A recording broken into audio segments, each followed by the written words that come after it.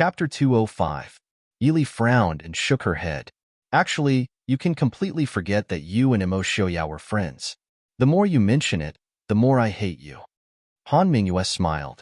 Even if you hate me, it doesn't change the fact that Immerse and I were once friends and brothers. You also said that it was in the past. Yili couldn't help but roll her eyes at him. Was there something wrong with Han Mingyue's brain? On one hand, he was reminiscing about their past friendship. On the other hand, he was trying his best to destroy their remaining friendship.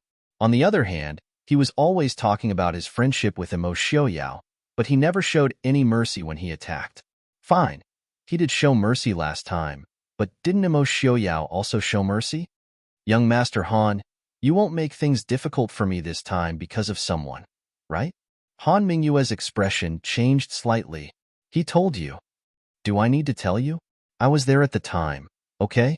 However, Immerse also promised me something afterwards. Do you want to hear it? Han Mingyue's expression stiffened slightly. He smiled faintly. I'm all ears. I'm not used to repaying evil with good. I'm guessing that Immerse isn't either. That's why that was the only time. Han Mingyue forced a smile. It seems that Immerse really does value sister-in-law. Then, with sister-in-law in our hands, I believe that he will still show mercy to us. Yili smiled. I hope so. Since young Master Mingyue has already revealed his trump card, why don't we take a look at my bargaining chip? Han Mingyue was slightly startled. What do you mean? Yili raised her brows and whistled sharply. Not far away, an ink-colored flower exploded in the sky outside the Tianyi Pavilion. Then, an ink-colored flame also rose into the sky from an even further place. Then, the sound of horse hooves could be heard from afar. Han Mingyue tilted her head and her expression changed. Black Cloud Cavalry. Why is Black Cloud Cavalry in the southern border? Upon hearing the name Black Cloud Cavalry, not only Han Mingyue, even Sickly Scholar and the people from the Tianyi Pavilion were shocked. Everyone knew that the Black Cloud Cavalry was the most elite force in the Ding Kingdom. The Mahist army was invincible on the battlefield, and the Black Cloud Cavalry was the vanguard of this army, breaking through formations, killing enemies, and breaking through enemy lines. If they were really surrounded by such an army, not to mention the subordinates of the Tianyi Pavilion that he had hurriedly mobilized in Nanjiang, even if the entire Tianyi Pavilion and Yanwang Chamber of Commerce worked together, they would still have no chance of winning, let alone the subordinates of the Tianyi Pavilion that he had hurriedly mobilized in Nanjiang. Yili was also surprised. She had only mobilized the Shadow Guard in the southern border, not the Black Cloud Cavalry. In reality, she didn't even know that the Black Cloud Cavalry existed in the southern border. Han Mingyue gritted her teeth and pounced on Yili. Once they were surrounded by the Black Cloud Cavalry, they wouldn't be able to break out. The only thing they could do now was to capture Yili and then escape. However, how could Yili be captured so easily? As soon as the two of them exchanged blows, Han Mingyue's clothes were torn. Fortunately, he dodged quickly and didn't get injured. If it was a normal duel, Yili's internal energy would be depleted as time passed, and she would definitely lose.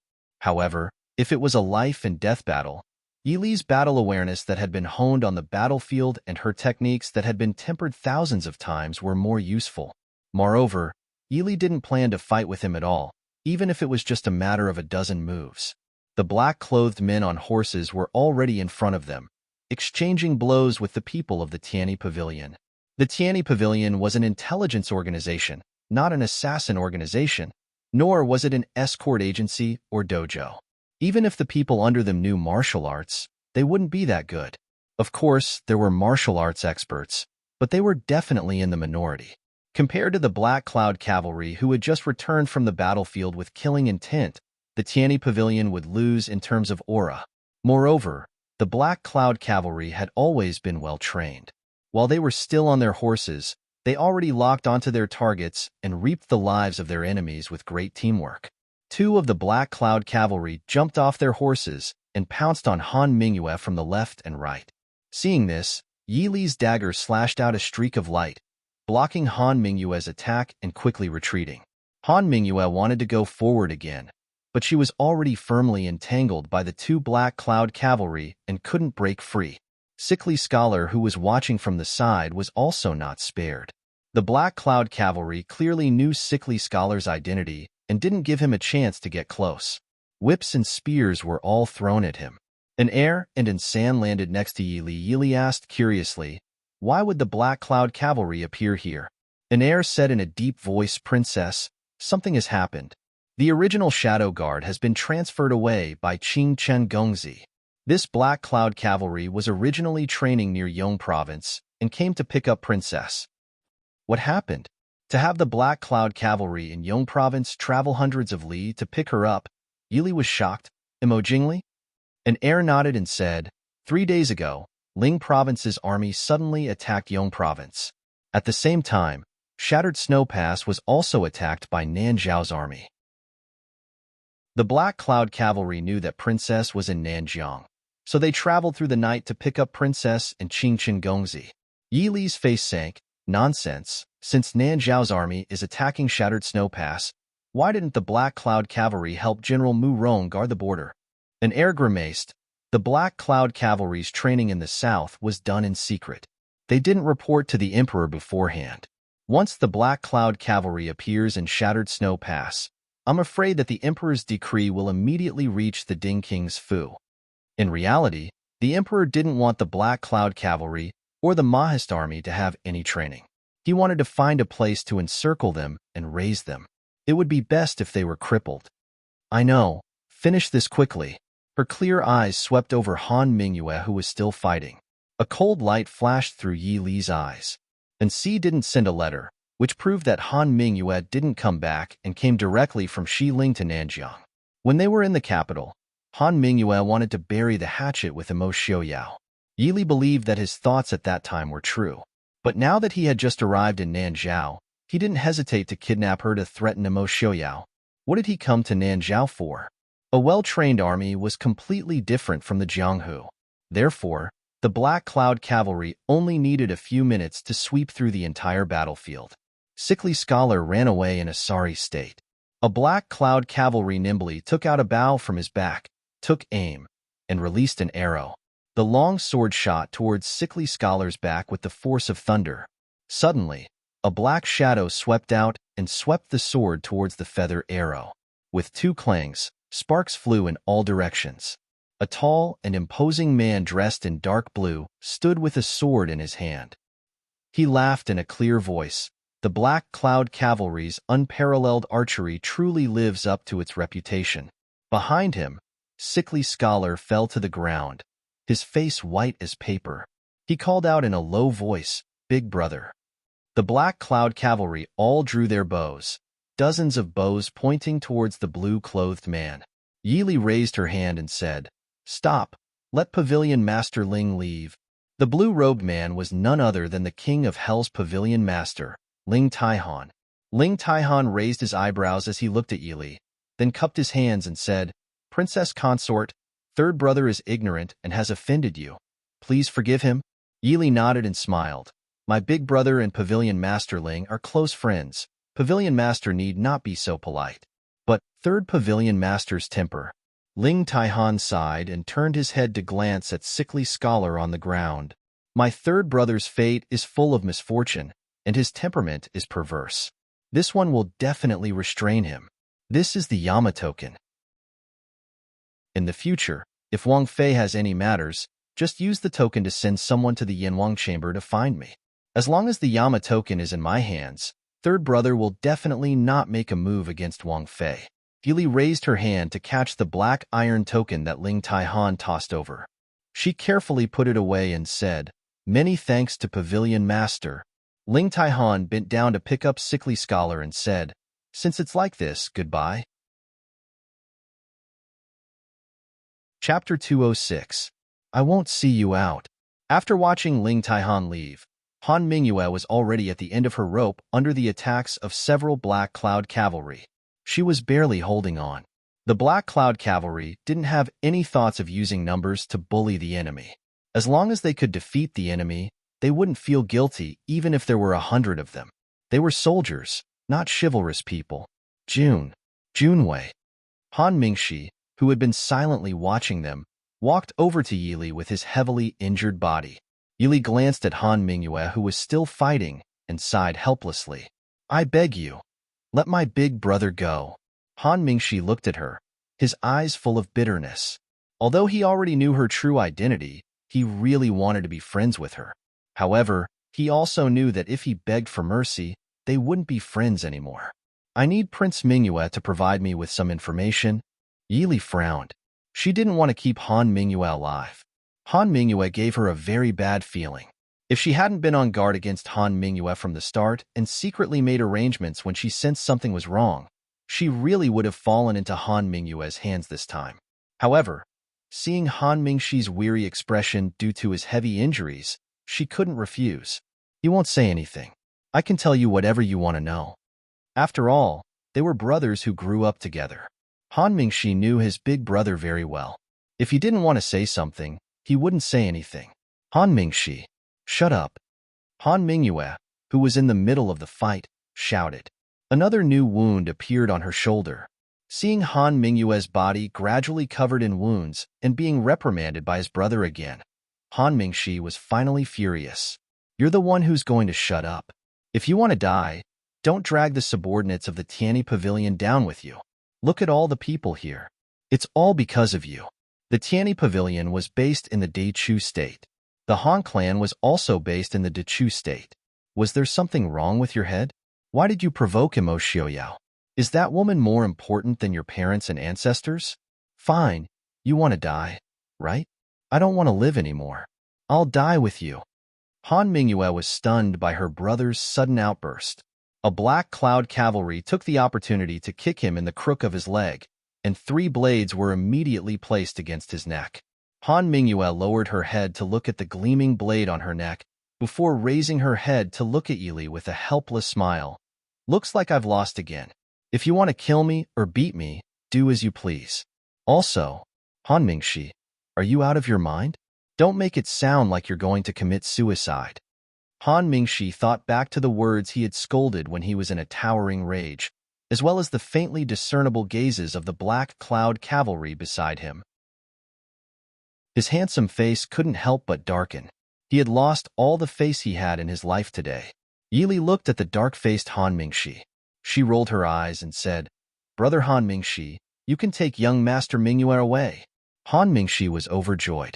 He looked at Yili gratefully. Even Han Mingyue had a look of astonishment. Yili looked at Han Mingyue with a faint smile and said indifferently, but there are conditions. Han Mingxi didn't expect Yili to be so agreeable. He didn't care about the conditions. He wasn't Han Mingyue who loved money as much as his life. It was already a great surprise that his brother was still alive. Yili leisurely took out a small porcelain bottle and handed it to Han Mingxi. Drink it? Han Mingxi raised his brows and drank it without hesitation. Han Mingyue wanted to stop him, but it was too late. Han Mingxi smacked his lips and said in disdain, So disgusting. Yili smiled and said, This is a poison personally made by the divine Dr. Shenyang. The ingredients are a secret. As for the effects, if you don't take the antidote once a month, your meridians will rupture and your entire body will be paralyzed. Because the smell is too disgusting, it's hard for people to eat it by mistake, so it's not very practical. But there will always be people who are willing to eat it, right? Han Mingxi giggled and said, I know Junwei won't take my life. Yili raised her brows. Watch your brother closely. I will send someone to deliver the medicine to you once a month. Once I find out when he leaves your sight or does something he shouldn't do, I will personally make him bleed. I will let him see with his own eyes that you are bleeding all over and in so much pain that you wish you were dead. Han Mingxi nodded and laughed. I understand. Big brother, for your only brother's life, you will be obedient, right? Blinking his bewitching eyes, he pitifully looked at Han Mingyue. Han Mingyue gloomily stared at Yili and said, How do I know you won't lie to me? Will you deliver the antidote on time? Yili lightly said, Han Mingxi is my friend. Han Mingyue sneered. Friend? Is this how you treat your friend? Yili lightly smiled and said, If you can treat your brother like that, why can't I treat my friend like that? If you don't do that, I naturally won't do that. In this way, Han Mingxi won't have any problems. Isn't that the same as, I didn't do anything? Han Mingyue narrowed her eyes. What if I find someone to make the antidote? I heard that this bottle of poison was made by Mr. Chun from a small island in the Eastern Sea. There is no similar medicine in the Central Plains. If Mr. Han is so resourceful that you can find the medicine and make the antidote in a month, then I will consider myself unlucky. Anyway, the Black Cloud Cavalry has tens of thousands of people, so it shouldn't be too hard to send out a few hundred to chase someone all year round. Coincidentally, I have a Yama's decree in my hands. I don't know if Pavilion Master Ling is willing to use this Yama's decree to kill his friend who used his brother. If I'm even more unlucky, the Ding Palace has plenty of money. Don't you think so, Mr. Han? Han Mingyue snorted and didn't say anything else. Han Mingxi didn't care at all and pushed away the sword on Han Mingyue's neck. He smiled at Yili and said, Junwei, don't worry. I guarantee that Big Brother won't ruin your plans again. If you want to know, I will send someone to bring it to you. So, Yili smiled and said, if you can really take care of your brother, I can't forget about today's matter. But, if there is a next time, Brother Han, you won't use your please every time. I understand. Han Mingxi nodded seriously and reached out to seal Han Mingyue's pressure points to seal his internal energy. He waved his hand at Yi Li and pulled her away. This subordinate greets Princess. The Black Cloud Cavalry all bowed. Yi Li nodded. You can all stand up. What is going on with you? Seeing the fierce and awe-inspiring black-clothed cavalry, Yi Li praised them in her heart. As expected of the most elite army in the Dechu state. Just this aura alone wasn't something normal soldiers could compare to. Moreover, in the battle just now, the Black Cloud Cavalry had traveled a long way without any casualties. It was enough to see how strong this troop was. A strong man at the front stepped forward and said, reporting to Princess, 3 days ago, the Ling Province garrison suddenly launched an attack on Yong Province. At the same time, the Nanzhao army also began to attack Shattered Snow Pass. General Morong is guarding Shattered Snow Pass. The Nanzhao army has been attacking for a day and a night without any success. But the Ling Province garrison has been unstoppable. I believe that they will reach Shattered Snow Pass in less than 10 days. At that time, General Morong will be attacked from both sides. Chapter 207. Does the capital know about this? The man nodded. They've already sent it to the capital. By tomorrow at the latest, the news will reach the capital. However, it will take at least half a month for the reinforcements to arrive. I'm afraid Shattered Snow Pass won't last that long. Just now, young Master Qing Chun also ordered his subordinates to send a message to Wang Fei. The Crown Princess of Nanzhao has been placed under house arrest by the King of Nanzhao. The King of Nanzhao has decreed that the Saintess of Nanjiang will be the Saintess of Nanjiang. Young Master Su asked Wang Fei to leave Nanzhao as soon as possible. Young Master Su said, we were all fooled by the King of Nanzhao. Yi Li's expression was dignified. She nodded and asked, where did Dage go? The man said, young Master Su brought the Shadow Guard and said he had something to do. After that, he will leave Nanjiang. Yi Li frowned and thought for a moment. Send a group to find Dage and escort him out of Nanzhao as soon as possible. If he doesn't agree, then knock him out and take him away first. The rest of you, follow me to Shattered Snow Pass as soon as possible. Yes, Wang Fei. The Black Cloud Cavalry quickly divided into 2 groups. One group of about 20 people was led by one person and the rest stayed in place to wait for orders. Yi Li asked, what kind of army are there near Shattered Snow Pass? The leading man looked at Yi Li with some surprise and replied respectfully, a few months ago, Prince did deploy some people near Yongzhou and Lingzhou. However, the Emperor is very strict with the Ding Palace. It's impossible to mobilize the army on a large scale. Moreover, most of the Mahist army is also responsible for intimidating the northern tribes. Therefore, only the 2,000 Black Cloud Cavalry and the 20,000 troops under Wu Chengliang in Yongzhou can play a role near Yongzhou. As soon as the battle broke out, we immediately sent a message to Wu Chengliang. If there are no accidents, he should arrive at Shattered Snow Pass tomorrow afternoon. Yi Li frowned for a moment and shook her head. No, let him lead troops to reinforce the Yongzhou garrison to stop the Li King's army. There are 80,000 troops stationed at Shattered Snow Pass. As long as General Morong doesn't go out to fight with the enemy, it's not a problem to defend the city for half a month. Once Prince Li's army reaches Yonglin City, and forms an encirclement with Nanzhao. Even 20,000 more soldiers and horses will be useless. The leader of the group was also surprised.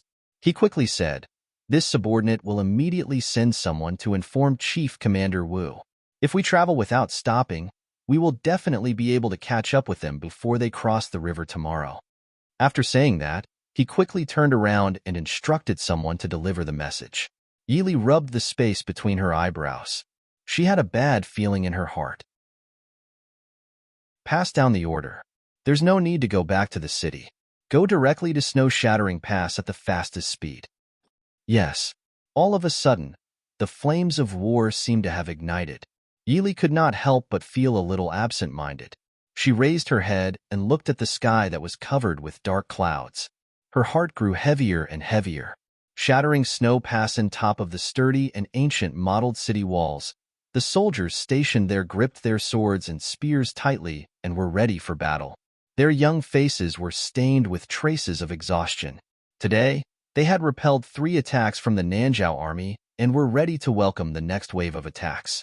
Morongshan was 40 years old, and his angular face had a resolute expression. Holding a long spear in his hand, he walked on top of the city gate tower. His brows, as thick as knives, were tightly furrowed. From the day he was sent to guard Snow-Shattering Pass, he knew that Snow-Shattering Pass would not be peaceful. But he did not expect that the true danger would not only come from the restless Nanzhao, but also from the interior of Dechu State, the emperor's younger brother, Prince Li. He couldn't help but think back to the anonymous letter he received when he left the capital. There were only 4 simple words on it. "Be careful of Ling Zhou." So this was what it meant?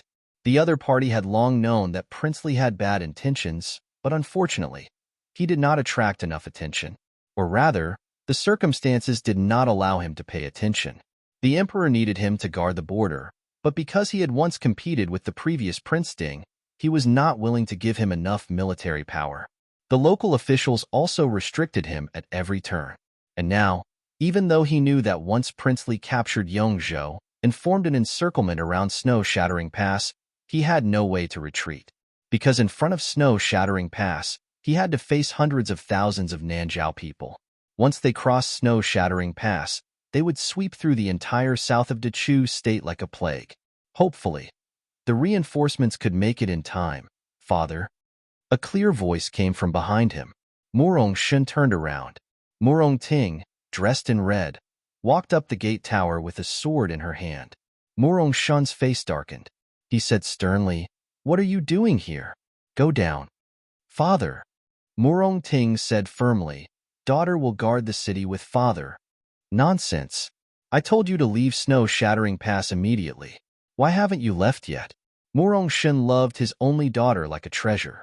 Now that Snow-Shattering Pass was in danger, he had to stay and face his only daughter, but he wanted her to leave first. Morongting stubbornly bit the corner of her lips and said, "Ting-er is not unaware of the current situation. If I leave Snow-Shattering Pass now and fall into Prince Li's hands and be used to threaten father, then daughter can only die." Seeing that Morongshan wanted to say something, Morongting interrupted him and said, "If father wants me to protect me back to the capital, then that's even more unacceptable. Now that the Nanzhao army is about to attack the city, it's time for people. Ting-er is the daughter of the general of Snow-Shattering Pass, but you still have to take people who can be used to leave. If you do this, Ting-er is not worthy of being the daughter of the Morong family." Morongshan was speechless at his daughter's words. After a while, he sighed and said, "Snow-Shattering Pass is very dangerous now." Morongting said proudly, "When father goes to war, when is it not dangerous? Since father wants to guard Snow-Shattering Pass, Ting-er, as a descendant of a general, naturally can't retreat." Morongshan knew his daughter's temperament. He also knew that the road back to the capital was not safe. He could only sigh, "Forget it. Be careful." "Thank you, father." Seeing that Morongshan did not insist, Morongting was overjoyed. Ting-er will definitely not lose father's face. "Wang Fei, something bad has happened." Yi Li and the others rushed to Snow-Shattering Pass without stopping. Nanzhao and Prince Li's attack was too sudden. When the Black Cloud cavalry entered Nanjiang, it had already attracted many people's attention. Naturally, it would not be as smooth as when they came. Yili could only take an air, and sand, and a few black cloud cavalry soldiers. The others scattered and returned to Dongchu. What happened? Yili frowned and pulled on the reins. The black cloud cavalry soldier whispered, Commander Wu Chengliang was assassinated. The reinforcements from Yongzhou were ambushed as soon as they crossed the river. The entire army was destroyed. Yili's heart trembled. How far are we from snow-shattering pass now? An heir said, there's still half a day's journey. But snow-shattering pass has been surrounded by hundreds of thousands of Nanzhao soldiers. I'm afraid we won't be able to enter the pass even if we get there. Yili said, take a detour. Don't worry about snow-shattering pass. Go to Yonglin first. Prince Li's army should be arriving soon. Yes, Wang Fei. Snow-shattering pass was still the same as it was a few days ago. Sounds of killing and war drums shook the sky. Murong Shan looked at the Nanzhao generals shouting at the city gates with a heavy expression. Staying in seclusion for several days in a row was a serious blow to the morale of the soldiers. Many of the generals by his side could not help but want to go out of the city to fight, but they were all stopped by him. General, please let this subordinate go out of the city to fight. The young general pleaded firmly, his eyes filled with unyielding anger. The Nanzhao soldiers were shouting and cursing at the city gates every day, but they could only stay in seclusion. This made these young and aggressive soldiers hold a fire in their hearts. Chapter 208. Shut up. The most important thing now is to defend the city, not to fight for personal feelings. We can't let the Nanzhao army step into the broken snow pass. This is the purpose of guarding the border. Wait for the reinforcements. The young general looked at him in disbelief and asked, can the reinforcements make it in time? They only had 80,000 soldiers, while the Nanzhao army surrounding them and the Prince of Li's army from Lingzhou outflanked them from behind had at least 300,000 soldiers. Murong Shan was silent for a moment and said firmly, there's still time, as long as we can defend the broken snow pass. So, don't fight for personal feelings. The young general glanced unwillingly at the clamoring Nanzhao soldiers and gritted his teeth. Yes, General. General. The messenger came in a hurry. General, it's reported that Lord Wu Chengliang, the general of Yongzhou, led 20,000 soldiers to reinforce. They were ambushed just after crossing the Yunlan River, and Lord Wu died. Everyone present couldn't help but gasp. Murong Shan only felt that the world was spinning in front of him. He quickly stabilized himself and said, how can it be? How can Prince Li be so fast? Report. General, the governor of Yongzhou surrendered to Prince Li last night. Early this morning, Prince Li's army broke into Qingyuan City. The vanguard will probably arrive outside Yonglin City this evening. All the generals were shocked. There weren't many soldiers defending Yongzhou. As the highest official in Yongzhou, the governor of Yongzhou surrendered to Prince Li. No wonder Prince Li's army could be so powerful all the way. They thought they could delay for 10 days, but they were afraid that the broken snow pass would be surrounded in less than 2 days. Thinking of this, everyone felt a chill run down their spines. Murong Shan was so angry that he laughed. Good. What a good governor of Yongzhou. Who is willing to defend Yonglin City? Several young generals came out at the same time. General, we are willing to go. Murong Shan looked at the young men in front of him who looked serious and nodded. Good. Yunting, Xia Shu, I will give you 20,000 soldiers to defend Yonglin. Understand? Yes, General. The two young men replied in unison. After receiving the military order, they turned around and left. No one asked how they were going to defend Yonglin and how long they would have to defend it for. Looking at the backs of the two young men, Murong Shan glanced at the generals present and said, we'll do the same. Understand? Yes, General. Yonglin City, which was usually quiet, was now in a solemn state. The shops on both sides of the street were closed, and not a single person could be seen on the street. Compared to the stifling and oppressive atmosphere of shattering snow pass, Eternal Forest City was already filled with the glint of blades and shadows of swords. Below the city walls, the soldiers who had set up ladders tried their best to climb up the city walls. but they were forced back down by the people on the city walls with stones and arrows. When the people in front fell, there would naturally be people at the back who would take their places. The soldiers on the city gate tower were also shot down from time to time by the divine archers below, falling to the ground until they were beyond recognition. At this moment, no one cared about these things anymore. Everyone could only crazily kill each other. Everyone had forgotten that they were all from Dechu State and were once comrades. In a pair, only you die and I live. How about it? I'll go up first? On the city walls, two young generals looked solemn. I'll go first. Pulling out his sword, the young general turned around and left. The person who was left behind, watching them leave, humphed helplessly. He turned around and pulled out his sword to cut down a person who was trying to climb up the city gate tower while the soldiers on the city walls were shot down. The city gates were opened, and the young general led a group of people and rushed out. They rushed into the enemy's formation and rampaged, reducing the pressure on the city walls once again. The young general took the lead and killed countless people along the way. Soon, a burly middle-aged man blocked his way. The middle-aged man held a broadsword and swept away the people around him. He mocked, "Is there no one else under Morongshen's command? You actually sent a brat who is still wet behind the ears to block my way.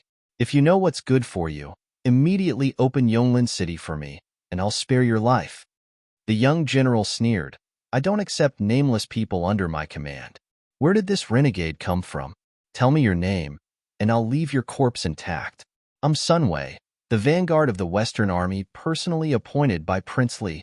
The young general rolled his eyes. "So it's Imo Jingli, that traitor, Sunway? I've never heard of you. Die obediently." The long sword in his hand was fast and ruthless. He mercilessly slashed at the man who claimed to be the vanguard of the Western Army. For a moment, the man was flustered and finally died in the hands of the brat he looked down upon. The young general spat disdainfully, "You're just a pussy. How dare you show off in front of me?"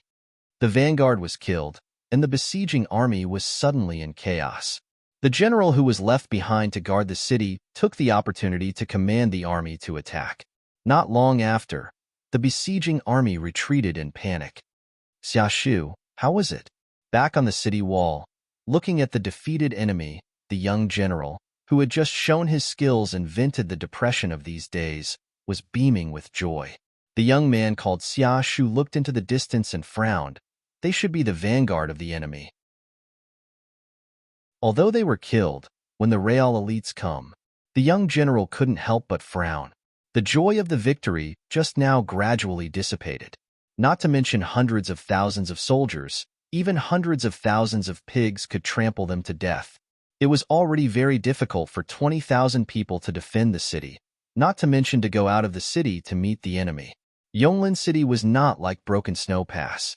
If they defended and didn't go out, Prince Li's army might bypass Yonglin City first. Although it was a little troublesome, it was not impossible. Once Broken Snow Pass was taken, their isolated city with only 20,000 people would be in the bag. Who cares? If they come, I'll beat them back all the same. I, Yun Ting, am not a coward. The young general snorted. Xiaoshu also gradually revealed a smile. You're right. Let's make it clear first. It's my turn next. Perhaps because the vanguard troops in front of them were defeated and returned, the troops behind them came later than they expected. They didn't hear the sound of war drums until the next morning. Xiaoshu and Yun Ting stood on the city gate tower and looked down. Yun Ting couldn't help but gasp. Imo Jingli brought out all the troops in Lingzhou, right? The front of Yonglin City wasn't spacious, but at a glance, the fluttering banners and the densely packed figures made people not want to estimate the number of troops. Xiaoshu said in a low voice, "When we were in the capital, I heard that Prince Li was an idiot. Now it seems that it's not entirely true." Looking at Prince Li's troops below the city, they were strict and orderly. They didn't look like an army that an idiot could bring out. Yun Ting curled his lips and said, "Either he has an expert under him, or he's pretending to be crazy. Can an idiot start a rebellion? He's crazy." A few people came out from the enemy's troops. One of them, a middle-aged man who was obviously not a general, shouted upstairs, "The guards upstairs, listen up. Immediately open the city gate and let us in." Yun Ting curled his lips. Who are you? Do you think we'll let you in just because you said so? The middle-aged man said, I'm the governor of Yongzhou. Yongzhou has already submitted to Princely. Why don't you immediately open the city gate and let Princely in? Hearing this, Yunting couldn't help but curse in a low voice. I was wondering who it was. So it's just a traitor. There's a path to heaven, but you don't want to take it. As a traitor, you should find a place to hide. How dare you come out and show off? He took out the bow and arrow from the back of the soldier next to him and shot at the governor of Yongzhou without hesitation.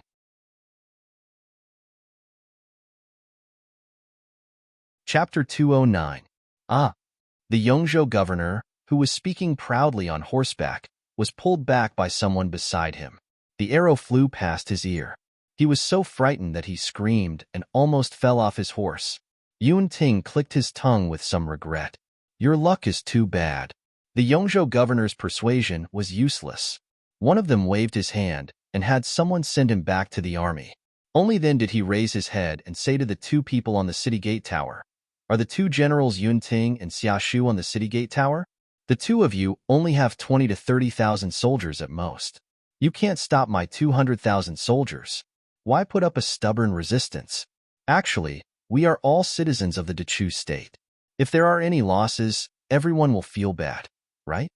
Yunting spat and sneered. What a joke.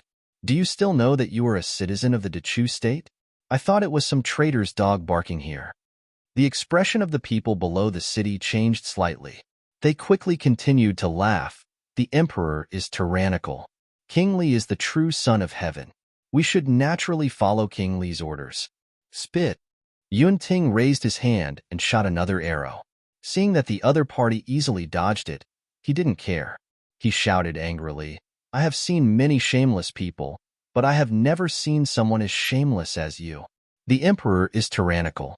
Did the emperor kill your parents or steal your wife? The true son of heaven. Do you think I have never heard of it when I was far away at the border? Seducing your future sister-in-law before marriage and getting caught with another woman on the day of the marriage. Also, fainting on the day of the wedding. If your body is so weak, stay at home and rest. Don't come out and embarrass yourself. Xia Shu, who was standing on the side, heard Yun Ting's angry scolding and looked embarrassed. The soldiers on the city gate couldn't help but laugh loudly. Even King Li's soldiers below the city gate had strange expressions. The general who wanted to persuade the other party to surrender wanted to dig a hole and hide in it. He pointed at Yun Ting hatefully and said, Good brat, don't fall into my hands. Otherwise, I will make you wish you were dead. Yun Ting raised his chin and said arrogantly, Just you wait. Behind the heavy army, Imo Jingli's face was pitch black. His gloomy and cold aura made the generals around him not dare to make a sound. Although they were far away from the front, Yun Ting's words were transmitted using internal energy. The generals by Imo Jingli's side all knew some martial arts, so they naturally heard everything clearly. Imo Jingli's expression turned ugly. Attack the city. I want that brat alive. Yes. The person beside him waved his hand, and the sound of a war drum shook the sky. The army on the drum had begun to attack the city. Imo Jingli clearly wanted to end the battle quickly, taking down most of the areas south of the Cloud Mist River before the Imperial Court's reinforcements arrived. Therefore, even if it was a small city like Yonglin, he did not show any mercy. After all, Shattered Snow Pass was behind Yonglin.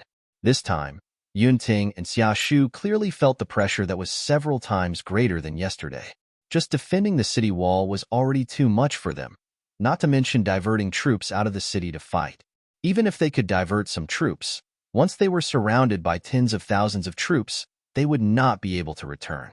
The huge round wooden stakes under the city wall began to hit the city gate. Even the entire city wall seemed to be trembling with the heavy thuds. The soldiers on the city wall fell down one by one, but the enemies who wanted to climb up the city gate tower seemed to be endless. Yun Ting and Xia Shu also kept waving their weapons to fill in the gaps caused by the deaths of the soldiers. The air was filled with the thick smell of blood. Seeing that the defenders on the city wall were getting fewer and fewer, Yun Ting's white battle robe was full of blood. How unlucky. This is the first time I personally lead an army into battle. Is it going to be completely wiped out? Don't worry. If you die, the imperial court will definitely confer you the title of general. Xia Shu twitched his lips and said with a faint smile, "Thank you for your comfort. I still want these bastards to die first," Yunting said. He raised his sword and stabbed an enemy who climbed up the city gate tower and wanted to attack Xia Shu from the side. Then he picked up the corpse and directly threw it down to the people who wanted to climb up the ladder. "Brothers, hold on for me. If we let these traitors pass Shattered Snow Pass, we will be finished.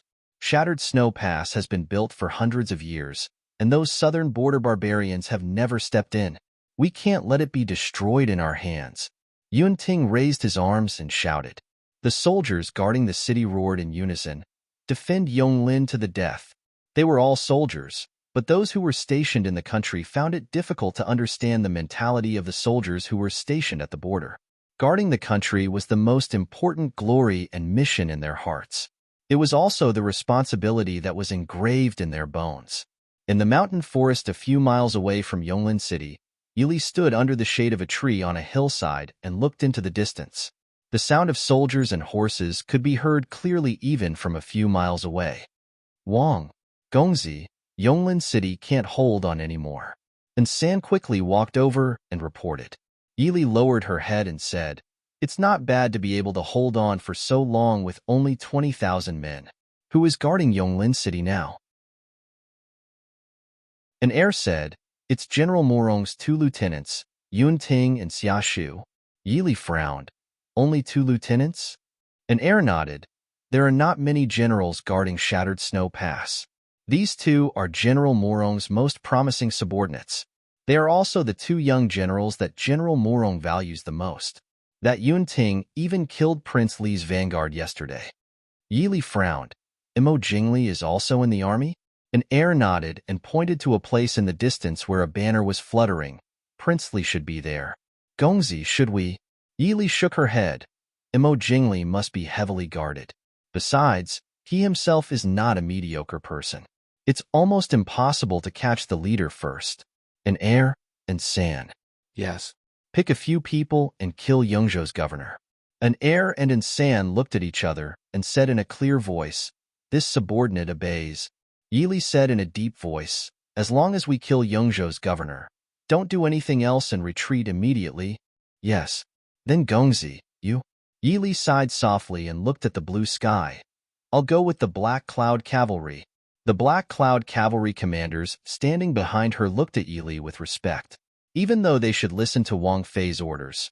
But a Wang Fei who was nimble and smart was easier for these proud and powerful soldiers to accept than a master who only had looks and talent, even though they hadn't known each other for long.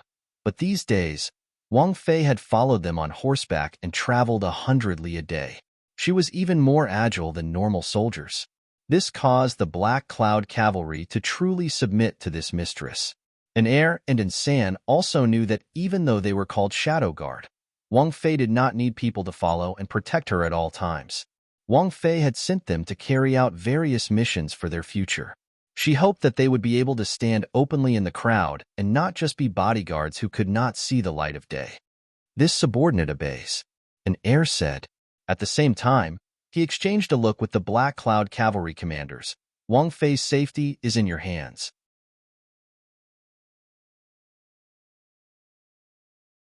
Chapter 210. The leader of the Black Cloud Cavalry raised his eyebrows and agreed. "Is everything ready?" When an heir and an San left, Yili turned around and asked, "Gongzi, everything is ready. We can set off at any time." Yili nodded. "Very good. Divide into 4 groups and enter the battlefield from the 2 wings. After a quarter of an hour, the rest of the people get ready to move." Yes. The situation on the battlefield was getting more and more difficult.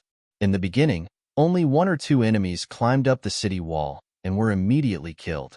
Later on, the enemies who climbed up the city wall could still kill a few people.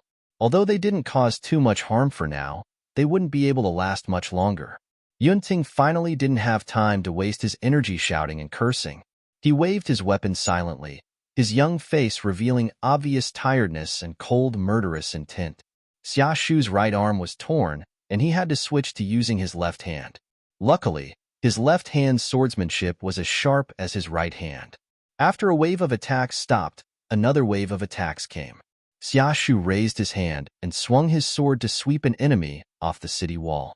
Suddenly, another person appeared on the city wall, an assassin with a ferocious expression. Xiaoshu, Yun Ting exclaimed, throwing off an enemy and pouncing over. Xiaoshu was only stunned for a moment, but he saw that person's ferocious face had an astonished expression as he fell backwards. For black shadows were like 4 sharp black arrows, shooting into the tens of thousands of troops at a shocking speed. Wherever it went, it was like a black tornado that swept through everything before it. Furthermore, it quickly split the army of tens of thousands of soldiers into pieces. Soon, the gray battlefield was torn apart by the black. What is that? Looking at the men in black flying under the city wall, they drew their bows and shot 3 arrows at the same time, as if they didn't even need to aim, accurately hitting 3 people who tried to climb up the city wall. Then, a few faster black tornadoes rolled by, and the ladder under the city wall turned into a pile of scrap in a very short time. Then, the riders on the horses left as if there was no one around. Yun Ting looked at the scene under the city wall in shock and exclaimed. Xiaoshu covered his painful wound and forced a smile. It's the reinforcements. Quick, shoot the arrows. Because the ladder was destroyed, the pressure on the city wall was greatly reduced. Xiaoshu hurriedly ordered the soldiers on the city wall to shoot arrows to support the riders in black below. They stood on the city wall and naturally saw it clearly. There weren't many reinforcements, but their momentum and fighting power, as well as the momentum of the thousands of cavalry, made the enemy a bit confused. There were few cavalry in the south. Cavalry. Xiaoshu looked at the black knights below. Even if these knights could fight against 100, it was not a long-term solution for them to be trapped in an army of tens of thousands. Xiaoshu shook his head. No need. If we guard the city gate, they can kill their way out. The Black Cloud Cavalry was invincible on the battlefield. Imo Jingli was watching the battle with his subordinates at the back of the enemy army. He didn't take this small Yonglin city seriously. This journey was too smooth. As long as he took down Yonglin, he could almost control half of the Dechu state. In fact, even Imo Jingli didn't expect it to be so smooth. He glanced sideways at the Yongzhou governor standing at the side. Coldness flashed in his eyes. Those who betrayed their master could also betray their second master. This person was still useful now, but in the future, swoosh swoosh, several hidden weapons pierced through the air, shooting towards Imo Jingli, who was in the crowd. Imo Jingli alertly dodged to the side, and the guards by his side immediately surrounded him. There's an assassin. Protect the prince. A few figures appeared from all directions. However, they didn't pounce towards Imo Jingli, who was protected by layers of guards. One of the guards turned around and pounced towards the Yongzhou governor, who was hiding at the side. The Yongzhou governor was so scared that he wanted to scream. However, he couldn't hear his own voice at all. He only felt a chill in his chest. A dagger pierced through his heart. He raised his head in fear and looked into a pair of cold and indifferent eyes. A low voice sounded in his ears. By the orders of the imperial concubine, rebel, kill, retreat. He casually pulled out the dagger in the Yongzhou governor's chest. Blood immediately spurted out. An heir turned around and slashed the neck of the guard who pounced at him. He said to the few people who were still fighting. They quickly broke away from the entanglement and scattered. Furthermore, they quickly blended into the ranks of King Li's soldiers and gradually disappeared. Imo Jingli looked gloomily at the Yongzhou governor, who was already dead on the ground. The generals beside him also had a serious expression. They also had a hidden fear and worry. They didn't hear the assassin's words completely. However, the last sentence, rebel, kill, indeed, they heard it loud and clear. The Yongzhou governor was killed so cleanly in the midst of tens of thousands of soldiers under heavy protection. How could they not tremble in fear? Imo Jingli didn't have time to get angry.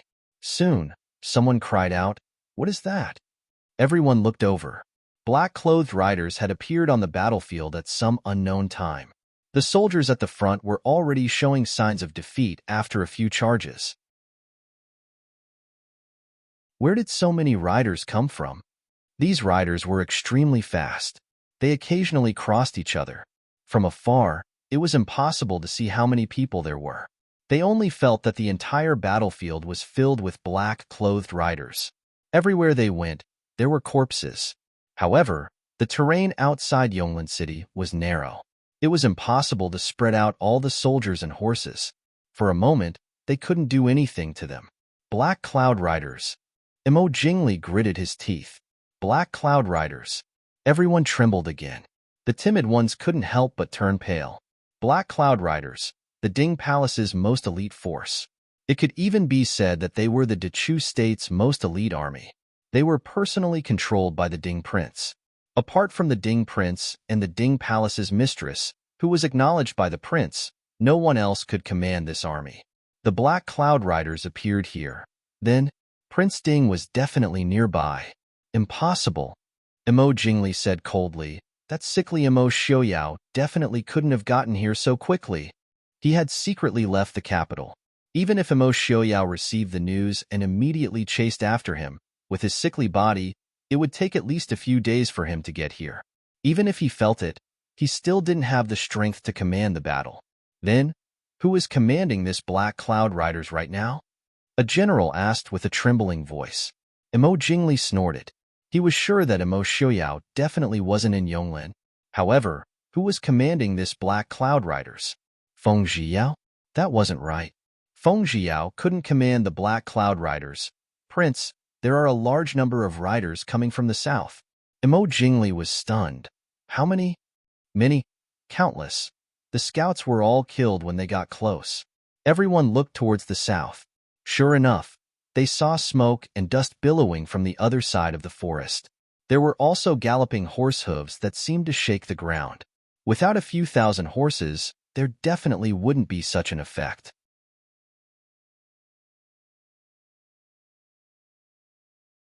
Chapter 211.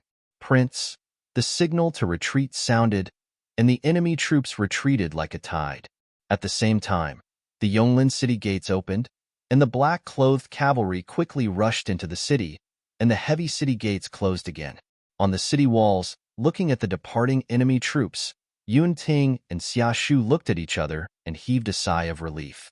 If these people did not feel it, they probably would not have been able to hold on. Yun Ting casually wiped away the blood on his sword and returned the sword to its sheath and asked curiously, Xia Shu, who is it that came to help us? Xia Shu sighed and said, when you go back, don't brag that you grew up in the capital. You can't even see this and spend all your time on collecting those rumors, right? He even knew that Prince Li was fooling around with his sister-in-law, but he still acted like he was muddle-headed. Yun Ting tilted his head and blinked, then suddenly opened his eyes wide and looked at Xia Shu in a daze. After a while, he stuttered, Xia Shu, it can't be the one I think it is, right? Xia Shu rolled his eyes at him. Other than that, who else can it be? Yun Ting finally screamed and quickly ran down the city gate tower. Xia Shu helplessly shook his head and also followed. The legendary Black Cloud Cavalry, he was also very curious about it, okay? On both sides of the wide street below the city walls, there was a dense mass of people and horses. But no matter if it was the people or the horses, they did not make a single sound. The entire street was so quiet that even the sound of a pin dropping could be heard. As soon as Yun Ting walked down the gate tower, he felt a sharp killing intent and an oppressive aura coming at him from all directions. His originally overjoyed expression involuntarily disappeared as he stood up straight and looked at the person in front of him. The person at the front was also dressed in black, but he did not ride on a horse like the others. Instead, he stood there quietly while leading a black steed. Yun Ting could see that he was different. Compared to the cavalry on horseback, he was petite and kind, and did not have the stern and fierce aura of the cavalry. He even looked at Yun Ting with a faint smile in his eyes. However, Yun Ting knew that this did not mean that this person was weaker than others. On the contrary, this person should be the leader of these people. I am Captain Yun Ting of Shattering Snow Pass. Thank you for coming to my aid. I wonder, how should I address you? Yili looked indifferently at the young general who was clearly nervous and expectant. She couldn't help but find it funny, but his face was calm. Commandant Yun, is it convenient for us to talk somewhere else? Yun Ting was still in a daze. Xia Shu, who followed behind him, said, Of course, this way please. I am Xia Shu, the captain of Shattered Snow Pass. Yi Li nodded and turned to the Black Cloud Cavalry behind her. Rest here? Yes. The 2,000 Black Cloud Cavalry got off their horses in unison. Their actions were so uniform that it was shocking. Yun Ting came back to his senses and said, Everyone must be tired from the journey. Why don't we rest in the camp? Yi Li said somewhat helplessly, I'm afraid there won't be any time to rest. Presumably, Yonglin City also had a lot of injured soldiers that needed to be taken care of. But these warhorses still need to be taken care of by the two of you. Xia Shu naturally understood. Fortunately, although there weren't many cavalries in Shattering Snow Pass, the fodder for 2,000 warhorses could still be provided for some days. He nodded and said, Don't worry, young master. I'll send someone to take care of it immediately. Young master, this way please. Yi Li nodded and followed Xia Shu to the military camp not far from the gate tower. Yun Ting was a little dizzy. He looked back at the black-clothed cavalries who either sat down or closed their eyes to rest or wiped their swords after sending the warhorses away. Then he looked back at Yi Li, who followed Xia Shu with a few black-clothed men. He shook his head and hurriedly chased after them.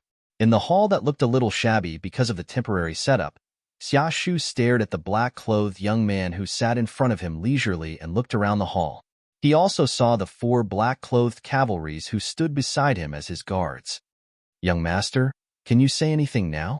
I haven't asked the origin of young master and the rest of you. Yi Li looked at the two of them and smiled. No wonder General Murong would send the two of you to guard Yonglin City. Commandant Yun is brave and valiant, and Commandant Xia is cautious. It's really a rare combination. Xia Shu smiled bitterly. If young master and the rest of you hadn't arrived today, I'm afraid that Xia Shu and Yun Ting could only apologize with death. He still stared at Yi Li. He wouldn't forget that the young man in front of him hadn't told him his identity. Yi Li was helpless. She raised her hand and pulled down the bun on her head, letting the black hair slide down her shoulder. She smiled faintly and said, I'm Ding's consort. Ding's consort? Yun Ting and Xia Shu looked at each other. Although the situation in front of them was unexpected, it seemed to be reasonable. Except for Prince Ding, only Ding's consort could mobilize so many Black Cloud cavalries. But how could Ding's consort, who was rumored to have disappeared, suddenly appear in Broken Snow Pass and even lead the Black Cloud cavalries to rescue Yonglin City? And it was said that Ding's consort was the daughter of the minister of the imperial court, the granddaughter of Mr. Qingyun. She was a delicate lady from a noble family. How could she? Yun Ting felt even more dizzy. He stood aside and didn't say anything. He let Xia Shu, who was obviously calmer than him, handle everything. Xia Shu was also frightened. It took him a long time to come to his senses. He said, Why are you here? Yi Li smiled and said, I wasn't here at first. I heard the news that Broken Snow Pass was besieged. Fortunately, I made it in time. If you two don't believe my identity, is Miss Murong, the daughter of General Murong, still in Broken Snow Pass? Xia Shu's face changed slightly. He said awkwardly, It's not that I don't believe your identity. After all, the Black Cloud cavalries are the best evidence. It's just... Yi Li nodded. I understand what Commandant Xia means. Don't be nervous. Both of you, please sit. Xia Shu and Yun Ting looked at each other. They thanked each other and took their seats. Originally, they were happy that the Black Cloud cavalries came to their rescue. But now that they found out that the one leading the Black Cloud cavalries was Ding's consort, they didn't know what expression to use. Everyone knew that Prince Ding wasn't in a good position. If he wanted to mobilize the Black Cloud cavalries, he couldn't do it without Ding's consort. But if such a delicate and slender woman really had the ability to command such a strong army and lead them against hundreds of thousands of Prince Li's rebel army, the two didn't have much confidence in their hearts. This subordinate requests to see consort. An air and Insan's voice came from outside the door. Xia Shu and Yun Ting were stunned. They looked outside the door vigilantly. A few men wearing normal soldier uniforms walked in. Even though the uniforms of Dechu State soldiers were similar, Xiaoshu could still see the insignia on these people's uniforms. They were obviously Prince Li's soldiers. These people were obviously not let in by the soldiers guarding the city. You've worked hard. How did it go? An heir stepped forward and said, following consort's orders, we've already executed the Yongzhou governor. It's a pity that Prince Li has many subordinates and this subordinate was unable to bring back the Yongzhou governor's head. Asking for consort's forgiveness. Yili raised her hand. It's fine. You did very well. Go and rest. Everyone left. Yunting said in shock, You killed the Yongzhou governor?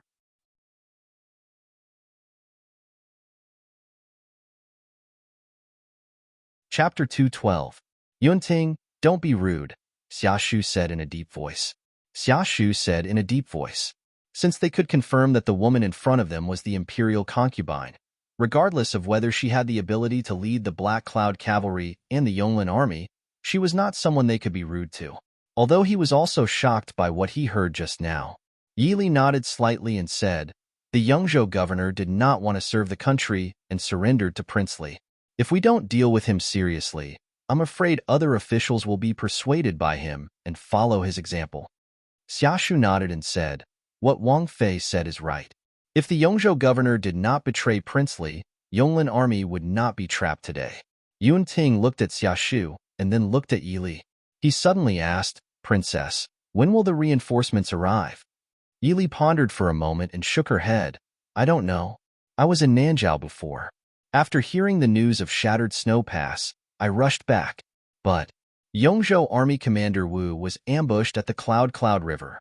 I'm afraid there won't be any reinforcements in the next few days. It was good enough that the entire south of the Cloud River could protect themselves. There was no need to think about reinforcements. In Jiangbei, only Yongzhou was the closest to Yongzhou. If the Yongzhou army was ambushed, the other army would not come out without receiving the imperial edict. Soldiers. Yunting and Xiaoshu were the commanders of the Yonglin army.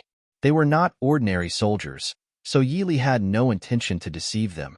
If the commander could not see the situation clearly, there was no need to mention anything else. Damn it, Yunting cursed in a low voice. Even with the addition of the 2,000 Black Cloud Cavalry, they had less than 20,000 men. Even if they were not afraid of death, if they could defend Yonglin army by fighting all of them, he would rather die on the battlefield. Xiaoshu slowly took a breath and calmed himself down before asking, in this case, Princess, please leave Yonglin army and return to the capital as soon as possible. Leave? Yili raised her eyebrows and asked. Xiaoshu smiled bitterly. To tell you the truth, although we have made a military order in front of General Murong, we are not qualified. However, Yonglin, we can only do our best to defend for as long as we can. This one has heard of the grudge between Princess Consort and Prince Li. What if when the time comes? So please leave as soon as possible. Yili revealed a smile. Commandant Xia, did you think that this consort came to Yonglin to stroll around here and then leave? Moreover, if I leave, even if I leave the Black Cloud Cavalry to you, will you be able to command them? Xiaoshu looked at Yili guiltily. He did have this idea. He hoped that Princess Ding could leave the Black Cloud Cavalry behind to help defend the city. However, Princess Ding was right. If even the past emperors could not touch the Black Cloud Cavalry, then how could he, a mere military officer, command them? Yili raised her eyebrows and looked at him with a smile. What's wrong? Did I embarrass you by defending the city with you? This? Xiaoshu was speechless. Yunting said straightforwardly, Princess Consort, the battlefield is too dangerous. You have a noble status, and you are a girl. How can we let you defend the city with us? Why don't you talk to the brothers of the Black Cloud Cavalry and stay behind to help us defend the city? This way, you will be safe, and we will have more confidence in defending the city. Yili giggled and covered her mouth. Commandant Yun, I rode in by myself just now. I didn't sit in a sedan and let people carry me in, right? Yunting was stunned. Only now did he remember that in the chaos just now, there was indeed no one who was protecting anyone. So this girl who didn't even reach his shoulder was actually someone who had followed all the Black Cloud Cavalry and killed their way out of the army? Xia Shu coughed lightly and cupped his hands towards Yi Li. This one has been rude. General Murong is at Shattered Snow Pass. Why don't we ask Princess Consort to see General Murong first before making a plan? Yi Li frowned and thought for a moment. She nodded. That is good. The rebel army has suffered setbacks in the past 2 days. Right now, they have retreated 20 li. Imo Jingli will not advance rashly before investigating clearly. Since I am here, it is not right if I don't see General Murong. Let's go to Shattered Snow Pass first. Yun Ting volunteered. I will send Princess Consort over. Xia Shu looked at Yun Ting with a faint smile. As if he understood what he was thinking, he smiled tolerantly. I will stay behind to guard Yonglin. Yi Li nodded. Then I will have to trouble Commandant Xia. I will leave the Black Cloud Cavalry to help Commandant Xia strengthen the city walls. Xia Shu was overjoyed. Everyone knew that the Black Cloud Cavalry was good at attacking, but at the same time, those who were good at attacking would know where the weakness of the defense was. It was every soldier's honor to be able to observe the Black Cloud Cavalry at a close distance. Hearing this, Yun Ting was in a dilemma. Was it better for Princess Ding to see General Murong, or was it better to stay behind to watch the Black Cloud Cavalry? Looking at Yi Li, who had stood up, Commandant Yun Ting clenched his fist in his heart. It was absolutely necessary to please Princess Ding first. If after this battle, he could ask Princess Ding to take him into the Black Cloud Cavalry, even if he was a small soldier, he was willing. Shattered Snow Pass.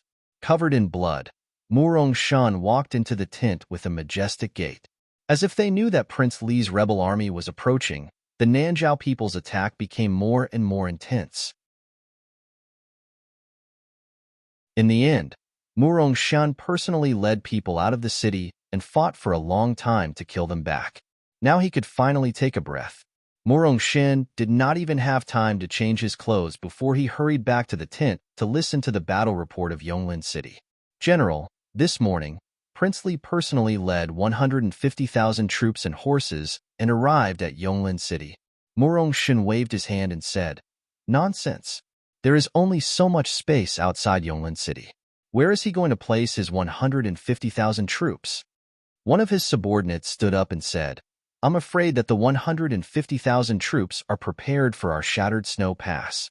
Yesterday, Yun Ting and Xia Shu killed Prince Li's vanguard and killed the vanguard who opened the way. Today, those two brats will not have a good time. Murong Shan nodded and said, Yun Ting and Xia Shu fought well this time. General, why don't I take people to Yonglin City to have a look? I'm afraid that those two brats can't hold on today. A middle-aged deputy general said with some worry. Murong Shan shook his head with a heavy expression. The Nanzhao army will attack at any time. Besides, we can't spare more troops to support them.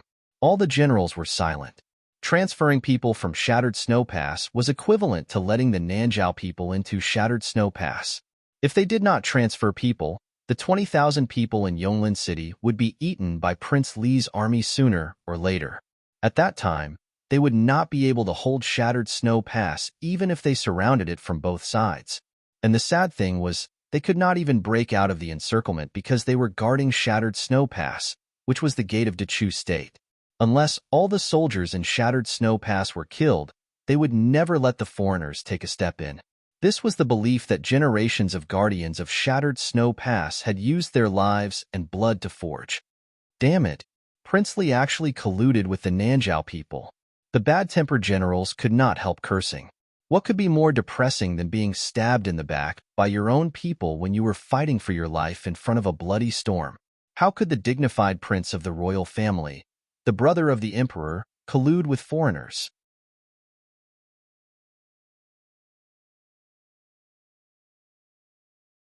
Chapter 213. General, the battle report of Yonglin City. Send it in. The cursing in the tent stopped abruptly. Everyone looked at the soldier who came in with the report seriously, for fear of hearing bad news from him. General, the rebel army of King Li attacked the city for 2 hours this morning. At noon, the rebel army was defeated. Lieutenant Xia asked the general to rest assured that as long as there is a soldier in Yonglin City, the rebel army will never cross the city. The soldier reported loudly, Great, these two boys are really good. Murong Shan was overjoyed. In fact, He was a little nervous about sending Yunting and Xiaoshu to Yonglin City before. After all, they were too young, but there was no one to send in Shattering Snow Pass. He didn't expect that these two boys could win 2 days in a row. After thinking for a while, Murong Xian asked with some doubts, King Li's army of more than 100,000 has been exhausted. How did Yunting and Xiaoshu defeat them? The soldier didn't hide it. We couldn't hold on at first, but suddenly many cavalrymen in black appeared out of nowhere and defeated the enemy. In addition, the governor of Yongzhou was also killed in King Li's army. Murong Xian was stunned. He couldn't figure out the identity of these cavalrymen in black, but it was a good thing that the governor of Yongzhou was killed. Good. Go back and check the information of those cavalrymen. Send it to me as soon as possible. Yes. General, Lieutenant Yun Ting wants to see you. Yun Ting? Why is he here? Let him in. Murong Xian frowned and waved his hand to order. Not long after, Yun Ting came in a hurry. As soon as he entered the door, he shouted to Murong Xian, General, look who this is. Murong Xian was about to reprimand Yun Ting for his impetuousness, but when he looked up, he couldn't say anything for a long time. Murong Xian didn't like to socialize in the capital, and Yili didn't like to go out either. But Murong Ting and Yili were really good friends. Therefore, General Murong, who loved his daughter as much as his own life, had seen this famous princess Ding a few times. Although the other party was dressed in black and was dressed as a man, Murong Xian had a deep impression of her beautiful face and calm smile. Wang. Murong Xian tried his best to swallow the rest of the word, only to hear Yili salute him with a smile. General Murong, how have you been since we parted in the capital? After all, Murong Xian was a general who had been on the battlefield for half of his life. He quickly regained his composure and returned the greeting with a smile. Thank you for your concern. I would like to thank you for your help in resolving the crisis of Yonglin. The black-clad cavalryman saw the princess consort of Ding who suddenly appeared here. If Murong Xian couldn't guess who saved Yonglin, he wouldn't be Murong Xian who had fought with Imo Lufang. Although the generals in Shattering Snow Pass didn't know who the black-clad young man who came with Yunting who saved Yonglin was, they clearly sensed that General Murong knew this person. So they also relaxed their guard and looked at Yili curiously. Murong Xian looked at the crowd, waved his hand to let them leave, and then invited Yili to sit down. Yili didn't stand on ceremony. After thanking him, she walked to one side and sat down. General, can Shattering Snow Pass be defended? Yili knew Murong Xian's temper very well and didn't want to waste time with him, so she asked directly. Murong Xian looked deeply at Yili, sighed after a while, and said, I won't hide it from you, princess. If there weren't Prince Li's hundreds of thousands of troops behind me, Murong Xian dares to guarantee that the people of Nanjiang would never step into Shattering Snow Pass. But, once Yonglin City is breached, Shattering Snow Pass may not be able to defend for even half a day. There was no barrier between Shattering Snow Pass and Yonglin City. Once the rebel army passed Yonglin City, it was equal to leaving the defending army behind for the rebel army to attack. At that time, the defending army of Shattering Snow Pass would be wiped out without any effort from Nanjiao people. Yili naturally understood that Murong Xian was telling the truth. She frowned and said, in your opinion, how long will it take for the reinforcements to arrive? Murong Xian smiled bitterly. If, at most 2 days, the reinforcements will arrive. But now, within 10 days, we won't even see half a shadow of the reinforcements. Yili raised her eyebrows. So you mean that Shattering Snow Pass can't be defended? Murong Xian gritted his teeth and said, we have to defend even if we can't. As long as Murong Xian is still alive, Nanjiao people won't be able to pass through Shattering Snow Pass. Yili was silent for a moment, and then raised her head and asked, how long do you think we can defend? Murong Xian said in a low voice, that depends on how long Yonglin can last. How many Black Cloud cavalry did Princess bring this time? Yili sighed. This time it's purely a coincidence. The Black Cloud Cavalry only has 2,000 people. General, if Shattering Snow Pass can't be defended, can we retreat to Yunlan River? Murong Xian waved his hand and said firmly, others can retreat, but Murong Xian can't. Since His Majesty has sent Murong Xian to guard Shattering Snow Pass, I can only live and die with Shattering Snow Pass. Yili frowned and said, Then, have you thought about what will happen if Nanjiang people take advantage of the situation and march north after Shattering Snow Pass is broken? The 20,000 defending troops of Yongzhou have been wiped out at Yunlan River. At this time, not only is Yongzhou in danger, Yongzhou also has no troops to guard it. Morongshan laughed and said proudly, "Don't worry, princess." After receiving the news of Commander Wu's death, I thought of this point. So I've ordered people to monitor Honghui Bridge at Yunlan River day and night. If the reinforcements arrive first, then it's fine. But once Shattering Snow Pass is broken and the reinforcements haven't arrived, the people left there will destroy the bridge at all costs. No matter if Nanjiao people want to rebuild the bridge, cross the river by boat, or take a detour, the journey will be delayed for at least half a month. At that time, the reinforcements of the imperial court should arrive. But princess, thank you for your help this time. Please leave Yongzhou as soon as possible for your safety. Yili stood up and saluted Morongshan with admiration. Since General has made up his mind then, how about leaving Yonglin City to me? Princess? Morongshan looked at her in surprise. Yili smiled and said, since I'm the princess of Ding Country, how can I leave Yongzhou when it's in danger? Yili is also willing to live and die with Yonglin City, so as to live up to the name of Ding Country. Isn't that right? Morongshan was silent for a long time before he finally said, No wonder the Black Cloud Cavalry would listen to Princess Ding's command. She was indeed not an ordinary lady. Everyone thought that only Prince Ding and Princess Ding could command the Black Cloud Cavalry. But they didn't know that even among the past Princess Ding, there were only 2 or 3 people who could really command the Black Cloud Cavalry. Not to mention the former Princess Ding, even Prince Ding's birth mother, the princess who was deeply in love with Prince Regent Imo Lufang, also never had the right to command the Black Cloud Cavalry. Yili raised her eyebrows and waited for Morongshan's words. Morongshan just shook his head and didn't say anything. He just looked up at Yili and said, So, Yonglin City will be entrusted to Princess. I can't help Princess with anything, so I can only send another 10,000 people to Princess. These 10,000 people were supposed to be sent to reinforce Yunting and Xiaoshu when they couldn't hold on anymore. It was also the only people he could send.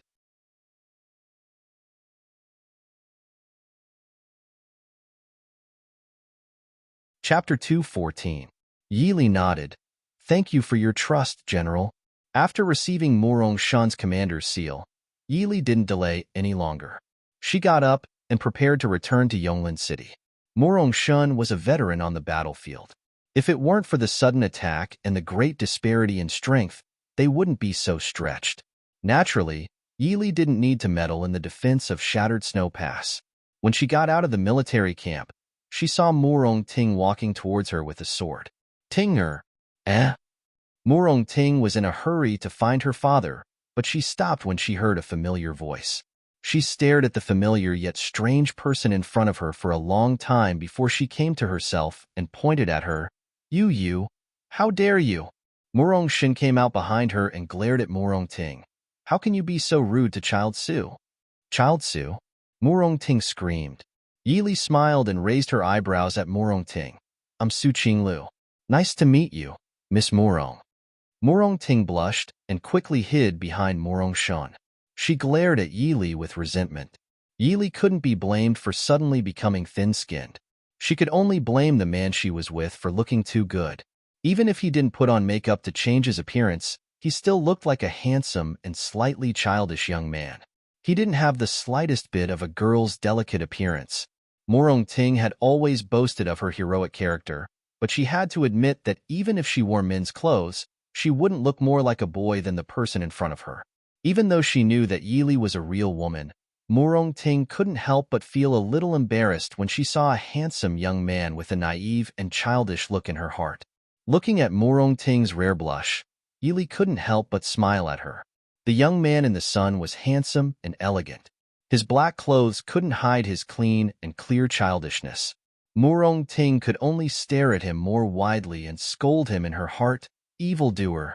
General, I'll leave first. Yili didn't want to provoke Murong Ting anymore. She turned around and said goodbye to Murong Shan. Murong Shan nodded and said cautiously, In that case, please take care of Yonglin City. I won't let you down. Yili smiled. Mu Rongting looked at Yi Li and rolled her eyes. Father, why is young Master Su going to Yonglin? Mu Rongshan frowned and said, Young Master Su is going to help Yunting and Xiaoshu defend the city. Mu Rongting quickly said, I want to go too. Stop fooling around. Young Master Su is going to do something serious. Why are you following him? Mu Rongting was so angry that she stomped her feet. Previously, he said that she was a girl and could not go to the battlefield. Now, wasn't he asking Li Li to go to the battlefield? I don't care. I also want to help defend the city. I'm Daddy's daughter, not a useless person who only knows how to eat for free in the barracks. Young Master Su, can you take me with you? Being so excited, Mu Rongting forgot that Yi Li was still wearing men's clothes. She directly jumped on him and shook his sleeves, which attracted the attention of the soldiers passing by. Yi Li coughed softly, pulled her hands away and said with a smile, Murong, men and women are different. Mu Rongting just noticed the strange eyes of the soldiers passing by. She quickly let go of her hands and made a face at Yi Li. She turned back and pulled her father to act like a spoiled child. Father, let him go. I will never make trouble for others. Mu Rongshan was pestered by her and had no choice but to look at Yi Li. Yi Li lowered her head and said with a smile, If you don't worry, General, let Murong go with me. Mu Rongshan sighed. Now the situation was critical. There was not much difference between staying in Shattered Snow Pass and going to Yonglin City. Even if she stayed in Shattered Snow Pass, he could not take care of her when the battle really started. Well, I'll have to trouble young Master Su to take care of this girl. If she dares to be willful and mischievous, young Master Su can punish her according to military law. You don't have to be merciful. Thank you, Father. Mu Rongting was overjoyed. She did not care about the military law that her father said later. At least this meant that her father was willing to treat her as a soldier and not as an insensible little girl, right? Thank you, Father. Mu Rongting was overjoyed. She did not care about the military law that her father said later. At least this meant that her father was willing to treat her as a soldier and not as an insensible little girl, right? After bidding farewell to Mu Rongshan, Yi Li and the others stopped in front of Shattered Snow Pass for less than 2 hours and then started to go back. Mu Rongting rode on the back of the horse and looked at Yi Li's horse and the few Black Cloud cavalry soldiers behind her with envy. Only a few people had such an imposing manner. If the whole Black Cloud cavalry was in front of her, what a magnificent scene it would be. Just thinking about it made her blood boil. Young Master Su, why did you come to Shattered Snow Pass? My father is really not worried about you. No matter what I said, he would not let me go to the battlefield. But when you came, he was actually willing to hand over the defense of Yonglin to you. Thinking of this, Mu Rongting could not help but feel a little sour in her heart. Did her father really think that she was very useless, so he was unwilling to let her go to the battlefield? Yi Li smiled and said, I went to the southern border to settle some matters and coincidentally met you. Prince is actually willing to let you go to the southern border alone to settle some matters? Prince is really a good person. Not like my father, who always nags me that when a girl gets married, she has to stay at home obediently to do the housework and be virtuous. I don't want to stay at home obediently. Mu Rongting complained softly in dissatisfaction. Her last sentence was so soft that it was almost like a whisper. However, everyone present had excellent hearing. Naturally, they all heard it clearly. Yunting smiled and said, Miss Murong, if you say that, young Master Long will cry. Mu Rongting bared her teeth and snorted at Yunting. Then she patted her horse and ran to the front. Yi Li smiled and followed her. She smiled and said, General Murong also dotes on you and is afraid that you will be in danger. I know, but my father only has one daughter. I also want my father to be proud of me. Also, I am not a child. I will not act impulsively. My father does not allow me to go to the battlefield. No matter how anxious I am, I will not secretly go behind his back. Yi Li nodded. Although Mu Rongting was occasionally willful, she knew her limits and would not let others really worry about her. When they returned to Yonglin City, Xiaoshu had already followed several commanders of Black Cloud Cavalry to reinforce the defense of Yonglin City. Yunting had long been itching to do so. When he returned to the city, He told Yili that he did not have time to entertain her, the princess consort of Dinghua, and he also ran around. Murong Ting had no interest in Yili sitting in the study and reading a lot of files and maps. She turned her eyes and ran to find some young and strong men and clever women in the city, preparing to organize them. When the war came, although they could not go to the battlefield, it was not a problem for them to help take care of the wounded soldiers and deal with the logistics. Yili also agreed with her idea.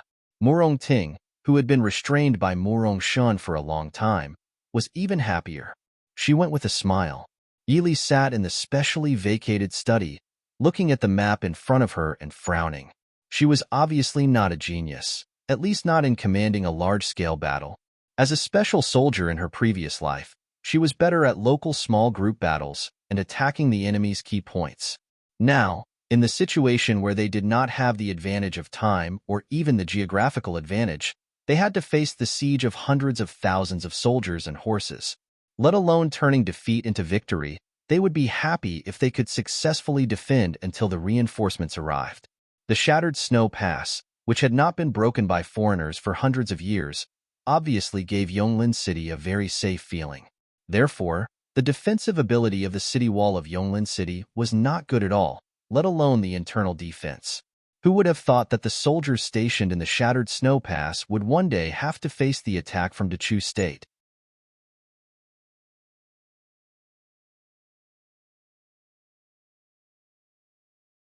Chapter 215. Greetings to Princess Consort. Xia Shu, Yun Ting, and the others came together. They stood at the door and bowed to Yili. Yili waved to everyone without turning her head and said, "Come in. How is it?" Yun Ting, who had the most straightforward personality, smiled and said, "Thanks to the help of the Black Cloud Cavalry brothers, we have strengthened the city's defenses." The Black Cloud Cavalry commander who came together shook his head and said, "Yonglin City's foundation is too weak. Even if we strengthen it, it won't last long. Yesterday's attack could only be considered as a test. When the next attack starts, it won't be so easy to stop." Yili raised her head and frowned slightly, saying, "The rebel army probably won't attack in these 2 days, but we still have to be on guard. You all have to be careful." Yesterday, they deliberately deceived Imo Jingli. Before Imo Jingli figured out how many people they had, Imo Jingli wouldn't attack easily. But the trick wouldn't last long. Once Imo Jingli found out the truth, they would only be welcomed with a stronger attack. Yunting, Xia Shu, you guys are familiar with the surroundings. Come and look at this map. Yunting and Xia Shu went forward curiously. A large map was unfolded on the desk in front of Yili. On the top, there was a line of beautiful words written on it, Yonglin Topography Map. Yunting and Xia Shu quickly discovered that this map didn't just include Yonglin City. It included almost all the topography of Yonglin City and Fujian within a 100-li radius. It also included Shattered Snow Pass and parts of Nanjiang. Most importantly, this map was clearly newly drawn. Yunting asked in confusion, "Does Princess Consort need a map? We still have a few maps here." Shattered Snow Pass also has a map of Yongzhou. Yili shook her head.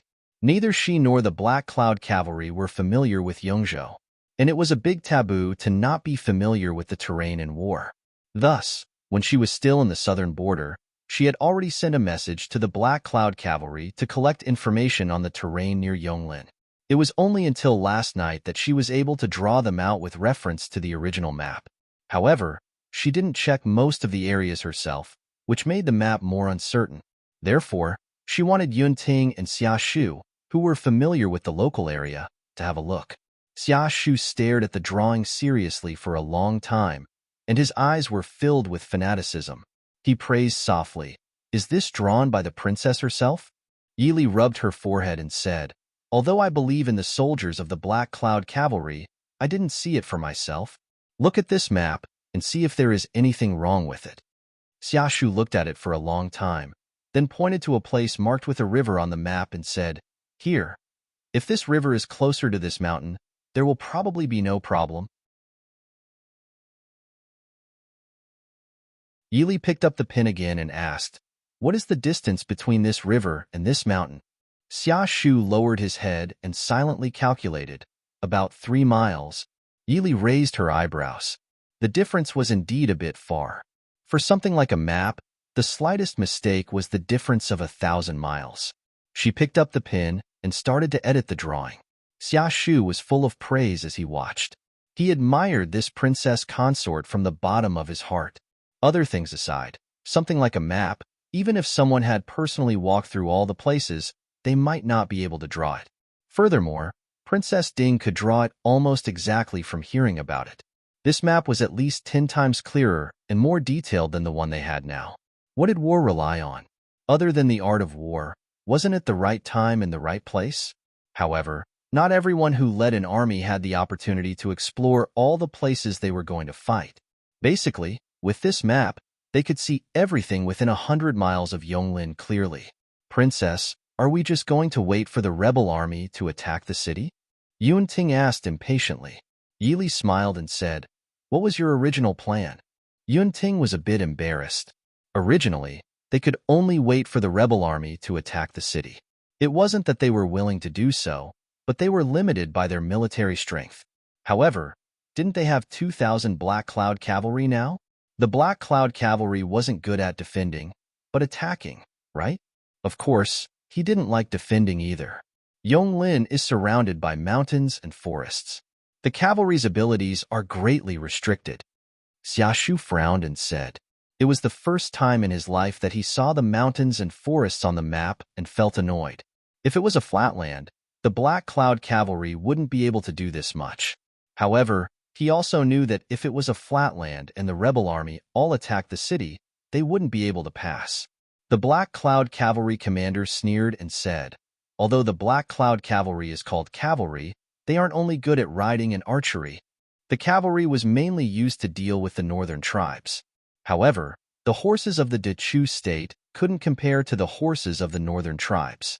Although the Black Cloud cavalry were all elites, if they wanted to fight with the northern tribes' cavalry, it would definitely not be good for either side. Xiaoshu looked at the arrogant Black Cloud cavalry commander and the silent in air and in San and said hesitantly, "Can we attack first and mess up their plans?" Yili raised his eyebrows. "Tell me about it." Xiaoshu picked up the charcoal pencil and marked on the map while saying, "The rebel army has set up camp 20 miles away from Yonglin. If we sneak attack with our cavalry, we should be able to catch them off guard." An heir said, "The cavalry's movements are too big.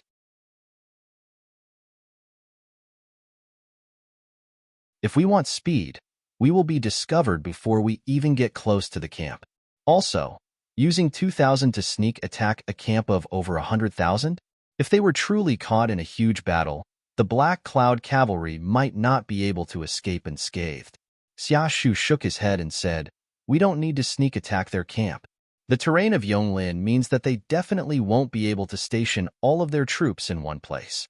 If the rebel army camp is here, then there will definitely be some troops stationed here and here to form a horn and protect the camp. There shouldn't be more than 10,000 troops stationed in these two places. Perhaps we can create some chaos?" Qin Feng? Yili raised his eyebrows and asked the Black Cloud cavalry commander.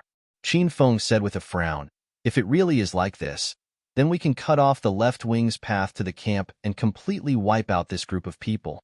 Even if we can't, this mountain path isn't too wide, and the enemy's reinforcements won't come too quickly.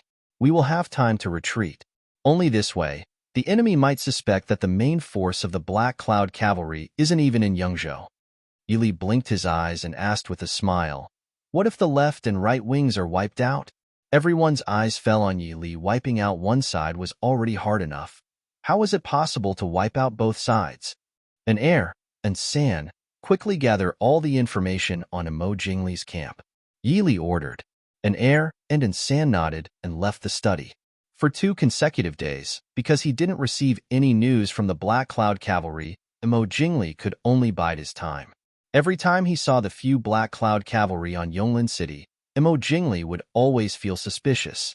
In reality, there weren't many Black Cloud cavalry in Yangzhou, and Imo Xiaoyao wasn't even in Yangzhou. However, right when he wanted to make the decision to attack, he felt that this might be Imo Xiaoyao's plan to lure him into a trap. Imo Xiaoyao had always been crafty, so he couldn't help but be on guard. That was why, even though Nanzhao had already sent people to urge him to attack, he could only bring over 100,000 troops to face off in front of this small Yonglin city.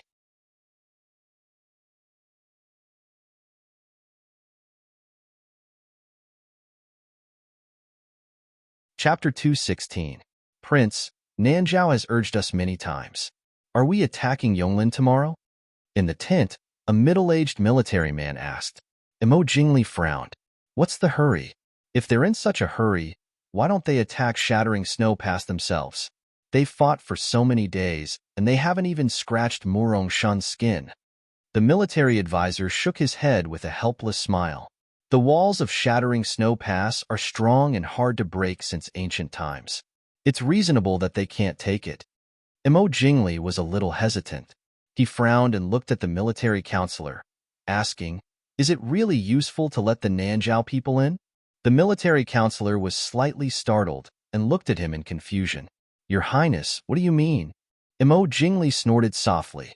We didn't need the Nanzhao people to spend any effort to sweep Yongzhou. Once they enter Shattering Snow Pass, I'm afraid it's easier to invite them in than to send them away. Although the Nanzhao people were cooperating with him now, he knew that they weren't so honest.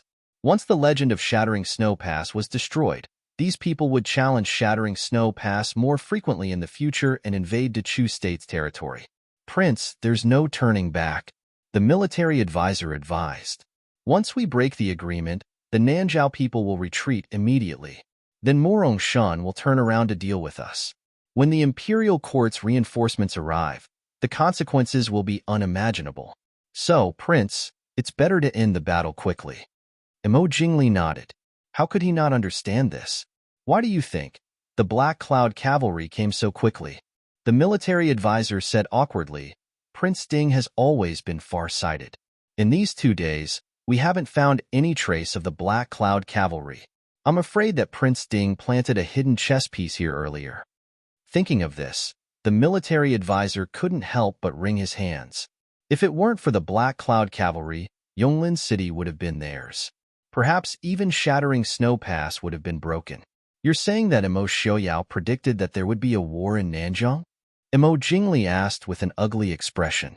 The military advisor did not dare to admit it and only said, Perhaps it was left behind by Prince Ding to guard against Nanzhao. After all, Prince Ding fought very fiercely in Nanzhong back then. If the imperial family had not been worried that the young general of the Prince Ding mansion was too famous at that time, and that his military exploits were too great, they would have retreated. The present Nanzhao probably no longer existed. Nanzhao's hatred of Prince Ding went without saying. Prince Ding probably also viewed the resurgent Nanzhao as a thorn in his side. Imo Jingli curled his lips in disdain. Imo Xiaoyao claims to be a godly strategist, yet he still hasn't been able to conquer Nanzhong even after fighting for a year. I swept through Yongzhou in less than half a month.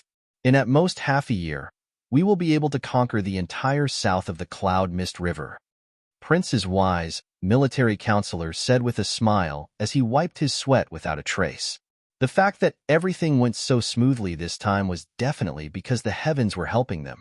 Ever since Murong Shan guarded Broken Snow Pass, the emperor had used all kinds of methods to reduce the military strength of Yongzhou. The governor of Yongzhou spared no effort to find trouble for Murong Shan. That was why Yongzhou's defense was empty. And this time, they had attacked unexpectedly, which was why their journey had been so smooth. In the future, when the imperial court reacted, it would not be so smooth. However, Prince was right. As long as they destroyed Murong Shan and Broken Snow Pass, the south of the Cloud Mist River would indeed be in their pocket. Reporting to Prince, the Western Army was attacked. The soldier outside the tent hurriedly reported in a loud voice. Imo Jingli was startled. He suddenly got up and walked out of the tent to look into the distance. Sure enough, he saw a sea of fire in the west. Bastard! How could Yonglin City still have the military strength to launch a sneak attack? Military counselor followed behind him. When he saw the situation in the west, he was also startled. He quickly reminded, Prince. Imo Jingli said coldly, Send reinforcements. Prince, look over there. The generals who hurried over screamed. At the same time, the camp in the east was also lit up. One of them said in horror, the east camp was also attacked. Military counselor's eyes flashed. He said in a low voice, Prince, Yonglin City doesn't have many soldiers and horses.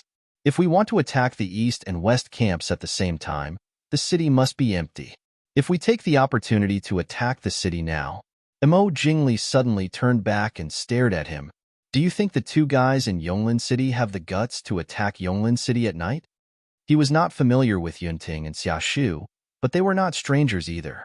It was said that they were the two youngest captains under Morongshan. Two captains in their early 20s, even if they were given the courage, they would not dare to leave Yonglin City alone and take the risk. What was more, as long as one was not an idiot, he knew that even if the night attack succeeded, it was impossible to defeat hundreds of thousands of soldiers. Instead, it would exhaust the defense forces of Yonglin City. Prince means. Military counselor frowned. Send spies to investigate. General Zhang, generally, reinforce the east and west camps. Yes, Prince. On a mountain peak not far from Prince Li's camp, Yili lowered her head and looked at the smoke and fire at the foot of the mountain with satisfaction. Xiaoshu, an heir and Insan followed Yili together and looked at the scene at the foot of the mountain. The reinforcements are coming. Xiaoshu pointed at a group of people on the road at the foot of the mountain and quickly moved in the direction of the west camp. Yili lowered her eyebrows and smiled. The west camp is about to end, right? Let someone lead them around a few times. Xiaoshu smiled and said, of course, if we talk about the terrain, the locals who have been stationed here all year round are more familiar with it. I'm afraid that the east camp won't be able to hold on for much longer. Yili said, let them deal with the people there by themselves. Let the Shadow Guard prepare. I don't want Emo Jingli to send reinforcements again. If they ate too much, they would be choked to death. And San smiled and said, Princess, don't worry. The Shadow Guard can't fight, but they can definitely make trouble. The rebels would never have thought that their own people would come out from behind them. If they were attacked from behind in the dark, they would be prepared to fight to the death.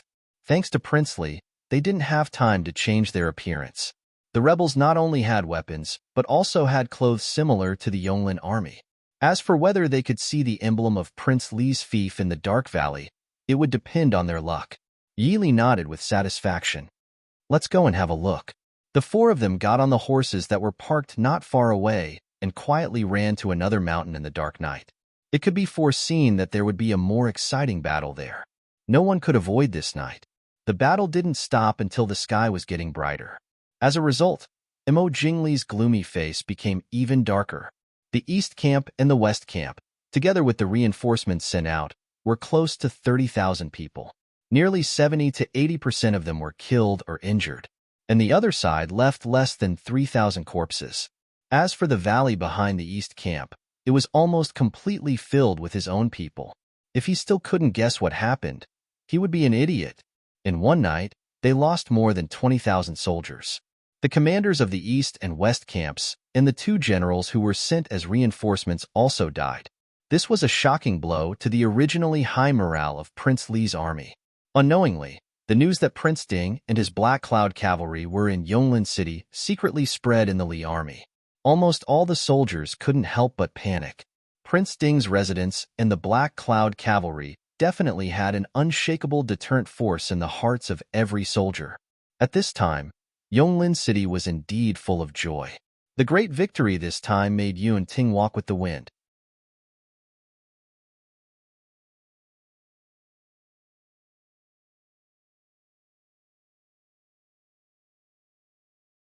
Chapter 217.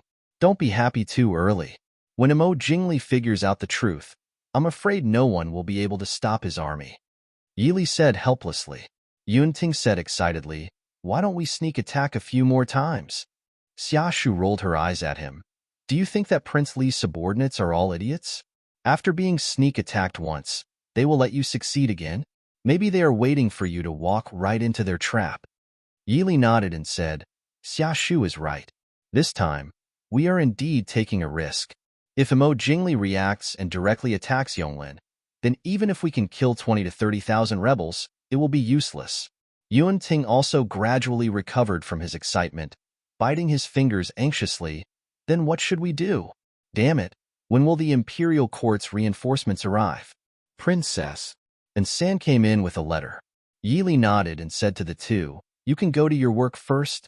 Yuan Ting and Xiaoshu respectfully left. Yili took the letter from Insan and opened it. At first, she was happy, but soon her face sank. Insan looked strangely at Yili's change in expression. She didn't know what was written in the letter to make the usually calm princess consort act so strangely. After a while, Yili slapped the letter on the table and said, "Pass down the order. From today onwards, the entire army will be on alert." "Princess consort, what's wrong?" Yili said, "Imo Jingli is very likely to attack Yonglin within these 2 days." And San didn't understand. According to their predictions, the rebel army shouldn't move at all in these few days. Yili looked at the letter on the table and said, "The reinforcements will arrive at Yunlan River within 3 days. Not long after, Imo Jingli will also receive this news. If he doesn't attack Yonglin at this time, once the reinforcements arrive, he will have no chance." And San nodded. "So, as long as we can hold on for these 3 days. I'm just afraid that these 3 days won't be easy." In King Li's army, Imo Jingli stared at the secret letter in his hand, as if he wanted to bore a hole through it. After a while, he angrily said, Good Black Cloud Cavalry. I want to know which expert is in Yonglin City." It was written clearly in the secret letter that Imo Shouyao went to the palace to see Imo Jingqi 10 days ago. Even if he had left the capital at that time, he couldn't have arrived in Yongzhou in such a short time. Therefore, the one blocking his path in the past few days was definitely not that cripple Imo Shouyao. As for the Black Cloud Cavalry, other than the 2,000 Black Cloud Cavalry in Yonglin City, they had searched the entire Yongzhou and did not find a single trace of the Black Cloud Cavalry. "Prince now." The military advisor's expression was grave. "The reinforcements are coming so quickly. They will cross the Cloud River in at most 3 days.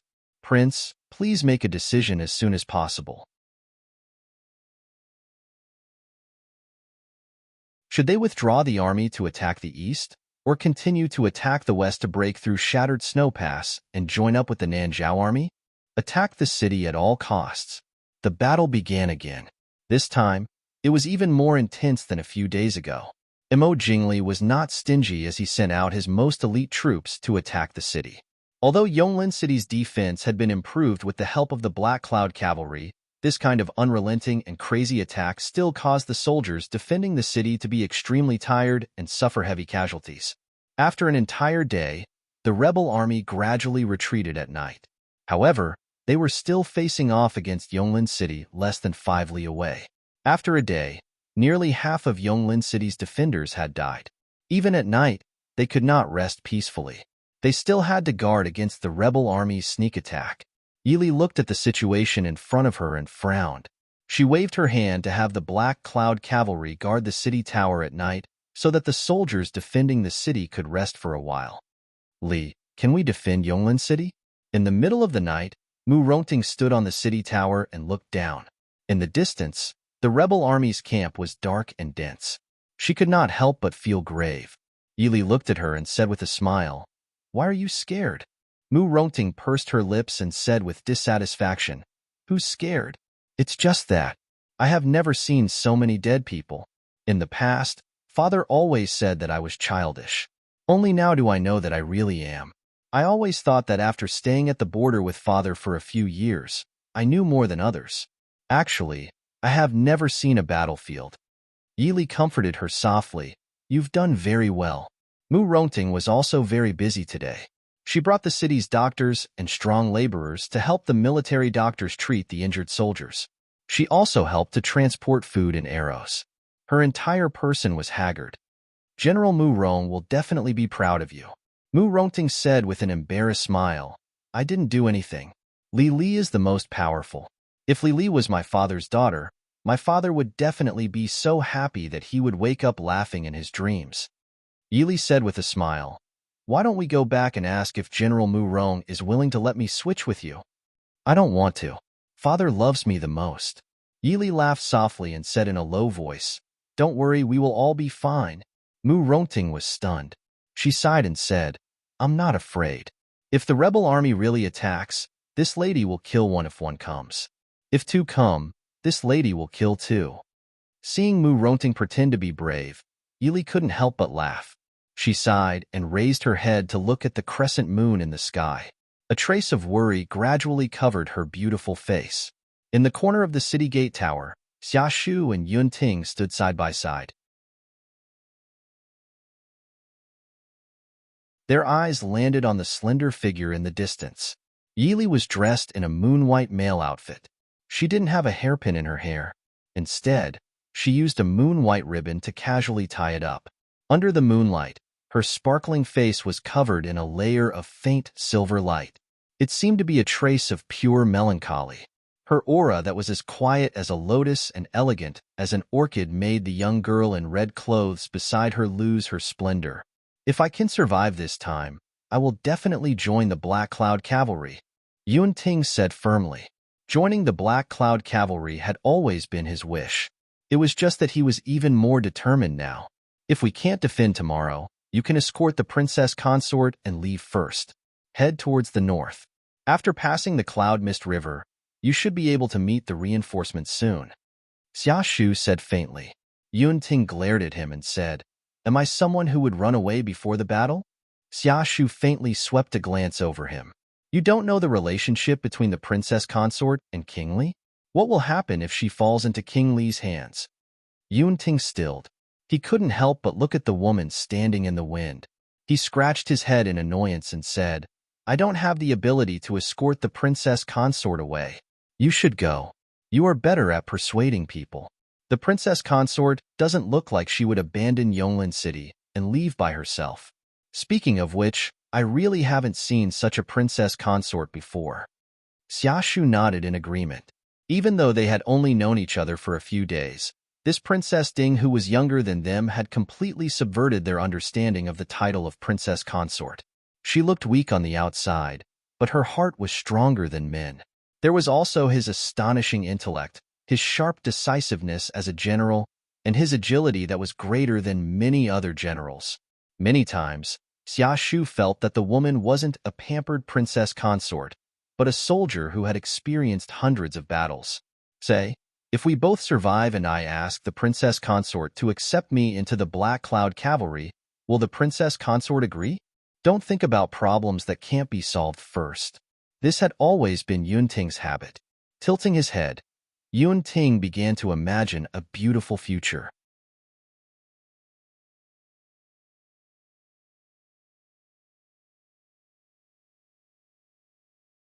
Chapter 218. Xia Shu thought for a bit and smiled faintly. Maybe you can ask Princess Ding if the Black Cloud Cavalry is still accepting people. Yun Ting's eyes lit up as he looked at the moon-white figure who was talking to Morong Ting not far away. Xia Shu shook his head helplessly and turned to walk down the city tower as he said, Go back and rest. Don't forget that there is still a fierce battle tomorrow. Yun Ting nodded indifferently, still hesitating whether or not he should ask Princess Ding. After all, not everyone had the chance to meet the master of the Black Cloud Cavalry. Looking at the gentle figure under the moonlight, Yun Ting turned and walked down the city tower. If he could survive tomorrow, he would beg Princess Ding to accept him into the Black Cloud Cavalry. The rebel army was clearly becoming impatient compared to the slow and leisurely pace of the past few days. They had already started attacking the city before the sun rose, and as the sky grew brighter, the attacks became more and more fierce. If it wasn't for the fact that Yonglin City couldn't fit so many people, Imo Jingli would definitely want to bring all of the hundreds of thousands of soldiers to besiege this small city. To defend the city, the 2,000 Black Cloud Cavalry were definitely not much more useful than the 2,000 border city guards. By noon, the remaining soldiers in Yonglin City were already exhausted.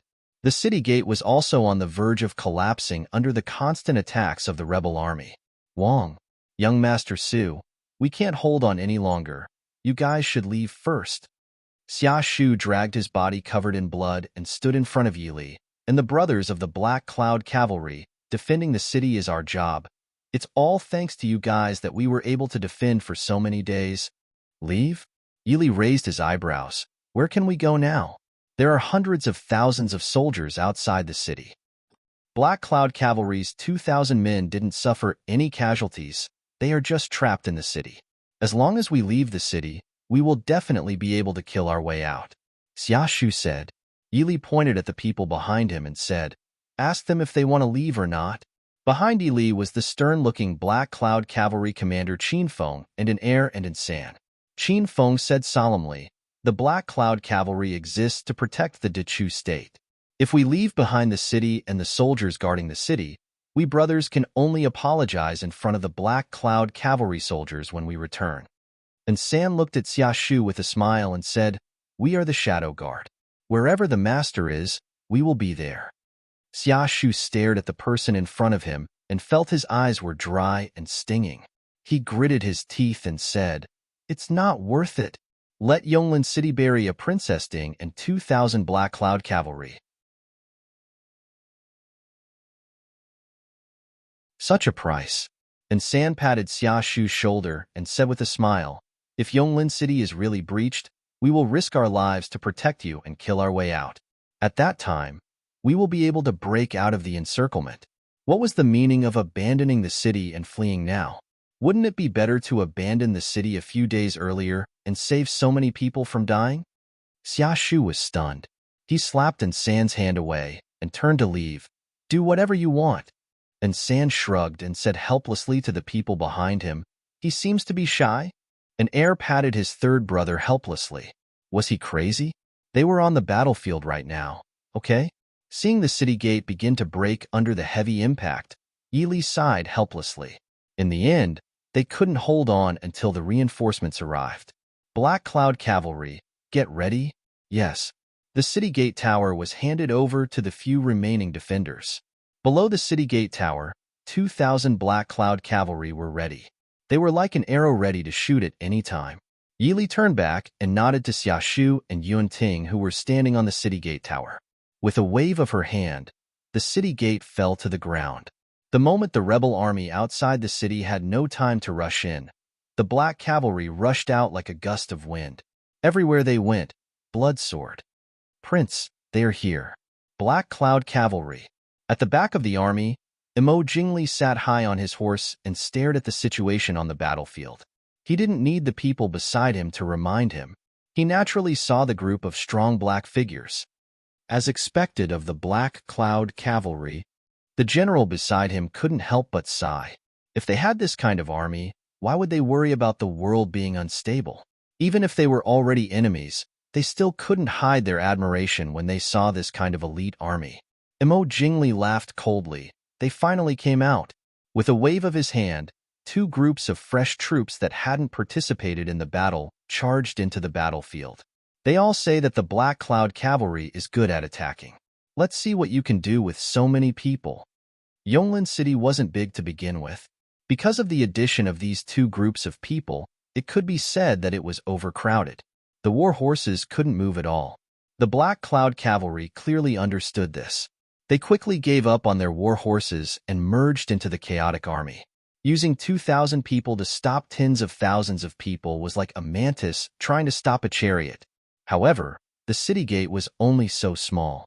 Even if they wanted tens of thousands of people, they couldn't rush in at the same time. Thus, for a moment, the two armies were still tangled in a stalemate at the city gate. Even if there were a few rebel soldiers who occasionally rushed in, they were quickly wiped out by the defending army inside the city gate. Who was that person? Imo Jingli, who was watching the battle, suddenly pointed at an exceptionally petite, black-clothed figure in the chaotic army. He wore the same black cloud pattern clothes as all of the Black Cloud Cavalry, but his movements were completely different from the Black Cloud Cavalry. If the Black Cloud Cavalry's movements were swift and fierce, then his movements were extremely simple and fierce. It was impossible to see any techniques, but with every simple movement, a soldier would fall in front of him. Regardless of whether it was the normal soldiers or the generals, there was no difference under his hands. That is, everyone was speechless. No one knew who that person was. It was because apart from his figure being a bit shorter and his movements being a bit more swift and fierce, he didn't seem any different from the other Black Cloud Cavalry. Imo Jingli's dark eyes gradually narrowed as he stared at the fierce figure amidst the chaotic army.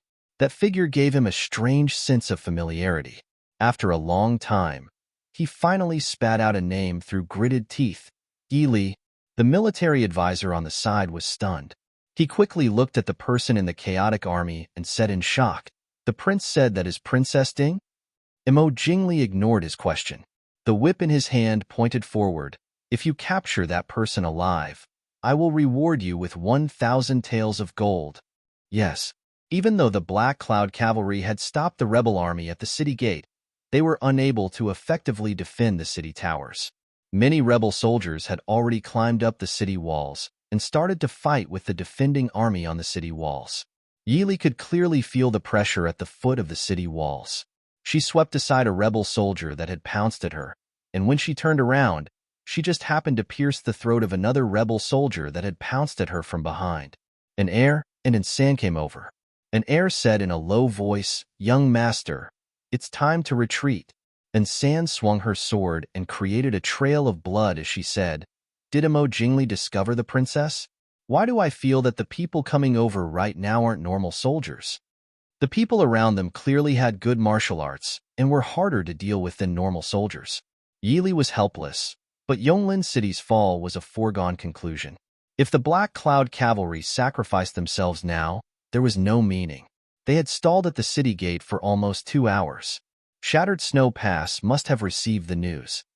Black Cloud Cavalry, retreat from the battlefield.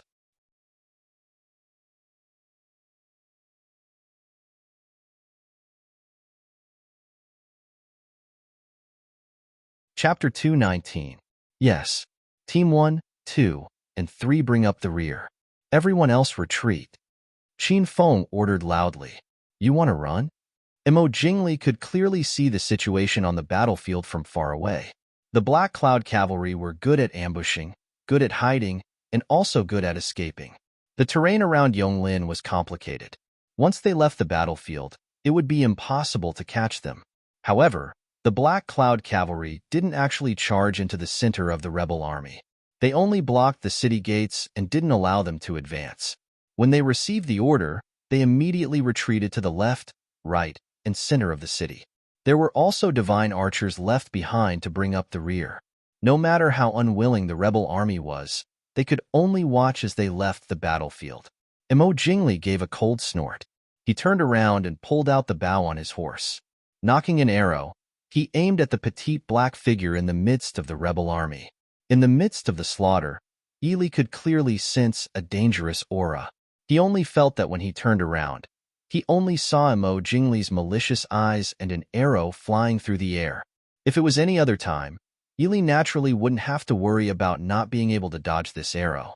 However, he was currently being held down by several rebel soldiers and had no way of dodging. And San cried out in alarm and immediately pounced over. Yili cursed in his heart.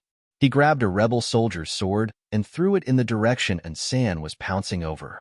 With this turn and throw, he felt a burning pain in his left arm. The arrow behind him was almost within reach. "Young master." So, a white arrow emitting a beautiful golden light tore through the air. Imo Jingli's arrow collided with an arrow 3 feet in front of Yili and fell to the ground. However, that arrow didn't seem to be affected at all. It passed through a rebel soldier's body and entered another person's chest. That person's eyes were filled with disbelief as he stared at the arrow that had entered his chest. It was as if he couldn't understand how an arrow could shoot out from his comrade's back and even pierce through his chest. Yili was also stunned by this shocking arrow, but she instantly threw it to the back of her mind. She turned around and kicked a rebel soldier who seemed to have launched a sneak attack. Heavens! An heir and an San couldn't help but sigh in relief. Just now, an San had pounced over but was blocked by the person that Yili had thrown over. She almost thought that the arrow was going to hit Wang Fei. At this moment, his heart trembled, and he couldn't help but break out in a cold sweat. He hurriedly moved closer to Yili. "Golden feather arrow? It's Prince." The Black Cloud cavalryman who stayed behind to cover the rear saw the golden arrowhead tail sticking out from the body of the fallen man and could not help but cry out in alarm.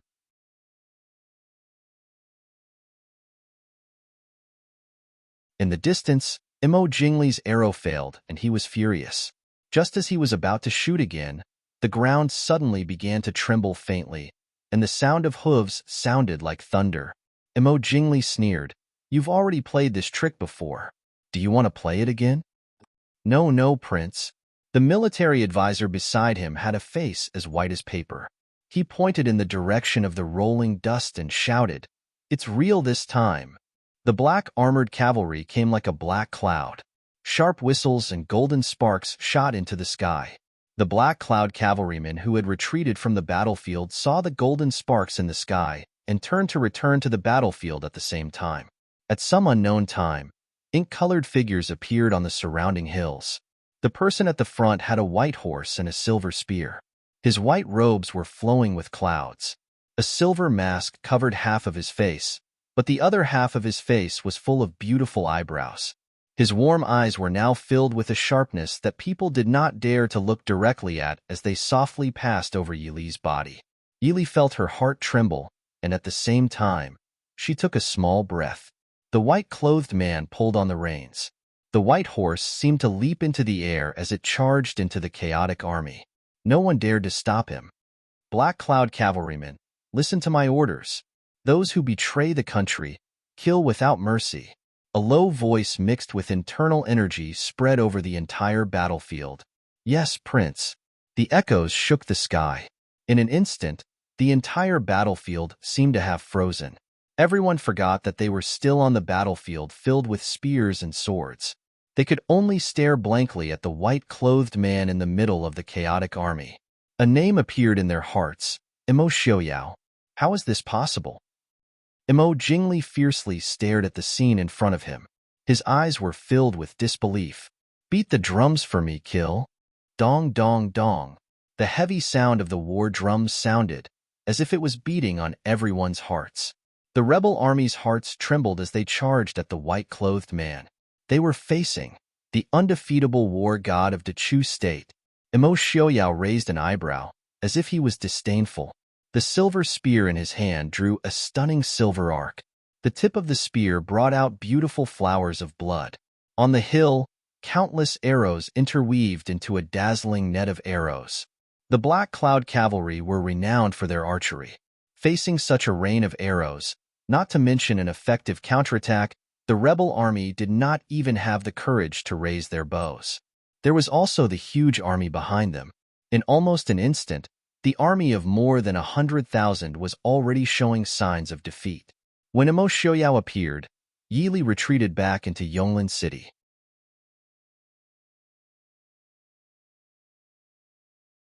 After clearing out the rebel army that had just entered the city with the Black Cloud cavalry, she stood on the city gate tower and looked down at the scene below. Everyone's gaze couldn't help but gather on the white-clothed man. White-clothed silver spear, moving like a dragon. Wherever he went, the rebel army would retreat. They didn't dare to cross swords with him. Yili had heard Su Qingchen's evaluation before. When Imo Xiaoyao was young, he was as dazzling as fire. After the Great Change, the young Imo Xiaoyao was as calm as water, but contained a shocking undercurrent.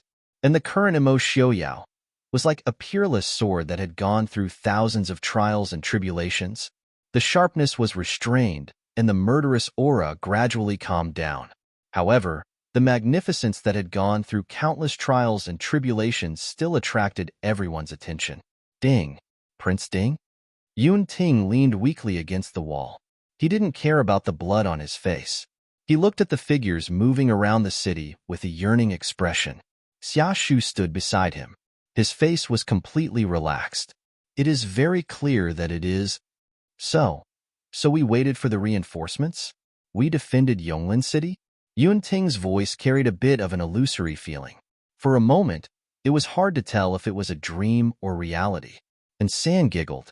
He patted his shoulder and comforted him. Congratulations, Officer Yun. You will be promoted later. Yun Ting ignored him. He blinked his eyes and looked at Yili. Unfortunately, Yili was staring at the city and didn't have time to pay attention to him. This time, the battle didn't last for too long. In less than an hour, the rebel army began to retreat to the east. Looking at the rebel army that retreated like a tide, Yun Ting was speechless. What is the meaning of this? Were these rebel army purposely picking on soft persimmons? He didn't see that many people ran away without confronting the Black Cloud cavalry. Then what was the meaning of fighting to the death with them these past few days? And San smiled. Officer Yun, don't be sad. Don't talk about the reinforcements. Even if our prince stood there alone, those guys wouldn't dare to take a step forward. This is called imposing manner. Others can't learn it. Just Prince Ding standing at the gate of Yonglin City unharmed was enough to make most people scared out of their wits. What was the point of fighting? When can I have this kind of imposing manner? Yun Ting murmured.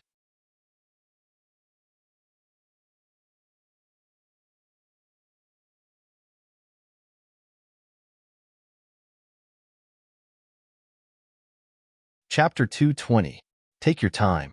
If you were able to kill 20 generals and defeat 300,000 enemies when you were 15 or 16 years old, you should have this kind of momentum now. And San comforted her without any sincerity. Yili was too lazy to listen to their nonsense.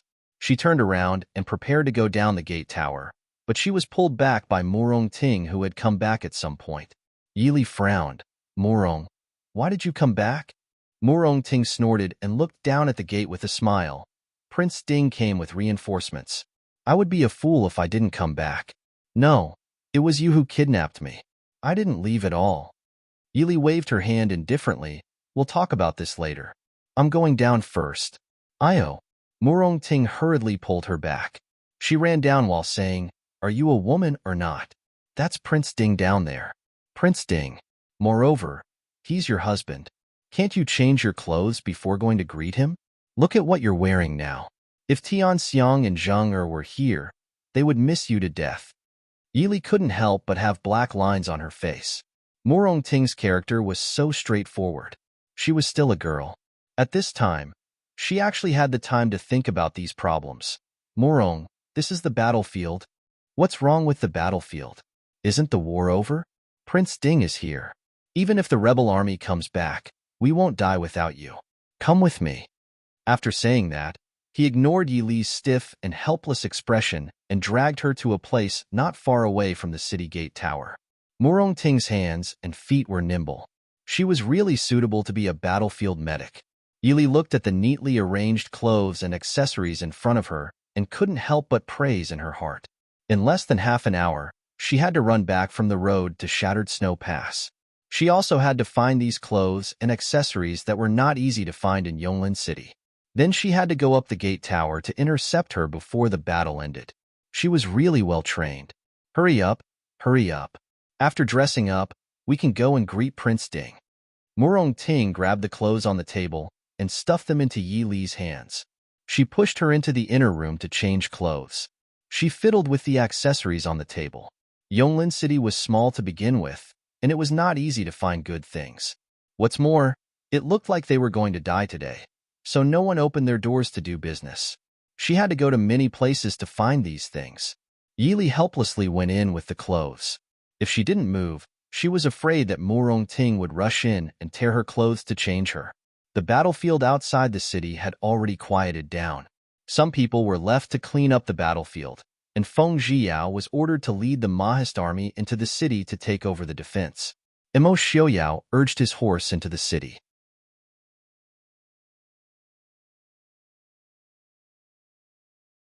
At the city gate, the remaining officers and soldiers of Yonglin City lined the streets to welcome him.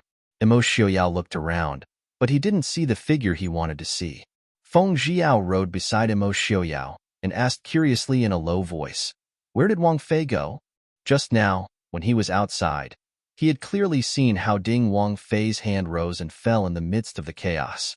Her method of taking lives was simply too compatible with Imo Xiaoyao. At the same time, Feng Zhiyao reminded himself in his heart, in the future, he could provoke anyone but Wang Fei. It was too terrifying for a woman to become like this. I know where Wang Fei went. Feng Zhiyao pointed at the intersection in front of them. Imo Xiaoyao looked in the direction he pointed. Two figures, one tall and one short, appeared on the side of the street. The tall young woman dressed in red was excitedly dragging a woman dressed in blue over. Imo Xiaoyao's gaze was tightly locked onto the delicate and elegant woman. The woman who had been dressed in black on the battlefield, valiant and cold in her killing intent, had a faint, helpless smile on her face. Her clothes were light, her wide sleeves fluttering. Her soft black hair was loosely tied up, and there was a pearl tassel hairpin in her hair. Her movements were gentle like the most elegant young woman in her boudoir. Yili clearly also saw Imo Xiaoyao. She paused slightly and stopped in her steps. Imo Xiaoyao urged his horse forward. The snow-white steed happily ran in front of Yili under its master's urging and affectionately rubbed its head against her. Li, Imo Xiaoyao gave a faint smile. He bent over and reached out a hand to Yili. Yili raised her hand to grasp his outstretched hand. With a shake, Yili was pulled onto the back of the horse to sit in front of Imo Xiaoyao. Then the snow-white steed galloped away in front of Mu Rongting's shocked eyes. It left behind the young woman dressed in red with a dazed expression. A while later, she muttered in a low voice, burning the bridge after crossing the river. This girl didn't even touch a battle horse, so petty. Feng Zhiyao, who was on horseback in the distance, looked at the dazed soldiers and the curious black cloud cavalry. He shrugged and got off his horse. All right, aren't subordinates supposed to take care of things that must be taken care of when their master is not free? The two rode through Yonglin City and galloped out of the city. The steed was worthy of being called a steed. In the blink of an eye, even shattered snow pass was in sight. Yili lowered her head to look at her waist that was hurting a bit. She said in a low voice, Imo Xiaoyao, where are we going? Imo Xiaoyao lowered his head to look at her. He finally pulled on the reins and got off the horse. Yili raised her brows and prepared to get off the horse as well. But when she lowered her head, what welcomed her was Imo Xiaoyao's open arms. Come down.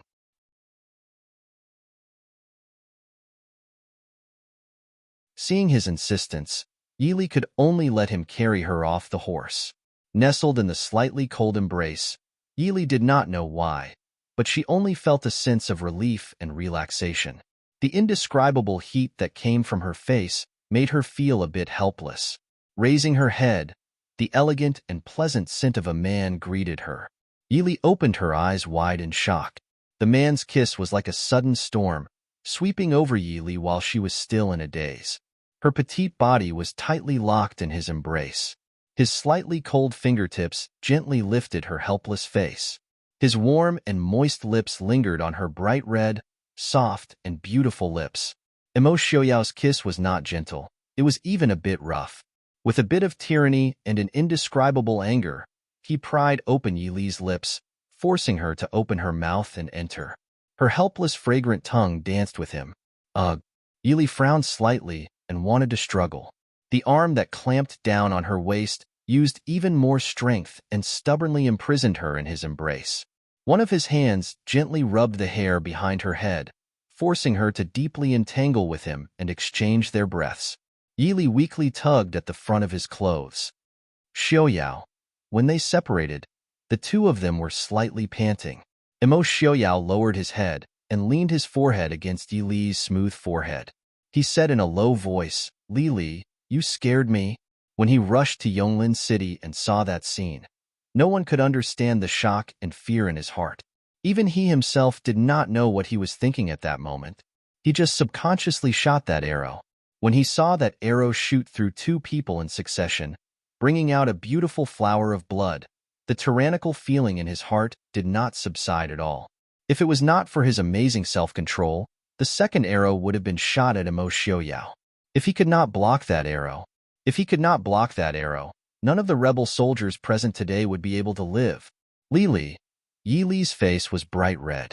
For the first time in her life, she was so embarrassed that she did not know where to put her hands and feet. She actually kissed a man on the side of the road where there might be people coming and going.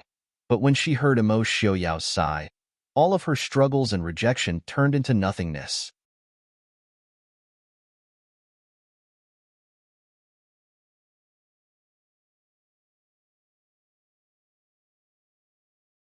Chapter 221. Imo Xiaoyao, it's so good to see you again. Yili sighed softly. Imo Xiaoyao lowered his head, his deep eyes full of gentleness and warmth. His slightly warm, thin lips once again touched her delicate red lips, this time extremely gentle and lingering. Li, I miss you very much. I really shouldn't have let you come to the southern border alone. Yili smiled faintly and didn't say anything. She didn't intend to tell him that after being separated for so long, she also missed him a little. Well, not a little. The well-behaved white horse had already run off somewhere. The place where the two of them were now was only a few miles away from Shattered Snow Pass. The majestic pass was clearly visible. However, Imo Xiaoyao didn't intend to immediately return to Yonglin City or see Morongshan. Instead, he pulled Yili to a nearby hillside to sit down and rest. Yili leaned against Imo Xiaoyao and sat down. After relaxing her tense body for several days, she couldn't help but sigh comfortably. When she raised her head, she saw Imo Xiaoyao's slightly frowning expression. "What's wrong? Do you feel uncomfortable or injured?" Imo Xiaoyao shook his head and said, "I've been on the road for several days. I'm a little tired." Speaking of injuries, Imo Xiaoyao pulled up her left arm and pulled up her wide sleeve, revealing the slender wound on her arm. He frowned and said, "Why didn't you bandage it?" Yili didn't expect Imo Xiaoyao to see her injury. She shook her head and smiled. "It's just a scratch. It's not bleeding anymore. It'll heal faster this way." "Nonsense," Imo Xiaoyao scolded in a low voice. He took out several small medicine bottles that he carried with him and used the transparent liquid in one of the bottles to clean her wound. Only then did he carefully sprinkle the medicine powder. Then he took out a white handkerchief from his bosom and bandaged the wound. Yili admired Imo Xiaoyao's perfectly bandaged arm and smiled. "It's really fine. I'll be fine in 2 days." Imo Xiaoyao raised his hand and pulled her into his embrace. He stroked her soft hair and said in a low voice, "You're not allowed to get injured in the future. Otherwise, you won't be allowed to go anywhere." Yili didn't say anything. Accidents happened all the time. She couldn't guarantee anything. "I'll try my best. Didn't you suffer a lot on the battlefield?" Imo Xiaoyao's reputation as a young war god wasn't for nothing. He wasn't a god that had descended from the heavens and was invulnerable to all weapons.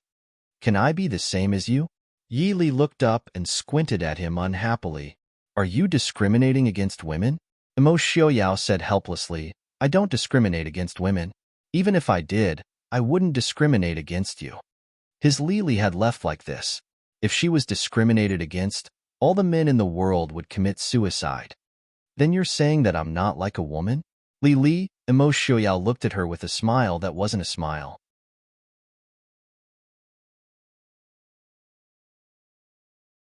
"Are you angry or acting cute?" Yili was stunned. She stared blankly at Imo Xiaoyao's gentle smile. She wanted to pounce on him and bite him or beat herself up. She was actually being unreasonable with Imo Xiaoyao. She was even more childish than Morong. Morong definitely wouldn't ask such a childish and senseless question. Imo Xiaoyao smiled faintly. Before she could fly into a rage, he pulled her into his embrace. "Sit with me for a bit. I'm a bit tired." Yili moved slightly, but she quickly calmed down. Imo Xiaoyao's body wasn't very good. It was impossible for him to make a miraculous recovery in such a short period of time. Even if he tried to hide it, she didn't miss the tiredness and paleness between his brows. Leaning tightly into his embrace, Yili didn't know what she was thinking as she gradually fell asleep. On the side of the official road not far away from the Shattered Snow Pass, a few dark guards were quietly hiding their tracks, protecting their respective masters in the dark. And San lazily hung himself on a large tree with dense foliage on the side of the road. He pointed to a small hill not far away and said to an heir who was resting with his eyes closed under the tree, "Look at how long they're staying. If they hide there, they'll definitely be discovered by the prince and Wang Fei." An heir raised his head to look at him. "They're shadow guards, not tracking and surveillance. It's fine as long as they're not discovered. Even if the prince doesn't discover them, he'll know that they're following behind." Shadow guards were supposed to protect their master's safety 24 hours a day. And San rolled around in the tree. "We're also shadow guards, although they didn't look like it." An heir's expression wasn't good. "We're not qualified shadow guards. When we go back this time, the prince will most likely give Wang Fei a few more shadow guards." And San's expression was also a bit gloomy. If Wang Fei didn't stop him on the battlefield just now, he wouldn't have been injured. And San didn't feel anything wrong with being an arrow for Wang Fei. Ding Wang Fu trained them to be able to block swords and arrows when necessary, blocking all the dangers of their masters. And when Wang Fei went to stop him from blocking the arrow, she was cut. If it wasn't for the prince's arrow, he didn't know if Wang Fei was still alive or dead. As shadow guards, They really weren't qualified. An C and an E were still nowhere to be seen, although this was Wang Fei's order. He and an heir didn't play the role of shadow guards at all. I'll ask for forgiveness from the prince. I definitely won't drag you down. An heir glanced at him. What idiotic words are you saying? We're a team. If you were replaced, would we still stay? Besides, you're not the only one at fault. I prefer to follow Wang Fei. Me too. He glanced at the shadow guards on the other side. Before they followed Wang Fei, the life of the shadow guards was too boring.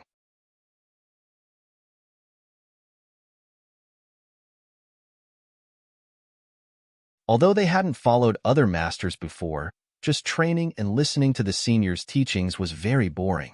If they didn't follow Wang Fei, they would definitely become as boring as those shadow guards. If we go and ask for forgiveness now, do you think the prince will be lenient? If you go now, you'll only be more unlucky. An heir said lightly. As a shadow guard with professional ethics, he would never let anyone know that he saw the prince and Wang Fei doing that on the roadside. Of course, that included the prince himself. But the prince and Wang Fei have already stayed here for a long time. If they stay here any longer, General Morong will come out to find them. And San said, tangled, then let them go invite the prince and Wang Fei.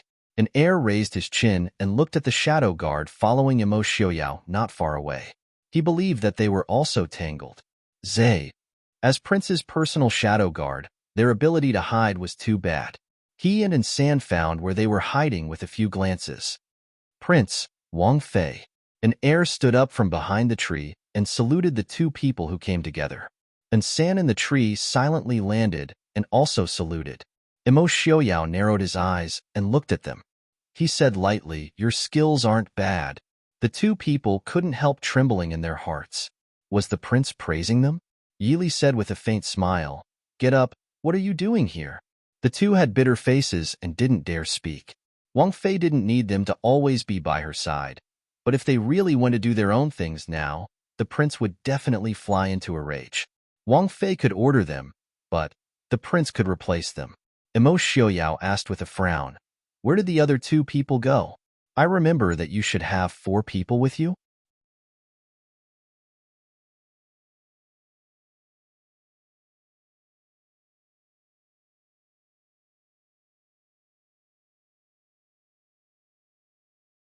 Chapter 222.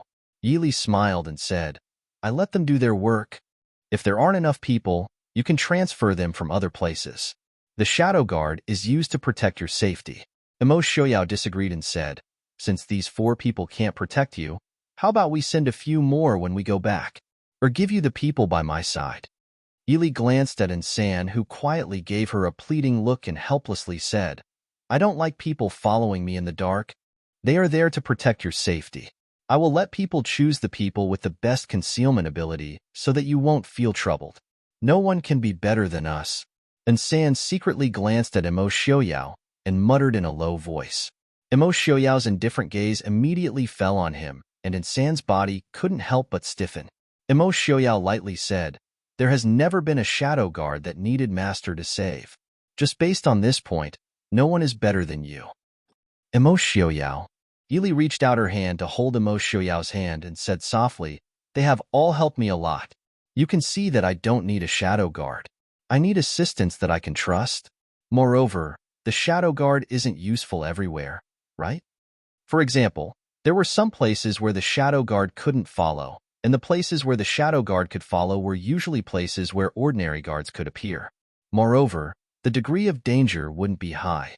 Fortunately, there were only a few shadow guards in the Ding Palace who were specially trained to protect their master. The rest had other duties, otherwise it would be a waste of talent. Immerse Xiaoyao glanced at the 2 shadow guards who had their heads lowered and his eyes slightly narrowed. He lowered his head to look at Yili, who was looking at him seriously, and said in a low voice, they can continue to stay by your side. I will transfer another 4 shadow guards to you. Don't. Yili smiled faintly and said, I'm not used to the shadow guard. Even if you send someone else to follow me, it won't be long before they become the same as an heir and the others. What's the point? Immerse Xiaoyao lightly snorted and turned to walk on the official road. Yili pursed her lips and smiled, following behind him. An heir and Insan were left with a blank face. Heir, what does Prince mean by this? It means that we can continue to follow Princess. Probably. Broken Snow Pass camp. Seeing Yi Li and Imo Xiaoyao come in, everyone in the tent quickly stood up. Murong Shen personally stepped down from the position of commander-in-chief and came forward to greet them. Greetings to Prince and Princess. You is you. You please accept this general's bow. As he spoke, he took off his battle robe and was about to bow down. Imo Xiaoyao reached out and grabbed his shoulder, saying coolly, I am doing my duty. General Murong doesn't need to be so courteous.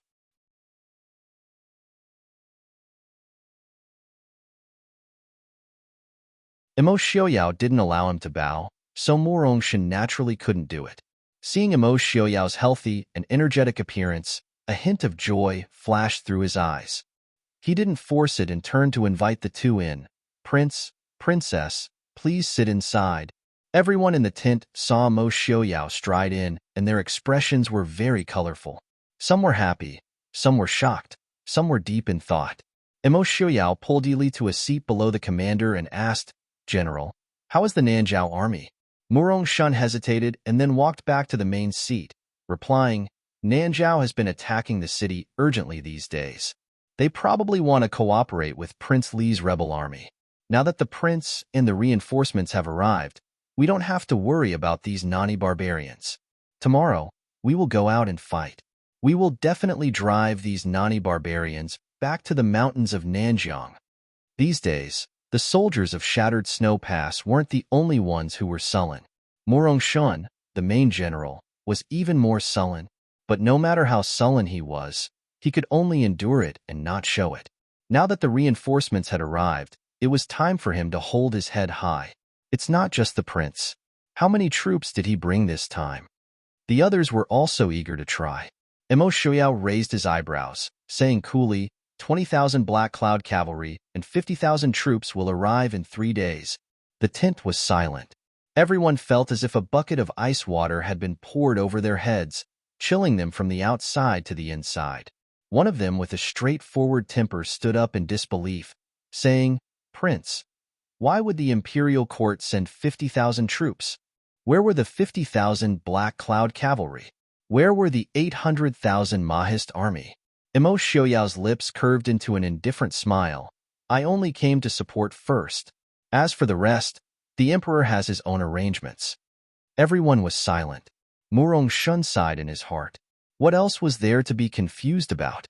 The emperor needed someone to support Nanjiang as soon as possible, and only Prince Ding's Black Cloud cavalry could march so fast. But the emperor was also worried about Prince Ding, so he didn't allow Prince Ding to bring too many troops. The real main force was at the back, and the leader must be someone the emperor trusted. In the future, when the chaos was quelled, the credit would naturally be given to the latecomer. The emperor was treating the king's mansion so harshly that nothing would happen.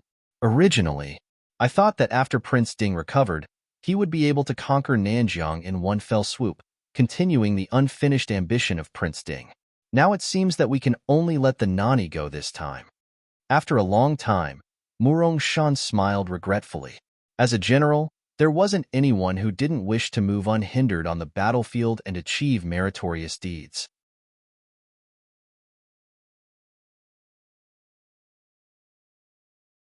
However, now that Prince Ding's body had suddenly recovered, it aroused the emperor's suspicion. No matter what, the emperor would not be willing to hand over such a miraculous achievement like pacifying the southern border to Prince Ding. Imo Xiaoyao smiled indifferently. It seems that this is indeed a bad opportunity. I'll have to trouble you these days. I will stay in Yonglin for a few days. When the reinforcements arrive, I will leave for the capital. Murong Shen was startled. Prince won't stay in Shattered Snow Pass? Imo Xiaoyao smiled. Shattered Snow Pass is guarded by you. I don't need to tell you what to do. And Imo Jingli's more than 100,000 troops are in Yonglin. I still have some personal matters to deal with. Murong Shen could only nod. In that case, Prince, do as you wish. Although it was a pity that he couldn't teach Nanjiao a heavy lesson this time, this kind of thing wasn't something he, a general, could decide. Besides, Prince Ding appeared in Shattered Snow Pass in good health. Just this news was enough to scare the Nani out of their wits. After all, the last war in which Nanjiang was almost wiped out was only 10 years ago. When they returned to Yonglin City, it was already night time. Fortunately, Imo Xiaoyao didn't need to spend too much effort on Yonglin City. Feng Zhiyao, who was left behind, had already taken care of everything. Yili looked curiously at Feng Zhiyao, who had changed out of his gorgeous red clothes and into a green armor and white robe. He looked like a different person in the capital. At the same time, Feng Zhiyao also looked curiously at Yili, who was still gentle and calm. He really couldn't equate the elegant and beautiful woman in front of him with the ruthless black-clothed woman on the battlefield. Imo Xiaoyao pulled Yili to sit down in the study. He pointed to the chair next to Feng Zhiyao and asked, "Lung Haoyu hasn't arrived yet?" Feng Zhiyao smiled. He just arrived. He went to change his clothes and come over. He encountered some trouble on the way and was chased all the way. He was a bit embarrassed when he rushed over.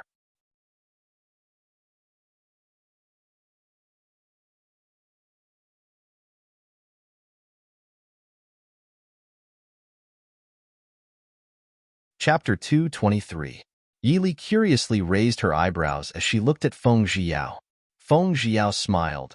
He's relying on his wealth to snatch grain from Prince Li. Isn't he just waiting for people to chop him up? However, the results aren't bad. He's bought at least 30% of Jiangnan's grain this year. Now that Prince Li has turned around to attack Jiangnan, I'm afraid he'll run out of grain soon. That's why Prince Li has sent assassins to chase him down. How is he going to deal with that much grain? Jiangnan could be said to be Dechu State's granary. 30% of Jiangnan's grain wasn't a small amount. Feng Zhiyao smiled carelessly. Once Jiangnan is in chaos, the price of grain will only skyrocket. It's not like we can't sell it. Even if we can't sell it, we still have hundreds of thousands of people to feed. Sure enough, Long Haoyu appeared at the door not long after. There was still a scar on his handsome face. Fortunately, it didn't look too serious and wouldn't leave a scar. "Your Highness, Princess Consort." Imo Xiaoyao nodded and said in a low voice, "You've been here for more than half a year. What's going on in Lingzhou this time? Why did Imo Jingli suddenly decide to mobilize?" Lung Haoyu looked at Imo Xiaoyao in surprise. Didn't Prince bring people south because he knew of Prince Li's rebellion? Imo Xiaoyao said lightly, "I came here for some matters in Nanjiang. I received news of Imo Jingli's mobilization as soon as I set out. No matter how brainless Imo Jingli is, he should know that he's not completely prepared." Feng Zhiyao shook his head. "I feel that Imo Jingli chose a good time. It just so happened that we were caught off guard. Not to mention that we came a few days later. Even if we came half a day later, Shattered Snow Pass might not be able to hold on." Imo Xiaoyao frowned and said, "If he is really ready, he shouldn't be in such a hurry to congratulate Shattered Snow Pass. He could have divided his troops into two groups. One group would delay General Morong at Shattered Snow Pass, and the other group would march to the east. The southeast region has always been peaceful, and there are rarely any garrisons. As long as he completely occupies the south of the Cloud-Water River, not to mention the tens of thousands of men we have now, even if we have 200,000 to 300,000 men, it will not be easy for us to pass through the Cloud-Water River and quell the chaos. General Morong couldn't do it alone. It was only a matter of time before Shattered Snow Pass fell. When the time comes, whatever benefits Imo Jingli obtains, he won't need to share with Nanzhao. He's in a hurry to mobilize his troops before he's ready. Does that mean the emperor wants to make a move on him?" Lung Haoyu guessed. Feng Zhiyao shook his head and said, "That's not right. If the emperor wanted to do something to him, he wouldn't have let him leave the capital."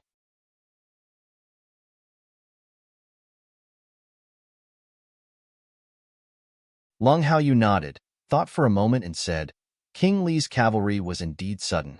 He didn't do anything when he first returned to Ling province, but 3 days later, he suddenly mobilized his troops. At that time, I was also shocked." Yili asked, "Why did the prince suddenly rush over?" Imo Xiaoyao glanced at her, took out a letter from his bosom and handed it over. Yili took a look at it. It was the letter she sent back before, and there was also a letter that was obviously her grandfather's notes. Looking down, Yili said in surprise, "The Saintess of Nanjiang, Shu Manlin, is a descendant of the previous emperor?" This was indeed what Yili didn't expect when she sent it. This was too melodramatic. She did guess whether Shu Manlin had other identities, but the Saintess of Nanjiang was a descendant of the previous emperor, and Imo Jingli was the current emperor's younger brother. Then the two of them conspired to rebel? Didn't Nanjiao betray the previous dynasty to establish the country? How could the descendant of the previous emperor call her the Saintess of Nanjiang? Looking at the king of Nanjiao's attitude toward Shu Manlin, it shouldn't be that he didn't know her identity. Imo Xiaoyao said, "The ornament you sent back was a relic of the Chaoyang princess who married into a tribe in Nanjiang during the previous dynasty." Yili raised her eyebrows. So what? The Chaoyang princess had been Nanjiao for hundreds of years. Feng Jiao explained. This Chaoyang princess was a strange woman. It is said that before she was married, she had participated in court politics. But at that time, the emperor didn't like women to participate in politics, and he reprimanded her several times. Later, he sent her to Nanjiang for a political marriage. Although the Chaoyang princess disappeared, the tribe she married into became the largest tribe in Nanjiang at that time because of the support of the previous emperor. At the same time, it was the predecessor of the Nanjiao royal family. The Nanjiao royal family admired the culture of the Central Plains. Although their relationship with the previous dynasty was not good, they were very good to some rebellious ministers of the previous dynasty. From the establishment of Nanjiao until the fall of the previous dynasty, there were at least 3 princes, 2 princesses, and 1 Wangye that could be traced. Some of these people failed in their rebellion, and some fled to Nanjiao because they were framed. Without exception, these people all married or married a direct descendant of the Nanjiao royal family. The last one they took in, although the records are vague, we speculate that it should be the crown prince of the previous dynasty. So, what you are saying is that the Holy Maiden of Nanjiang may be the orphan of the previous crown prince? Yili asked, feeling a wave of dizziness. As expected, if you thought the story was melodramatic, the reality was even more melodramatic.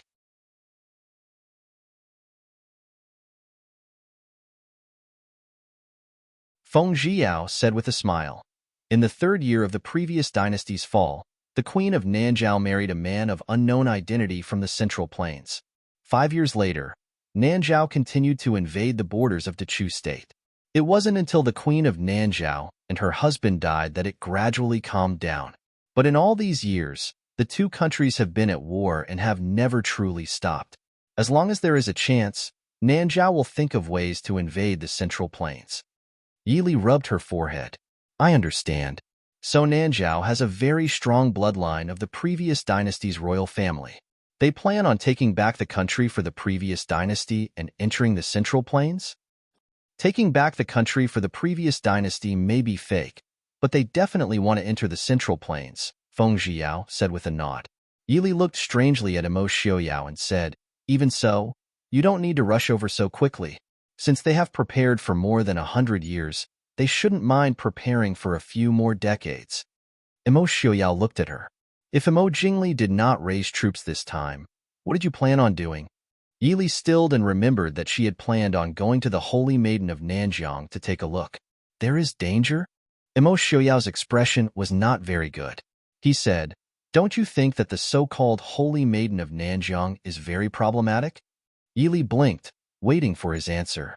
The Holy Maiden of Nanjiang must enter the Holy Maiden when she is 25 years old. But in reality, most of the Holy Maidens are 21 or 22 years old. The youngest one is even 19 years old and has already stepped down from the position of Holy Maiden and entered the Holy Maiden. No one knows what these so-called Holy Maidens look like. No one knows their family background, and no one knows what they do after entering the Holy Maiden. But these women must receive all kinds of education from a young age. After becoming a Holy Maiden, they even have a certain influence on Nanjiao's political affairs. How much time, money, and energy does it take to teach such a person?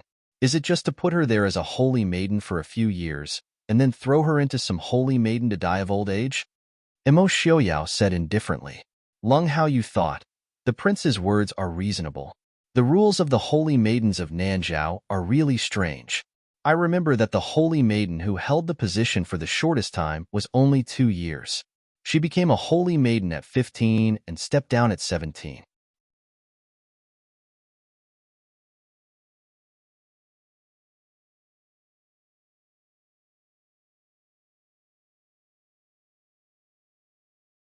Chapter 224. I thought we were talking about the dangers of Nanjiang's Holy Land? Yili reminded him. Imo Xiuyao said, there is no such thing as Nanjiang's Holy Land. Maybe there is such a place, but it is definitely not a place where Nanjiang's treasures are enshrined and the Holy Maiden is retired. That should be the biggest secret of Nanjiao's royal family. So once someone touches that place, the Nanjiao royal family will kill them at all costs. That is why there is a rumor that no one who trespasses into Nanjiang's Holy Land survived. Yili was a bit disappointed. That meant there was no such thing as the underworld flower in Nanjiang's so-called Holy Land. Lung Haoyu said, this shouldn't have anything to do with Prince Li's sudden attack, right? Feng Zhiyao lazily leaned back in his chair and smiled. It doesn't have anything to do with it? It has a lot to do with it. In the past, we thought it was Imo Jingli who wanted to use Nanjiang's Holy Maiden and Nanjiao. Now it seems that the fool was used. That is why he attacked in such a hurry. I thought he was smart. A fool is a fool. Yili was a bit confused. What bargaining chip can Nanjiao use to persuade Imo Jingli? Feng Zhiyao smiled. For example, sharing the world with Nanjiang's Holy Maiden. With Nanjiao's help, it will be easier for Imo Jingli to obtain the world. When the time comes, there will be no conflict between the country and the beauty. Any man will take the bait. Yili couldn't understand. Nanjiao had worked hard for hundreds of years to enter the Central Plains. Was the world really the most intoxicating thing? Their plan is not bad. If they can't break through Shui Pass from the outside, they will break through from the inside. Speaking of which, if it wasn't for the princess, I'm afraid that today, not to mention Shui Pass, there would be no place for reinforcements in Ling Province and Yong Province. Lung Haoyu frowned and asked, what does Prince plan to do? Imo Xiuyao said indifferently, I have no plans. It is not safe for you to stay in Jiangnan. Return to the capital as soon as possible. Lung Haoyu moved his lips to say something. Imo Xiuyao glanced at him and said, I will tell General Morong to have you and Morong Ting get married as soon as possible. Haoyu. Lung Haoyu quivered and hurriedly said, this subordinate understands. Many thanks to Prince for fulfilling my wish. Feng Zhiyao said somewhat unwillingly, it's not easy for us to leave the capital, but we have to end things so hastily. Does the emperor have to be so guarded against us? What a waste of my time. Imo Xiuyao said calmly, Nanjiao won't amount to anything, we don't need to worry about it for now. Don't worry, you won't come for nothing this time. Feng Zhiyao raised an eyebrow. Only you would dare to say that Nanjiao will not succeed. I think the Nanjiao people are not simple. They can spend such a long time to patiently set things up. Imo Xiuyao's smile was cold.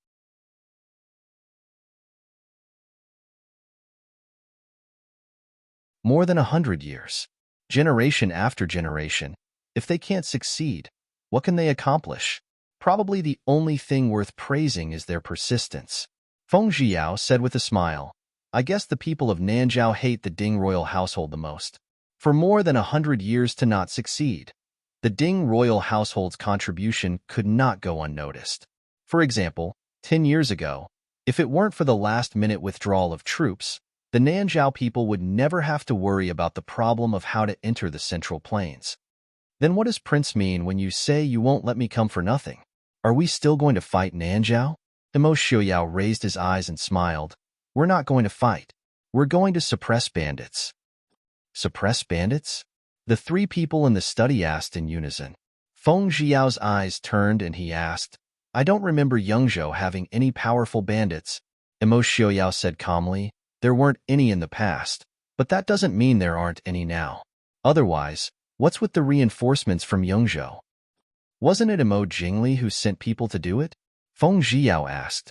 Imo Xiuyao smiled coldly, not to mention whether he has the brains or not. Even if he does, how many people does the Ling Zhou rebel army need to wipe out? 20,000 people. At the time, Imo Jingli's rebel army was still near Yongzhou. How could he have an army of at least 30,000 people attack the reinforcements from Yongzhou hundreds of li away? Feng Zhiyao thought for a moment and said, at the very least, he had to have sent out this army on the same day that he mobilized to be able to make it in time to ambush the reinforcements from Yongzhou by Yunlan River. Also, he had to know beforehand that Yongzhou would send reinforcements to Shattered Snow Pass. There are very few people who know that Wu Qingliang is one of us. At least, Imo Jingli wouldn't know. If he didn't know, then he wouldn't have sent troops to ambush the reinforcements from Yongzhou. That's because Yongzhou might have done the same thing as the other places and might have sent reinforcements to Shattered Snow Pass. The ones who ambushed official Wu weren't Imo Jingli's people? Yili raised her eyebrows. Nanjiang isn't the only one eyeing the Dechu state, Imo Xiaoyao said lightly. Shieling, Long Haoyu said with certainty. The northern tribes were too far from Nanjiang, and the northern tribes' people looked very different from the Dechu state. It was impossible to infiltrate the Dechu state on a large scale. But Shieling was different. Even though there were slight differences that only referred to the Shieling royal family who married foreigners. Most of the ordinary Shieling citizens were not very different from the Dechu state people. Long Haoyu couldn't help but shiver when he thought about how there was an army that could wipe out 20,000 people infiltrating the Dechu state.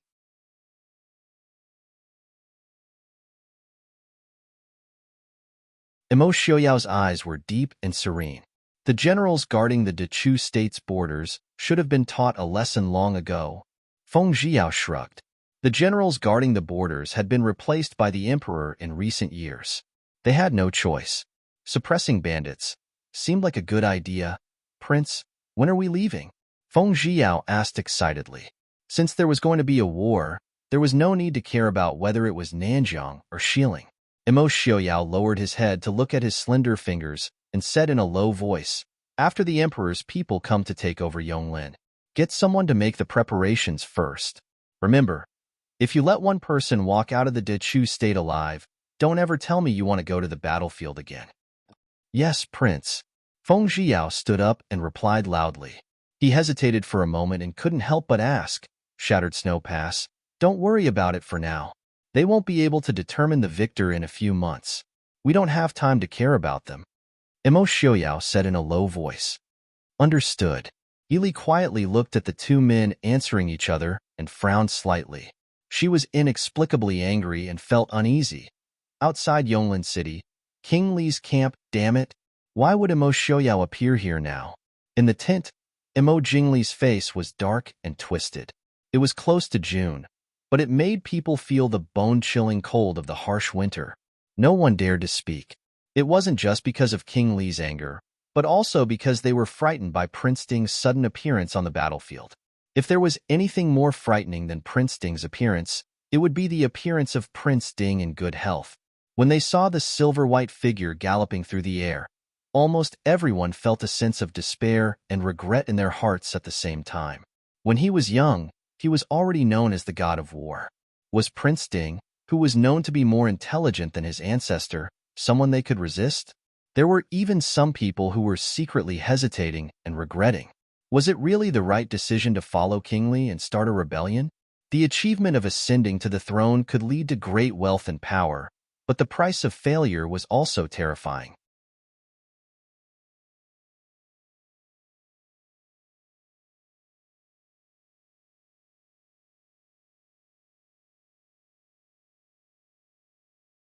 Chapter 225. The usually calm military advisor's face was also deathly pale. In their plan, no matter what, Imo Xiaoyao would not appear in Yongzhou so quickly. No, it should be said that Imo Xiaoyao would not appear in Yongzhou at all. But now, a crippled Prince Ding was indeed terrifying, but a healthy Prince Ding who could move freely was even more terrifying. "Prince, has there been any news from the capital?" "Prince Ding." Imo Jingli snorted coldly. Imo Xiaoyao left the capital long before we mobilized. And Yili, it's actually her. When he thought about how the person who made the Black Cloud cavalry block his path was Yili, Imo Jingli wanted nothing more than to capture her and skin her alive. The military advisor said, previously, it was rumored that Princess Ding went missing. Now it seems that she should have gone to Nanjiao. Previously, Nanjiao sent news that young Master Qingchen was missing. I'm afraid that Princess Ding went to Nanjiao for young Master Qingchen. The more he spoke, the colder the military advisor's heart became. Prince Ding, Princess Ding, Murong Shan, and young Master Qingchen who was very likely to appear. The people in front of them almost made him see no hope of breaking through Yonglin. "Prince, I feel that the plan now is to immediately give up on Yongzhou and lead the army east. Before the imperial court's reinforcements arrive, We should seize all the areas south of Yunlan River. Imo Jingli said in a low voice. Imo Xiaoyao has already reached Yonglin. Do you think he will let us withdraw? The military advisor stroked his beard and said, with Prince's understanding of Prince Ding, with Prince Ding's temper, will he give up so easily today? Imo Jingli lowered his brows and thought for a moment. He shook his head and said, Imo Xiaoyao was known as Fierce Wind when he was young.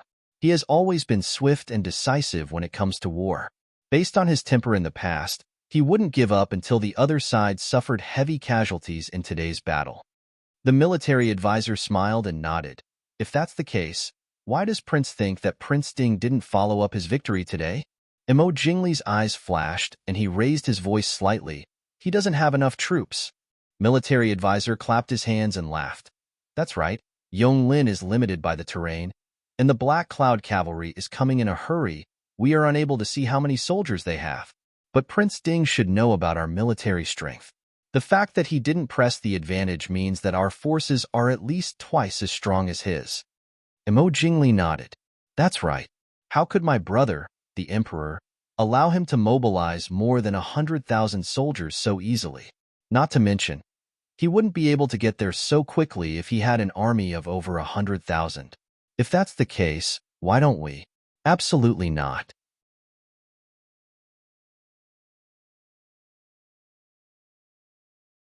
The military advisor hurriedly interrupted his thoughts and advised, Prince, please reconsider. Prince Ding might not have enough troops, but there isn't any place near Yonglin that is suitable for large armies to engage in battle. As long as he defends Yonglin, we won't be able to do anything to him within 10 days to half a month. After 10 days to half a month, the Imperial Army will arrive no matter how slow they are. At that time, it will be too late for us to return to the east. Saying 10 days to half a month was being polite. With Prince Ding's 20,000 Black Cloud Cavalry defending the city, let alone 10 days to half a month, as long as they didn't lack food or weapons, it would be hard to say if they could break through in 2 to 3 months. It must be known that the Black Cloud Cavalry's archery skills were something that even the northern militant cavalry feared.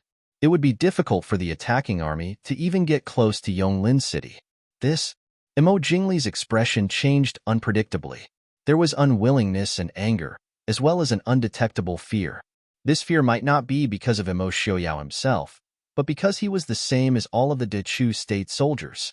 He had a natural reverence for the Mahist army and the Ding Palace. Prince, as long as we occupy all the places south of the Yunlan River and then firmly defend the Yunlan River, Yonglin will not be able to do anything. Yongzhou is but a small place, and there is Nanzhou as a restraint. The imperial court is powerless.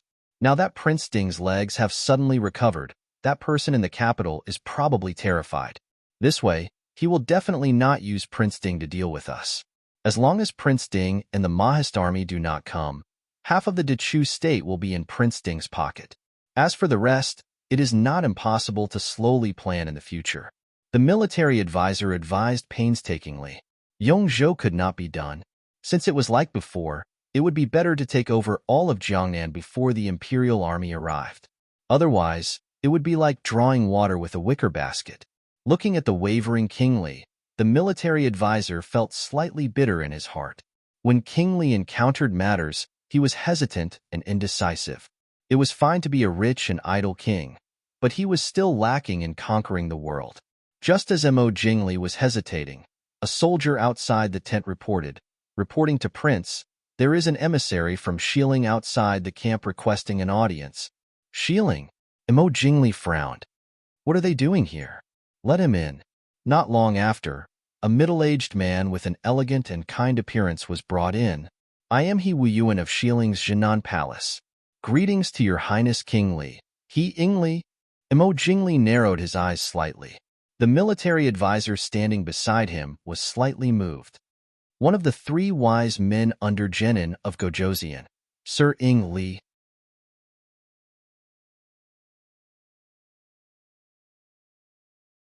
The middle-aged man smiled faintly. That is me. Imo Jingli stared at him and said, Sir, he is Genin of Gojoseon's right-hand man. Why have you suddenly appeared here with I? He Wuyuan smiled and said, On the orders of the prince and the crown prince, I am willing to ally with kingly ally. The military advisor did not understand.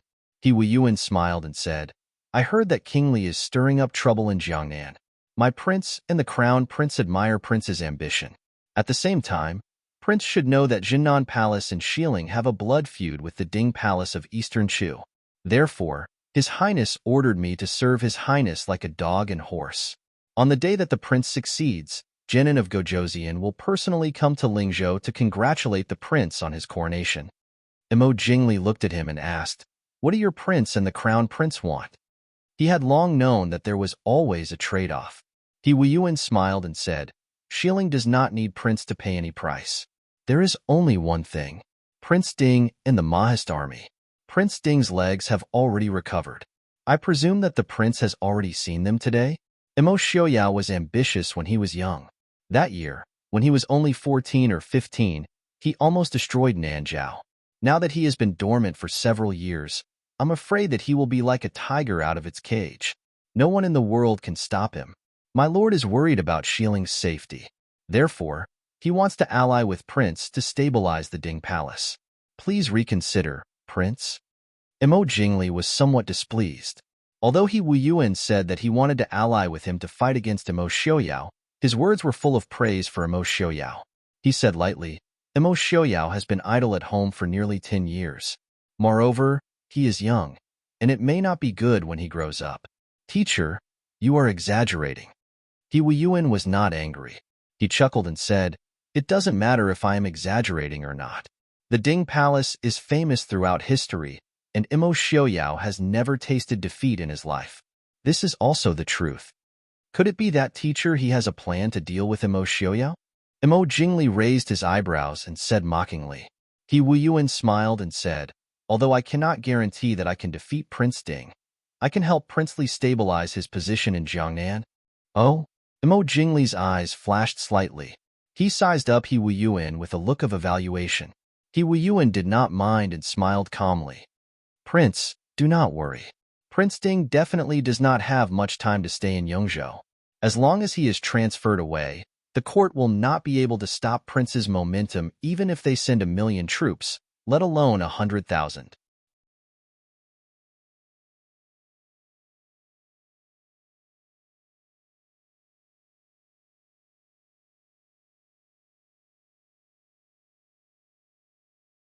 Chapter 226.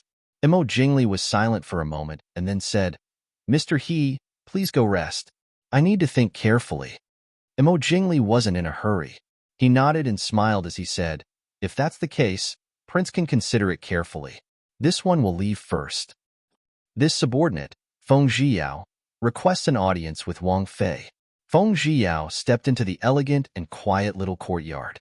Seeing the female sitting under the shade of a tree reading, he couldn't help but have a headache. 15 minutes ago, when he had been setting up defenses on the city gate tower, he had received a report from Wang Fei's people that Wang Fei had invited him over for a chat. He knew that trouble had come. It was a pity that he didn't have the guts to not come when Wang Fei summoned him. Mr. Feng doesn't have to be so courteous. Yili put down the book and turned with a smile. Did I disturb Mr. Feng-san? Feng Zhiyao grimaced. I don't dare. Wang Fei summoned Feng-san. How can I disturb him? Yili raised her head and looked seriously at Feng Zhiyao. She smiled and said, Mr. Feng-san seems to be a completely different person compared to when you were in Jing. If it was any other time, I would have thought that I had mistaken you for someone else. Feng Zhiyao could only smile. He felt that the more courteous Wang Fei was to him now, the more troublesome the questions she would ask later would be. Yili looked at his forced smile and lowered her eyes slightly. Mr. Feng-san, please sit down and talk. Feng Zhiyao gave his thanks and said, Wang Fei can call me Feng-san. This subordinate doesn't dare to be called Mr. Yili waved her hand and smiled as she said, I know that you and Prince have known each other since childhood. In private, you call each other brothers. There's no need to be so distant. Feng Zhiyao could only sit down. Facing Yili made him feel even more pressure. He smiled and said, Why has Wang Fei summoned me? Yili raised her head to look at him and said in a deep voice, I don't like to beat around the bush. Mr. Feng, how is Prince's body? Feng Zhiyao stilled and hurriedly said with a smile, Prince's body?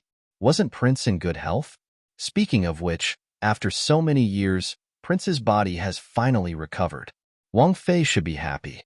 Yili looked faintly at him. Her eyes were clear and bright, but there was no naivety in them. Feng Jiao secretly complained in his heart. He could only force himself not to move his eyes away and stare at her. After a while, Yili smiled and said, "Young Master Feng, do you know? Under normal circumstances, a person's true smile can only be maintained for a short period of time, and after this time, it's usually a fake smile." Feng Jiao stilled. He blinked and finally took back the stiff smile on his face. Wang Fei's views are very unique. Then, young Master Feng, are you willing to tell me the truth? Yili asked with a smile.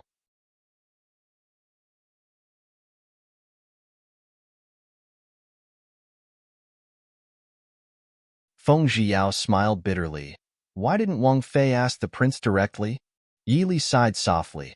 If he didn't want to say it, how could I ask? Feng Jiao said, if His Royal Highness doesn't say anything, it may mean that His Royal Highness's body has indeed fully recovered.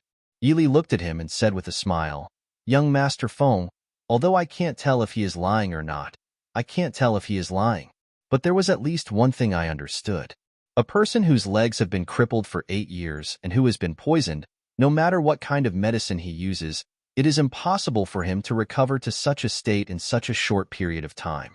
Even if Mr. Qian has found the antidote and healed Prince's legs, it wouldn't be possible for him to recover to such a state in such a short period of time. It's impossible for him to recover to this extent within half a year. If there was really such a miraculous medicine, why would Imo Xiaoyao have to wait for so many years? Feng Jiao looked at her with difficulty. Yili did not back down and stared at him. A quarter of an hour later, Feng Jiao helplessly retreated. After thinking for a moment, he said, even if I don't say it, Wang Fei will know sooner or later. Prince used phoenix grass. Yili was shocked. She still remembered what Xinyang had said. The fire poison produced by using the phoenix grass would cause cold and fire to coexist in Imo Xiaoyao's body. Even if he had the intense fire lotus, he would not be able to cure the cold poison in his body. Why didn't anyone stop him? Feng Jiao helplessly lowered his head and said, Prince made his decision. Who could stop him? Yili's face darkened. Why did he have to? Before she could finish, Yili's voice suddenly stopped. She slumped back onto the stool. When Feng Jiao left the capital, the news of Imo Jingli's rebellion had not yet reached the capital. He was, because of her, Wang Fei. Feng Jiao saw Yili's ugly expression and understood the crux of the matter. With some difficulty, he comforted, actually. Even if it was 2 days later, Prince would still receive the news of Li Wang's rebellion. Prince doesn't have the time to wait for the intense fire lotus 2 years later. Yili nodded blankly and said, Has Mr. Chen come to Yongzhou? Feng Jiao nodded. Mr. Chen insisted on coming, but he can't travel long distances and will only arrive a few days later. Yili closed her eyes slightly and nodded, saying, I know. Many thanks, Master Feng. Feng Jiao frowned with some worry. Wang Fei. Yili waved her hand, saying, It's fine. Master Feng has some matters to attend to first. Feng Jiao looked at her and could only take his leave. Yili sat in the shade of the tree, lost in thought. If she hadn't come to Nanjiang, no, if she hadn't sent that secret letter back, Imo Xiaoyao wouldn't have rushed to Nanjiang because of this.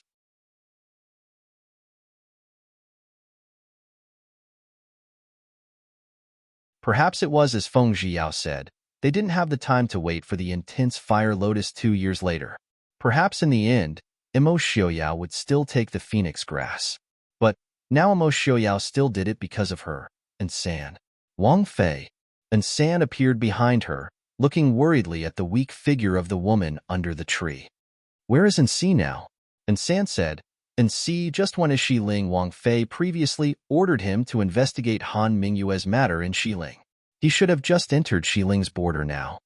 Yili nodded, saying, Send someone to send him a message. Ignore Han Mingyue's matter for now. Think of a way to keep an eye on Sickly Scholar if he wants to obtain the falling skyflower again. Snatch it at all costs. And San hesitated, saying, The falling skyflower is in Nanjiang. Why don't this subordinate take people to look for it? Yili shook her head, saying, Nanjiao isn't small, and none of us have seen what the falling sky flower looks like. The one surnamed Liang should be in the hands of Tianyi Pavilion right now. No, the one surnamed Liang should also be in Xiling right now. But he's not in sickly scholar's hands.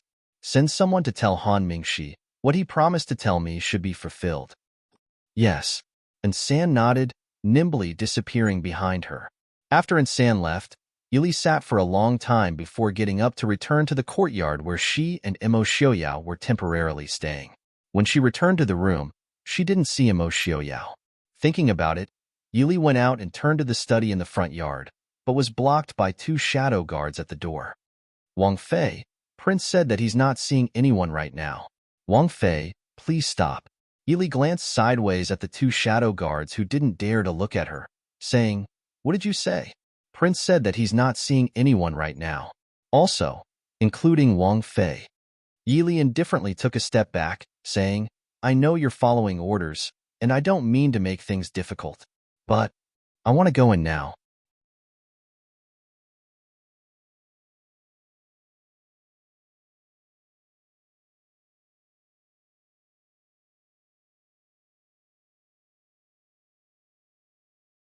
Chapter 227. The 2 shadow guards exchanged a look and blocked the door. Wang Fei, please don't make things difficult for us. Yili said, If I beat you down, you won't be disobeying orders, right? The 2 shadow guards looked warily at the woman in front of them. They had seen Wang Fei's skills before. In a situation where they couldn't hurt people, they didn't have the confidence to stop Wang Fei. Wang Fei, I'm afraid it won't work. The shadow guard at the door raised his hand and several figures jumped down from the walls, trees, and rooftops. Yili raised an eyebrow and sneered, San, see, take them down. Yes. 2 low voices responded. 2 figures flashed into the courtyard like lightning, one on the left and one on the right. In a moment, the shadow guards were all subdued. Looking at the other's angry and unwilling eyes, San patted the other's shoulder comfortingly and said, Brother, don't be sad. Shadow guards have different levels. Everyone's starting point was the same, so they understood the shadow guards very well, but the other shadow guards didn't understand them. The brothers didn't suffer in vain for the past few months. Didn't they see the results now? It wasn't that they were too weak, but that they were completely out of the realm of the shadow guards. If the situation didn't allow it, San would have laughed to the sky. Yili turned back and smiled at the 2 shadow guards blocking the door. You want me to do it personally? The 2 shadow guards sighed and moved aside. Wang Fei, please. They were temporarily staying in a rich merchant's residence in Yonglin City. Before Yonglin was surrounded, the owner had fled to Jiangbei. Rich people were always more afraid of death than normal people. The study in the front yard was very large, and even had a bedroom to rest in. So last night when Imo Xiaoyao was resting in the study, Yili didn't pay too much attention. After all, he had just arrived in Yonglin and there were many things he needed to do. However, after seeing Feng Zhiyao, Yili suddenly remembered that she had not seen Imo Xiaoyao since she returned to Yonglin last night. She had eaten breakfast and lunch alone. If Imo Xiaoyao was really that busy, there was no reason for Feng Zhiyao to be idling on the city gate tower. Furthermore, when Imo Xiaoyao had asked her to help out in the capital, he had not felt the slightest bit guilty. Stepping into the study, there was indeed no one there. Yili quickly walked to the bedroom behind the study. Before she entered the door, she heard the sound of something hitting the ground. She quickly rushed in. As soon as she entered, Yili's heart trembled at the sight before her. The man who was still valiant and invincible on the battlefield yesterday fell to the ground in a sorry state. The quilt on the bed was torn into pieces and thrown on the ground and the bed.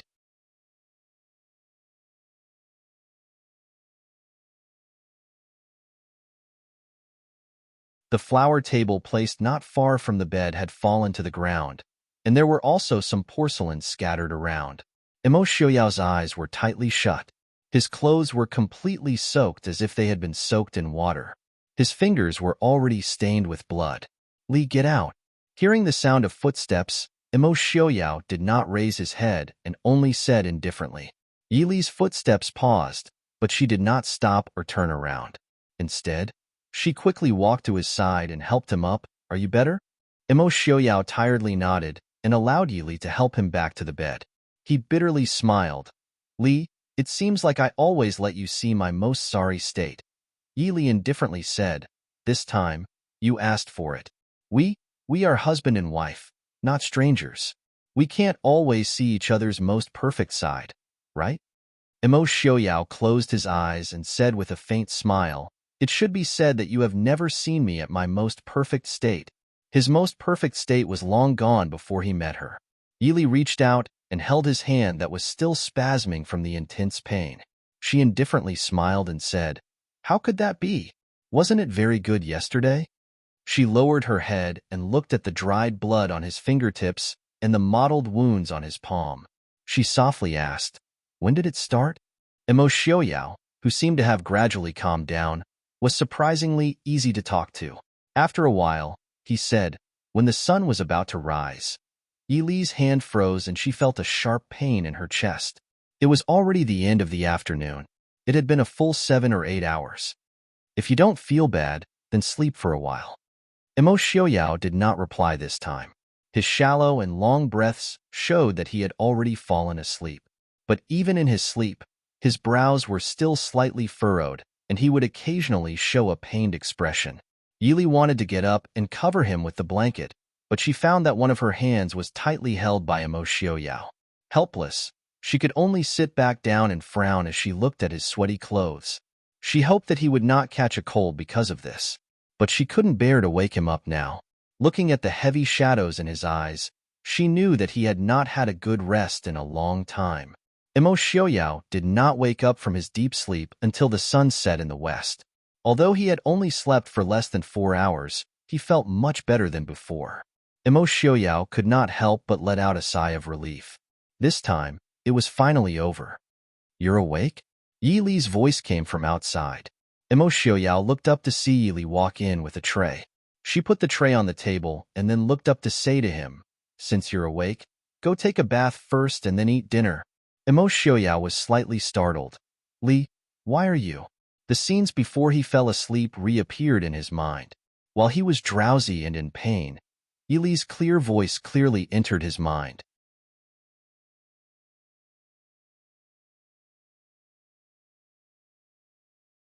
It miraculously calmed his mind that was about to collapse.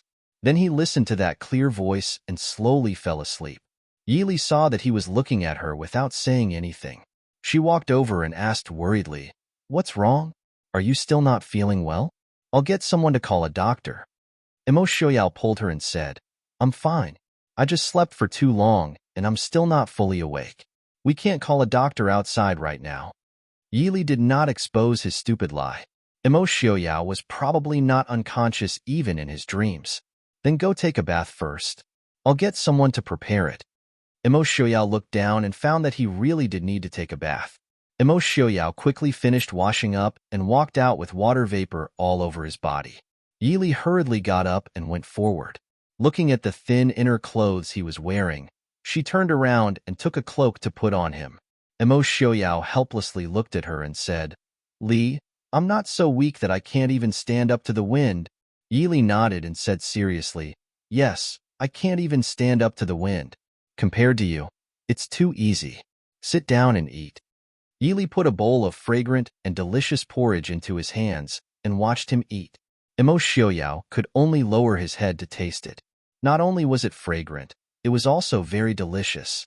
Imo Xiaoyao, who had not eaten anything since last night, felt his stomach warm up. His appetite, which had not wanted to eat because of his exhaustion and pain, suddenly became much better. It doesn't look like it was made by them. The master of this palace had passed away a long time ago, so there were no servants. Imo Xiaoyao and Yi Li could not use people of unknown origins when they lived here, so their basic necessities were taken care of by the shadow guards. Even though the palace's shadow guards were well trained, the food they made was only at a level that was edible. Yi Li propped up her chin and watched him eat. Is it not good that I made it?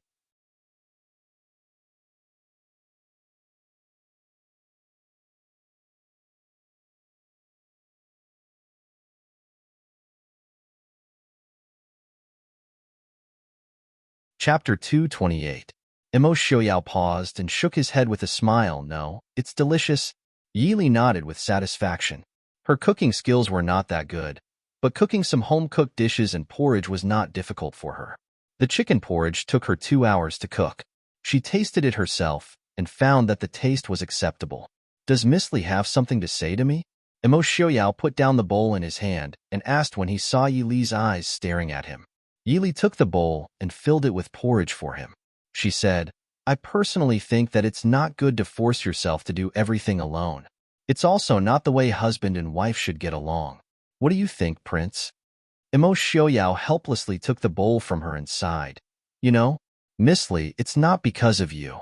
You know, the poison in my body can't be cured for now.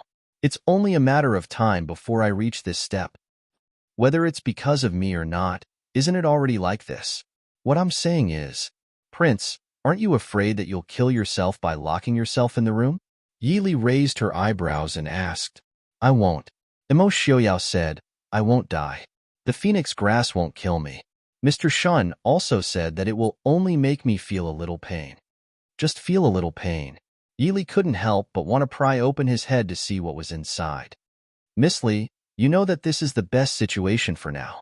If Mr. Shin doesn't bring back the phoenix grass, then he wouldn't be able to help Yonglin in time. Shattered Snow Pass would be broken, and the people of Nanjiao would enter. Miss Li, I'll accompany you in the future. Yi Li said lightly. Okay. Under a big tree in the courtyard, Imo Xiaoyao leaned against the tree and sat leisurely. His gentle gaze fell on the slender woman in the courtyard who was reaching out with her hand. A gleaming dagger flickered in and out of Yi Li's hand. Her nimble body shuttled between the wooden figurines in all sorts of postures. In just a short moment, all of the wooden figurines had obvious wounds on their necks and chests. Yi Li's performance was not very enjoyable. Instead, it was filled with a biting, cold, murderous intent. But in the eyes of the people in the courtyard, it was more captivating than any dance in the world. The shadow guards hiding in the shadows could not help but secretly swipe at their necks, wondering if they could dodge the dagger in Wang Fei's hand. Feng Zhiyao, who rarely had free time, also couldn't help but peek at Imo Xiaoyao, who was sitting under the tree with a calm and even gentle expression. He cursed inside. Of all the noble misses, to be able to choose such a vicious Wang Fei for the prince, the emperor's eyes must be very bad. Li Wang's action of breaking off the engagement was correct. Otherwise, he would have been beaten to death by Wang Fei. Yi Li put away the dagger in her hand and furrowed her brow. She was clearly dissatisfied.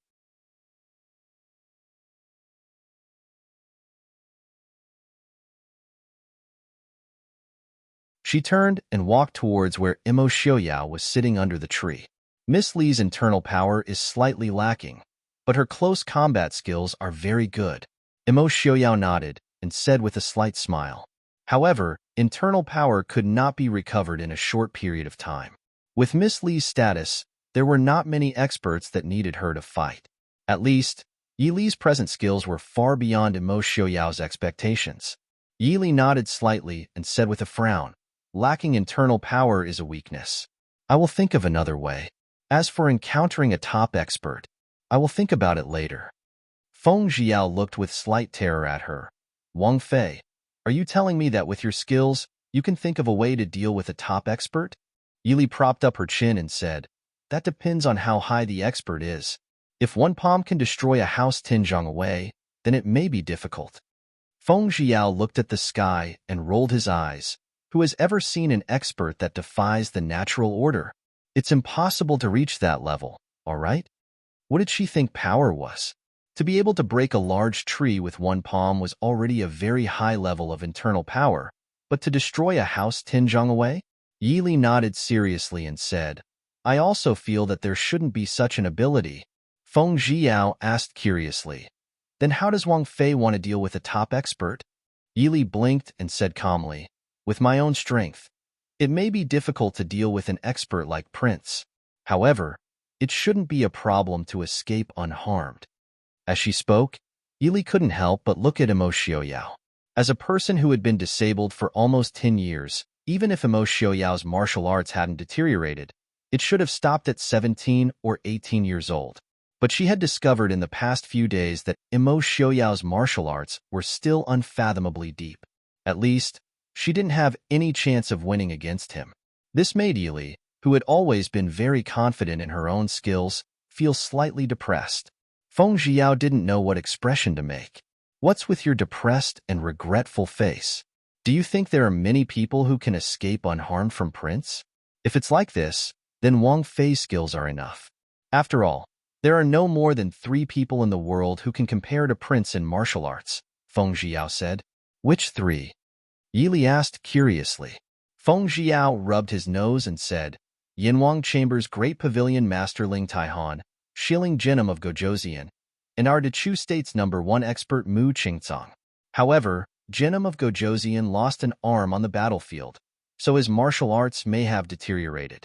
However, these people probably won't make a move against Wang Fei, so there's no need to worry. Yili rolled her eyes at him and said, I don't have a persecutory delusion.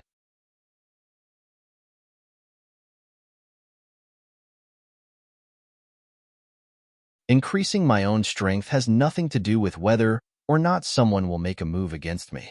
Feng Jiao couldn't help but wipe his sweat. You still want to increase your strength? If you need anything, just have someone do it. If you need people, you can just transfer them from the Shadow Guard and the Black Cloud Cavalry. Immerse Xiaoyao said softly. Since the future was destined to not be peaceful, he did not object to Yili using any method to increase her own strength. Even if it was just to protect herself, an extra bit of strength meant an extra bit of safety. Feng Jiao looked at Immerse Xiaoyao with slight surprise and raised an eyebrow. It seemed that Prince truly placed great importance on this Wang Fei. At least, the amount of authority he gave Wang Fei could be said to be the highest in the history of Princess Ding, other than the first Ding country Wang Fei. No, perhaps it was not any worse than the first Princess Ding because the prince had almost tacitly given Wang Fei all authority over the Black Cloud Cavalry. Reporting to Prince Wang Fei, General Murong requests an audience. Also, the reinforcements from the court have arrived, the guard at the gate reported. Feng Jiao raised an eyebrow. They are not slow. Which general is leading them? The guard reported, it is General Lu Jingyun, the emperor's newly appointed bandit suppressing general. Immerse Xiaoyao said lightly, let them in. The guard hesitated and then said, General Lu has not entered the city yet. Do you want I to personally go out of the city to welcome him? Immerse Xiaoyao's voice was light, but it made people feel an invisible pressure cover the sky. The guard immediately bowed decisively and said, this subordinate accepts the order. He turned and hurriedly left to pass the message for the prince to go out of the city to welcome him. What kind of joke was this? Who was this Lu Jingyan? Feng Jiao scratched his head and thought hard. Was the shadow guard that he had led so bad that they did not even know that the emperor had such a trusted general? Immerse Xiaoyao said indifferently, Prime Minister Lu is the son of a concubine of the deceased 4th young master. He is ranked 11th in the Lu family. He should be 27 years old this year. Feng Jiao frowned. Concubine Lu's nephew? Could it be that the emperor had really gone mad from anger because of Mo Jingli? It's not like there's no one else in the court. How could they send someone who has never been on the battlefield to quell the rebellion? Even asking the old Huaguagua to come out of retirement is better than getting someone who can't do anything. Immerse Xiaoyao shook his head and said, the emperor won't use the Hua family. Feng Jiao laughed coldly with disdain. So he'll use the Lu family? Of course, he knew that the emperor was guarding against the Hua family. Otherwise, as the eldest daughter of the Hua family, how could the empress only have one princess?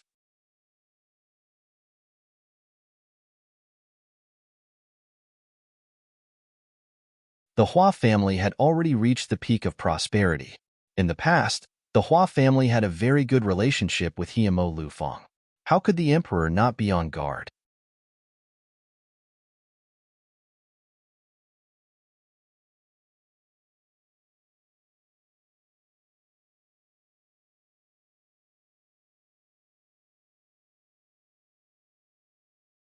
Chapter 229. In the eyes of the emperor, the Lu family is obviously more loyal than the Hua family and easier to control. Immerse Xiaoyao calmly pointed out the truth. Feng Jiao nodded and said mockingly, isn't that so? If the Liu family is not loyal to the emperor, how could they have been favored by the emperor all these years? Selling their daughters for glory. Based on this point, the Hua family could not compare to the Liu family. The emperor will not let a person who knows nothing control hundreds of thousands of soldiers. Liu Jingyun is just a pawn on the surface. Now that Imo Jingli has rebelled, the emperor will not trust the Yi family anymore. It is inevitable that he will support the Liu family. However, the emperor will probably support some new forces to fight against the Liu family in this short period of time. Imo Xiaoyao said carelessly, as if he was not worried about the war in Yonglin. When the reinforcements arrive, we will leave Yonglin. Since the emperor wants to drag it out, let him drag it out. This war will take 3 to 5 months to finish. Murong Shun greets the prince and princess consort. Murong Shun quickly walked in and paid his respects. Imo Xiaoyao nodded and said, General, please sit down and talk. Why have you come here at this time? Murong Shun nodded awkwardly. He looked at Imo Xiaoyao and said, I heard that the prince will leave Yonglin today. I wonder, what does the prince think about the war in Yongzhou? Imo Xiaoyao raised his eyebrows and said with a smile, General, what do you mean? Once the reinforcements arrive, Shattered Snow Pass will be safe. Murong Shun sighed helplessly. He looked at Imo Xiaoyao and said seriously, I always speak frankly. Prince, please don't blame me. With the help of the prince, I believe that the rebellion of Prince Li will be quelled within a month. But why does the prince? Imo Xiaoyao shook his head with a smile. General, you and I both know that the general is not subject to the emperor's orders when he is away. However, there were very few monarchs who could accept these words since ancient times. I'm sure you know what happened to those generals who didn't take orders from the emperor. These days, King Li's army has not moved. I am worried that King Li will send his army to the east. At that time, the people in the southeast will be involved in the war again. Murong Shun said seriously. He was a military general and only had a vague understanding of court affairs. That was why he couldn't understand why there was a better way to solve the problem. Why did they have to drag it out and let the people suffer? Imo Xiaoyao shook his head and sighed. It's too late. Imo Jingli has already split into 2 groups heading east. In fact, the reason Imo Jingli didn't make any move these days was because Imo Jingli might not be in the army anymore. Murong Shun was shocked and asked, if so, why didn't Prince stop them? General. Imo Xiaoyao smiled bitterly.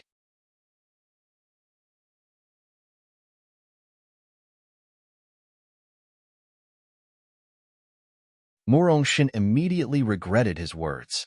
In the emperor's eyes, King Ding's residence was more terrifying than King Li's rebel army. How could he allow Prince Ding to interfere with King Li's affairs? He was afraid that once the Mahist army moved, the emperor would immediately punish Prince Ding for disobeying the emperor. At that time, hundreds of thousands of Mahist army, Murong Shun couldn't help shivering and didn't dare to think about it. The war in the southeast is inevitable. General only needs to guard Shatter Snow Pass and not let Nanzhao's army enter to join King Li.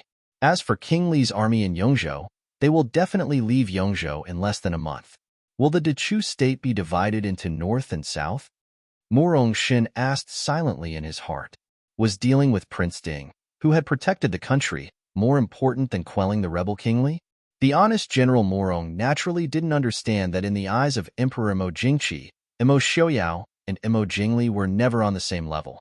As long as he could deal with Imo Xiaoyao, even if there was another Imo Jingli, there was nothing to worry about. Jiangnan was occupied by Imo Jingli, and he would take it back sooner or later. However, if he allowed Imo Xiaoyao to occupy Jiangnan, not only would he not take it back, he would also have to guard against whether he would extend his hand to Jiangbei or even try to take over the entire Dechu state. Thus, in reality, other than his initial rage, after Imo Jingqi calmed down, he was almost happy with Imo Jingli's sudden rebellion. Only then would he have a perfect reason to kill his younger brother, who was born of the same mother. General Pinko has arrived. A loud voice rang out from outside the courtyard, causing everyone, including Murong Shun, to change their expressions. In front of Prince Ding, not to mention a general who had never been on the battlefield and had just been conferred the title of general, even the old Hua Duke wouldn't be so rude. Was this newly appointed general too brainless, or did he not care about Prince Ding at all? A flurry of footsteps came from afar. It was clear that there were more than one or two people. Yili tilted her head and heard the footsteps. There were at least 20 to 30 people. She couldn't help but smile. Did this General Pinko come here just to show off his prowess? Feng Zhiyao received Yili's gaze and curled his lips in disdain. Showing off in front of the prince? Was there something wrong with his head? The prince of the northern tribes who had shown off in front of Prince Ding hadn't recovered his senses yet. Just as they reached the entrance, the group was blocked. A sharp voice rang out. "Impudent! General Pinko is here. Why aren't you letting us in?" The guard at the entrance was not afraid. He said calmly, "General, please remove your weapon. Your bodyguards are not allowed in. I am the commander-in-chief of the army. How can I remove my weapon?"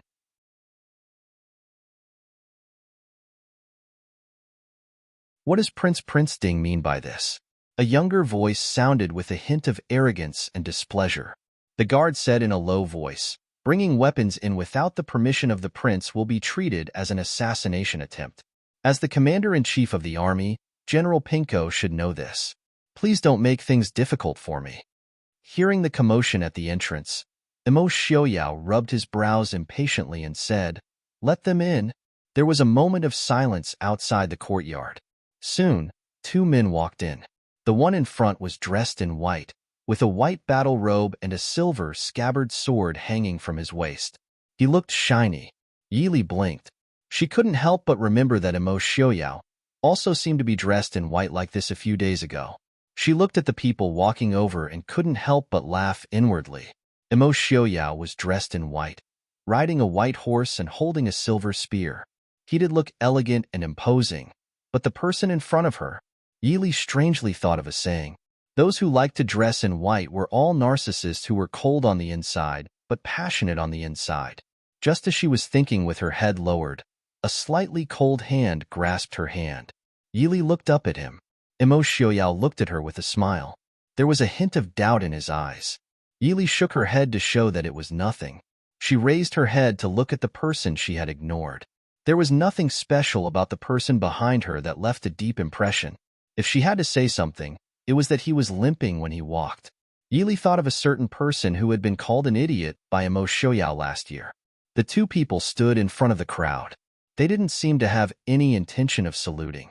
Of course, no one here wanted to salute them. Except for Feng Zhiyao, no one here was lower than them. Feng Zhiyao wasn't a general conferred by the imperial court. Naturally, he didn't have any intention of saluting them. The courtyard was silent for a moment. Guanren, who was standing behind Lu Jingyun, seemed to have realized that this couldn't go on. He stood up and said, "Prince, General Lu and I are here to take over Yonglin City under the orders of the Emperor."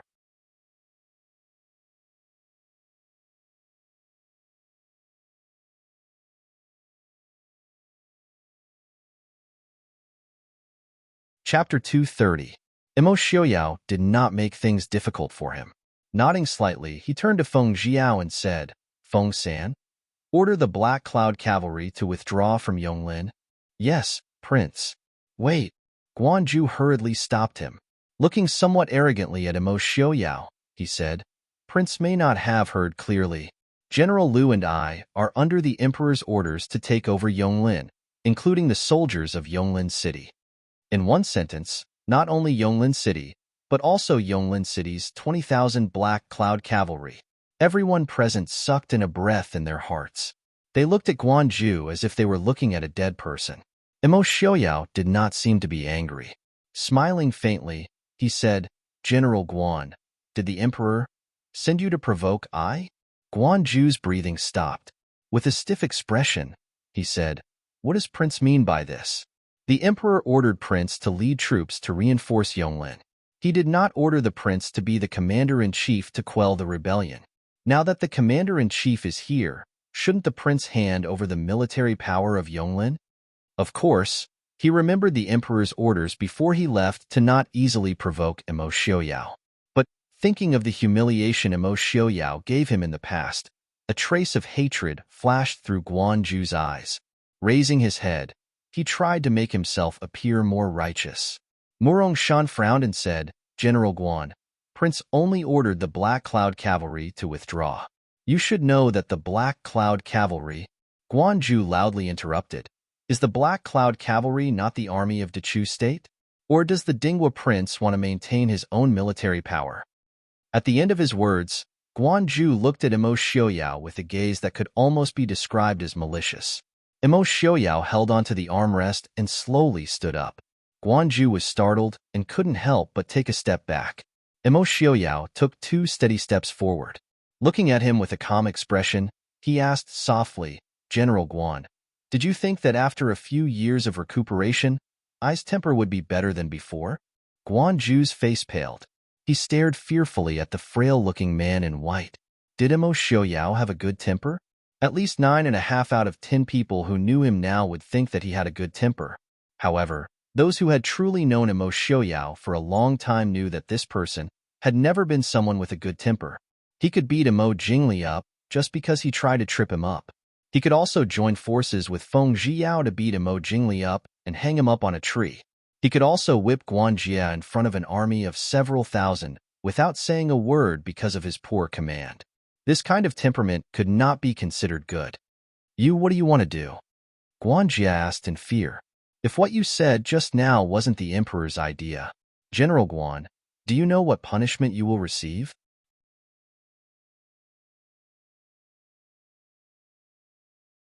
Imo Xiaoyao asked calmly. Guanjia looked at Imo Xiaoyao in fear, but he didn't dare to say that it was Imo Jingqi's idea. Even if Imo Jingqi was crazy, he wouldn't ask Imo Xiaoyao for the military power of the Black Cloud Cavalry. Not to mention whether Imo Xiaoyao would give it to him. Even if he did, he wouldn't be able to use it. Instead, he would only cause trouble for himself. He could only look pleadingly at Lu Jingyun, who had been ignored. Although Lu Jingyun was unhappy with Prince Ding's disregard, only after seeing Prince Ding did she realize that she didn't have the aura to compete with Prince Ding. Her previous arrogance was only left with unwillingness and fear. Prince. Under Imo Xiaoyao's gaze, Guanjia's expression began to tremble. Finally, as if all the strength in his body had been sucked out, he knelt down weakly on the ground. Imo Xiaoyao walked past him with steady steps. Feng-san, get ready to leave. Yes, Prince. Yili smiled and nodded to Murong Shan, then followed him. Murong Shan helplessly looked at the 2 new generals, sighed, and turned to leave. Fortunately, this general had no subordinate relationship with him. In this case, he would take care of his own troops and guard his own pass. Lu Jingyun, who had been left behind, stared blankly at the figures disappearing outside the door. Did anyone remember that he was the new general? The Black Cloud Cavalry was indeed obedient. In less than 15 minutes after Imo Xiaoyao's order, the real Black Cloud Cavalry had all withdrawn from Yonglin City. The strange movements of the Black Cloud Cavalry made the opposing rebel army nervous. When they confirmed that the Black Cloud Cavalry had no intention of attacking them, they sighed in relief. But they did not dare to let down their guard. Yili and Imo Xiaoyao also returned to their rooms to pack and prepare to leave the city to meet with the Black Cloud Cavalry. Wang Fei, Officer Yun requests an audience. An heir reported from outside the door. Yili raised an eyebrow, curious about Yun Ting's intentions. Let him in. A moment later, Yun Ting walked in with a nervous expression. Yili had a good impression of this young general and smiled faintly. Yun Ting looked at Yili's light clothing and asked, Is Wang Fei and the prince leaving soon? Yili nodded and said, The prince is handing over to General Liu and will leave soon. Are Officer Yun and Officer Xia also returning to Shattered Snow Pass? Yun Ting was slightly embarrassed. After hesitating for a while, he finally gritted his teeth and knelt on one knee, saying, This general wants to join the Black Cloud Cavalry. Wang Fei, please take me in. Yili looked in shock at Yun Ting's determined expression. She frowned and said, If Officer Yun wants to join the Black Cloud Cavalry, you should ask the prince. Why are you asking me? Yun Ting stilled and didn't know what to do.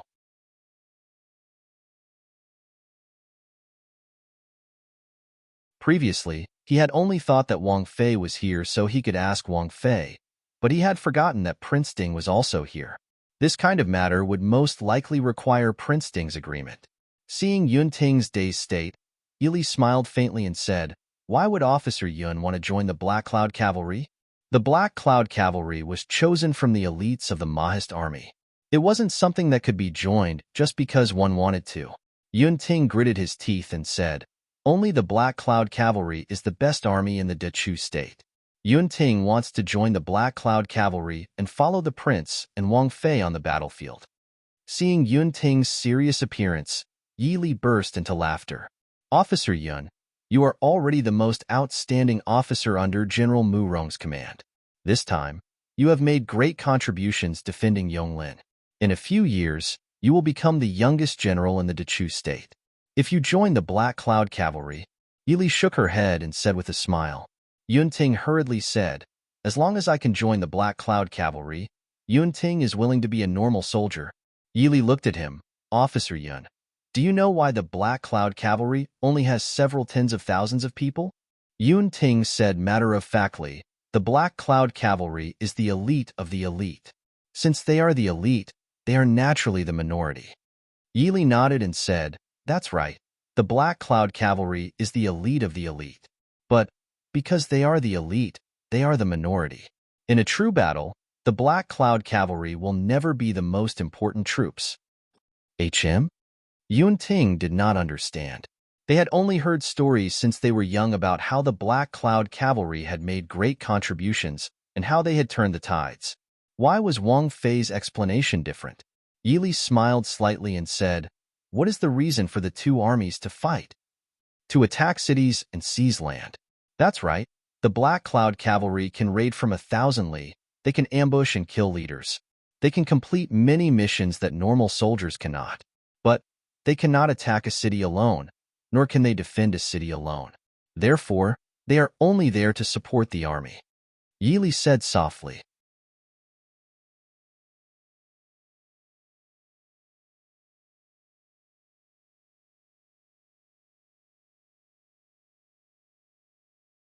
Chapter 231. Support. A very important support. It is the best trump card for them. They can appear in the most unlikely places, but usually, they can only hide and remain unknown. Officer Yun, have you ever heard of any famous generals from the Black Cloud Cavalry? Yun-Ting shook his head. Everyone knew that the Black Cloud Cavalry was powerful, but the generals of the Black Cloud Cavalry were always unknown. The Black Cloud Cavalry were not many, but there were still tens of thousands of them. Even though Prince Ding personally controlled them, it was impossible for Prince Ding to personally arrange everything. Yet, from the day the Black Cloud Cavalry was built, it seemed to only have this name. The Black Cloud Cavalry represented everyone's name. In the history of the Dechu state, there had never been a Black Cloud Cavalry general's real name. Yi Li sighed softly and said, "I see that Officer Yun has a straightforward personality and is a person with great ambitions. And to have such achievements in his early 20s, his future is limitless. If he really becomes a normal member of the Black Cloud Cavalry, I'm afraid it will ruin Officer Yun's ambitions." The Black Cloud Cavalry was the true sword of the Ding Kingdom. The sword did not need to think too much. Where Prince Ding pointed was their will. In reality, it was similar to the special forces in her previous life. With Yun-Ting's personality, even if he really entered, if he did not experience some hardships, he would regret it in the future. As expected, Yun-Ting's face turned red. He said anxiously, "Wang Fei, I." Yi Li raised her hand to stop him. She laughed softly and said, "Don't worry.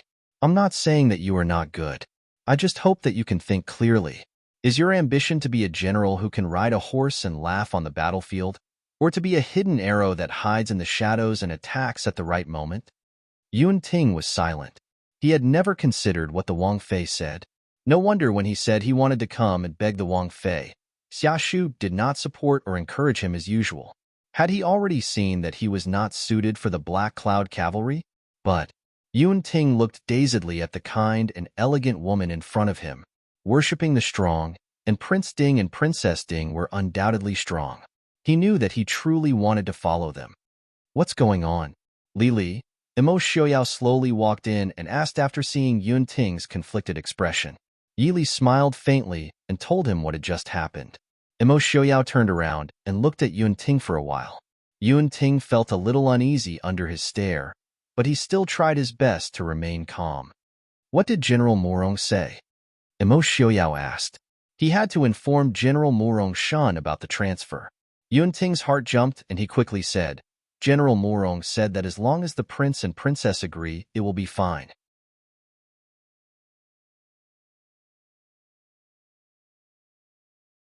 Emo Xiaoyao muttered to himself for a moment, and then said, You are not suitable to join the Black Cloud Cavalry. Yunting immediately felt a wave of disappointment, as well as mixed feelings. Emo Xiaoyao continued, However, if you are willing, you can follow Li Li for now. Yunting and Yi Li looked at Emo Xiaoyao at the same time. Yi Li raised her eyebrows in confusion. Follow her for what? If she took in a military officer as a bodyguard, Yunting might not be her match. Emo Xiaoyao said, You don't have any useful people by your side. Those 4 are still far from being able to mobilize troops. I will have Qin Feng follow you, and Yunting as well. Although he is still a bit impetuous, General Morong seems to think that he is a talent that can be nurtured. After a bit of training, if he is useful, we will transfer him into the Mahist army. Yi Li did not care, but Yunting could not hide the shock in his heart. Listening to Prince Ding's words, he was actually training a trusted aide for Princess. In the future, not only would Princess Ding be able to mobilize the Black Cloud Cavalry, she would also be able to control the hundreds of thousands of Mahist army. Many thanks to Prince, this general is willing to follow Princess. Yunting immediately responded. Emo Xiaoyao nodded. Since it is like this, you can go and say goodbye to General Morong. Follow the army and depart in an hour. Yes. Beside the Cloudwater River, compared to Yonglin City where the 2 armies were still facing each other, Yi Li's group was clearly too relaxed. Once they left Yonglin City, Feng Zhiyao took the Black Cloud Cavalry and ran off somewhere. Yi Li and Emo Xiaoyao took the accompanying guards and prepared to return to Jing with Shen Yang, who had just arrived. The pitiful Shen Yang did not even have the strength to truss a chicken, but he had rushed from the Chu capital to Yongzhou in less than 10 days. But before he could even catch his breath, he was told that they were about to return to Jing. Shen Yang pointed at Emo Xiaoyao, his finger trembling as he panted. He did not forget to say angrily, What did I owe you Emo people in my last life? Ever since he had given the phoenix grass to a certain prince who did not listen to medical advice, Shen Yang's temper had become more and more irritable. Shen Xiansheng. The group set up camp beside the Cloudwater River. Emo Xiaoyao took Yunting and the others to go hunting. Yi Li finally had the time to find Shen Yang to talk. Shen Yang was sitting by the river, holding a medical book that was thick enough to kill someone. He frowned as he read it carefully. Hearing Yi Li's figure, he turned around and wanted to stand up to greet her. Yi Li quickly waved her hand and said, There are no outsiders here. Shen Xianxing does not have to be like this. Shen Yang did not stand on ceremony and sat back down.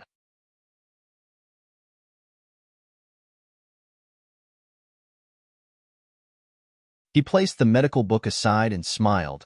Princess Consort made the Black Cloud Cavalry admire you for your prompt decision to guard Yonglin. I am also full of admiration. Princess Consort is indeed a heroine. Yi Li shook her head and smiled helplessly. Shen Xianxing does not have to be so courteous. What heroine? I was only forced by the situation. Does Shen Xianxing know why Yi Li did this? Shen Yang looked at Yi Li for a long time and finally sighed. Bringing back that harmful phoenix grass, I really do not know if it was right or wrong. Yi Li shook her head and said softly, It was Prince's idea to consume the phoenix grass. Shen Xianxing has already informed the Prince of the consequences. No matter what, it was Prince's choice. Furthermore, since it has already been done, there is no point in pursuing who was responsible. Yi Li only wants to know how Prince's body is now. Is there any way to solve it? Shen Yang looked at Yi Li, and his eyes revealed a trace of admiration. He said seriously, In this half a year, I have carefully studied the phoenix grass and also flipped through many ancient medical books. The phoenix grass is not unique to the Eastern Sea. The phoenix grass is called phoenix tail, and it grew in the Central Plains in ancient times. According to the ancient books, the phoenix grass is extremely strong and poisonous. However, it is also the nemesis of most poisons in the world. It even has the effect of cleansing the marrow, so it is called a miracle medicine. However, for some reason, the phoenix grass disappeared from the Central Plains, so there is almost no record of it in the medical books. The cold poison in Prince's body is the coldest poison in the world. Although the phoenix tail can counter it, it is not enough to cure the poison. As a result, the fire and cold poisons exist in Prince's body at the same time, and it can only be said to have reached a temporary balance. However, this balance is very dangerous and it can even collapse at any time. At that time, even if there is the raging fire lotus, it will be useless. Yili nodded. Shun Xianxing once said that the two poisons will change in Prince's body. Xinyang said, "Really? If the cold poison and the phoenix tail can cancel each other out, there are other ways to think of." However, the two poisons in Prince's body are acting independently. The cold gets colder and the fire gets hotter. If a normal person were to eat the raging fire lotus seed by mistake, their internal organs would be burned to ashes in an instant. If the raging fire lotus seed were to combine with the phoenix tail, I'm afraid, before the cold poison could be cured, Prince would die of the fire poison first.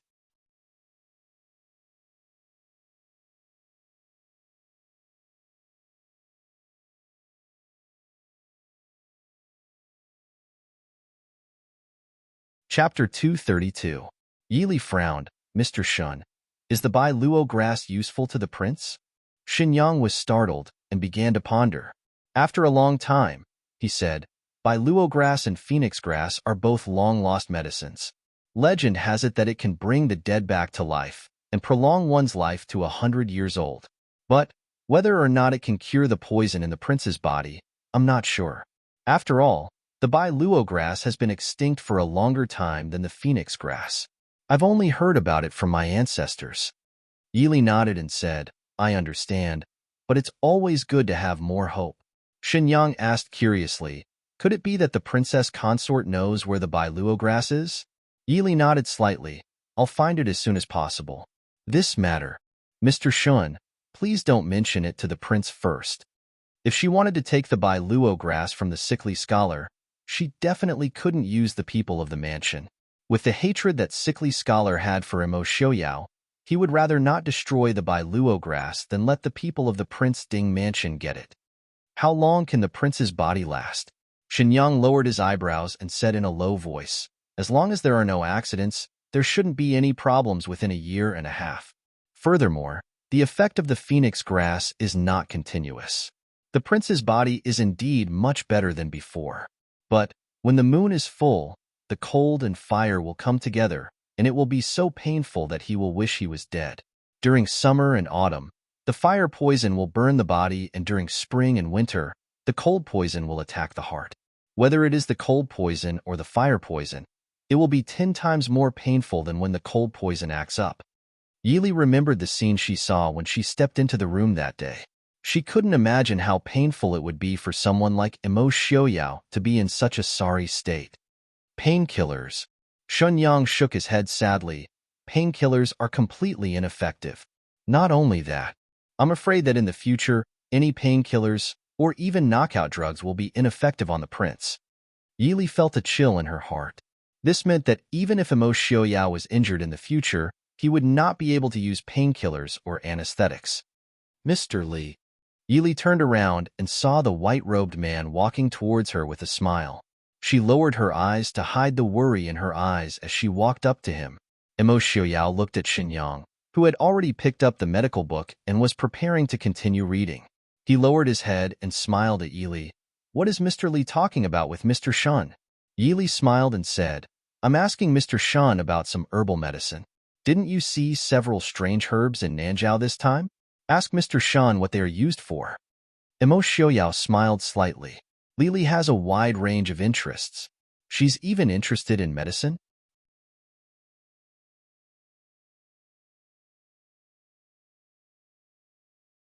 Yili shook her head. I don't have much talent in medicine, but I do have some knowledge of herbal medicine. Imo Xiaoyao pulled Yili towards the camp. As he walked, he smiled and said, I know. I heard that you have your people memorize herbal medicine books and follow the doctors to identify herbs. Yili smiled and said, it's just some common herbs. You can't always carry them around with you, right? Mr. Li is right. Maybe we can have the Black Cloud Cavalry follow them and learn. Imo Xiaoyao thought. Yili smiled faintly and said, the Black Cloud Cavalry is not the same as them. They only need a certain number of doctors to follow them, or they themselves are doctors. Emo Xiaoyao looked down at Yili and said, "Does Mr. Li have some special idea that you don't want to tell me?" Yili shook her head. "No, it's just a prototype. When I finish it, maybe I can give you a surprise." Emo Xiaoyao smiled faintly and said, "Then I will wait for Mr. Li's surprise. Let's go eat. Then we will go watch a play." The play that Emo Xiaoyao spoke of was a good play. There were more than 30,000 soldiers hidden in Yongzhou and Yangzhou. Yili finally knew why Feng Zhiyao had taken the 20,000 Black Cloud Cavalry. In one night, many mountain strongholds in Yongzhou and Yangzhou were destroyed. Countless people who had disguised themselves as bandits but were clearly well-trained were killed by the Black Cloud Cavalry. The rest fled in panic towards the border between Yongzhou and Xiling. Emo Xiaoyao led Yili and the others to wait at the border. When the group of happy remnant soldiers saw the dense armored cavalry, their eyes couldn't help but reveal looks of despair. The Yongzhou officials all knelt on the ground with ashen faces, trembling as they looked at the beautiful couple sitting side by side in front of them. The man was gentle and elegant, the woman elegant and graceful. However, in their eyes, they were even more terrifying than man-eating demons. 2 days ago, they were invited to Prince Ding's side by a token.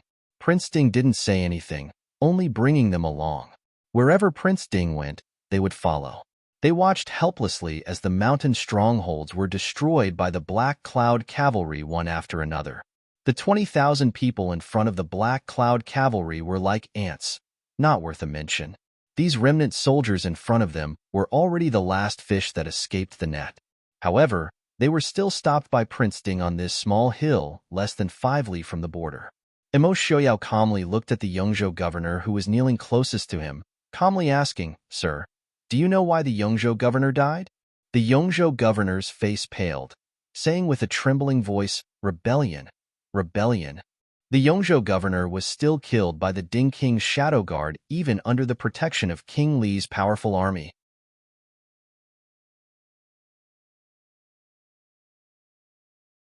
This matter had already spread throughout the world before today.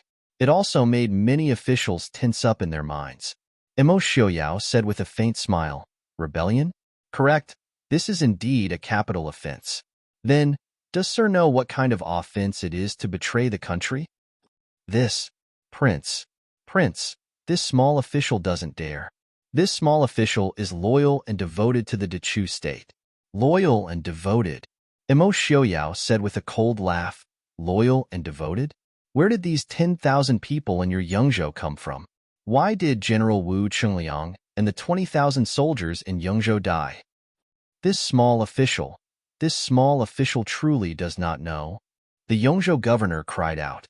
This small official is innocent. "I beg Prince to judge clearly," Emo Xiaoyao said calmly. "I don't care if you are innocent or not. You can tell the emperor yourself. I invited you here today to let you see the Black Cloud Cavalry pay tribute to the Yongzhou governor and General Wu's spirit. Even though the civil officials and military generals do not have subordinates, they can still be considered colleagues. Everyone here should also send them on their way." Feng Zhiyao, who was standing behind Emo Xiaoyao, waved his hand. Kill. 10,000 arrows were released. The remnant Western Tomb soldiers who were trapped in the center immediately fell to the ground and died. The officials kneeling on the ground smelled the pungent smell of blood in the air. One by one, they fought to be the first to vomit. Emo Xiaoyao acted as if he did not see it. He pulled Yili up and turned his head to order, "Send the officials back to their respective manners. Also, throw these Western Tomb people out of the border. Do not pollute my Dechu state's land." "As you command." Emo Xiaoyao nodded his head in satisfaction. He turned his head and smiled at Yili. "Yili, we should return to the capital." Yili nodded her head slightly and followed Emo Xiaoyao. What about not killing captives? There seemed to be no need to say. Even though he had received the emperor's urgent order to return to the capital, Emo Xiaoyao clearly did not take it to heart. Instead, he had Feng Zhiyao leave with the Black Cloud Cavalry. He himself took Yili and the others and leisurely headed north. They spent close to 10 days to reach Guangling City. Because she did not have a purpose in coming to Guangling City for the second time, Yili appeared much more relaxed. Only when Emo Xiaoyao brought her to stand in front of the Wind and Moon Pavilion did she look back at the man beside her with some surprise.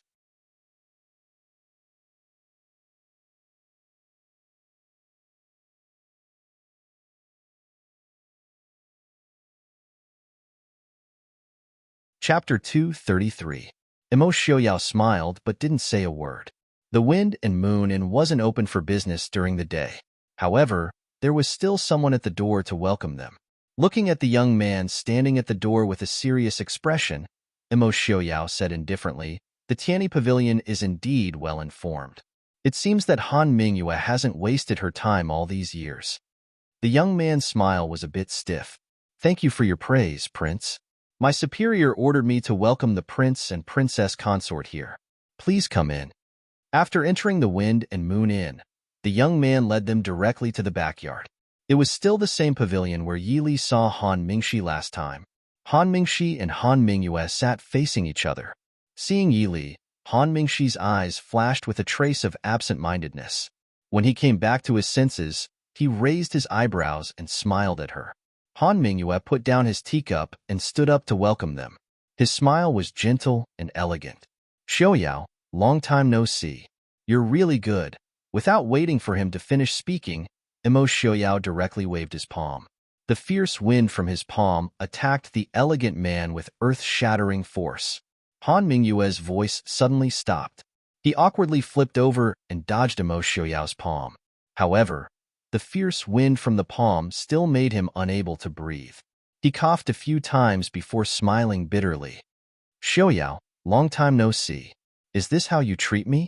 Imo Xiaoyao snorted softly.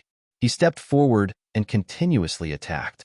Every palm strike was real, and there was absolutely no intention of joking about it. Han Mingyue could only withdraw his smile and carefully deal with it. The two of them fought back and forth in the garden. While the fight was in full swing, Han Mingxi also stood up and walked to Yi Li's side. He raised his eyebrows and smiled. "Junwei, long time no see. Are you here to see me? If you want to look at me, just do it yourself. Why did you bring him along?" Yi Li pointed at the man in white in the garden, indicating that he wanted to come. Han Mingxi glanced sideways, and the smile on his face was a little forced. "Junwei," Yi Li said calmly, "don't worry, Prince won't kill him. If he really wanted Han Mingyue's life, Imo Xiaoyao wouldn't have to do it himself." No matter how powerful the Tianyi Pavilion was, could they stop the Black Cloud Cavalry or the Shadow Guard of the Ding King's mansion? Han Mingxi smiled bitterly. But Prince Ding has no intention of showing mercy. Imo Xiaoyao was only in his 20s, but in Feng Zhiyao's eyes, there wasn't a single expert who could be compared to him. One could only imagine the distance between him and Han Mingyue. While the two of them were talking, Han Mingyue had already been slapped to the ground. He fell not far from the two of them and spat out a mouthful of blood. Yi Li could tell with a glance that two of his ribs were broken.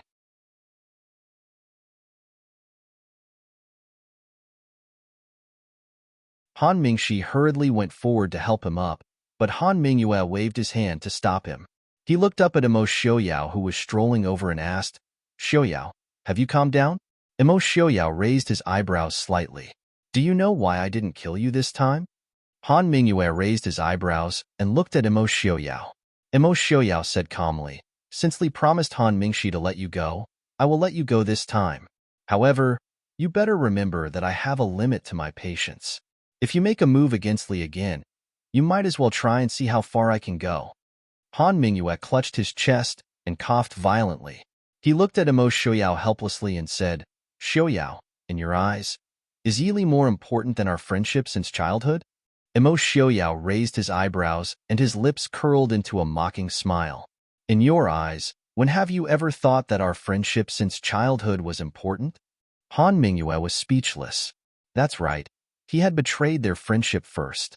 "However, in my eyes, you will always be my best friend," Han Mingyue said in a low voice. Imo Xiaoyao snorted and said calmly, "Since you called me your friend, I promise you, the next time you offend I won't kill you." Han Mingyue was stunned, but her expression changed when she saw Han Mingxi and Yi Li's curiosity and confusion. "Xiaoyao, don't. This has nothing to do with her. This was all my idea." Hearing his words, Han Mingxi's face immediately darkened. She snorted unhappily and swallowed back the words she was about to say. In any case, Prince Ding didn't plan on killing him. Just torment him until he didn't have the energy to run around.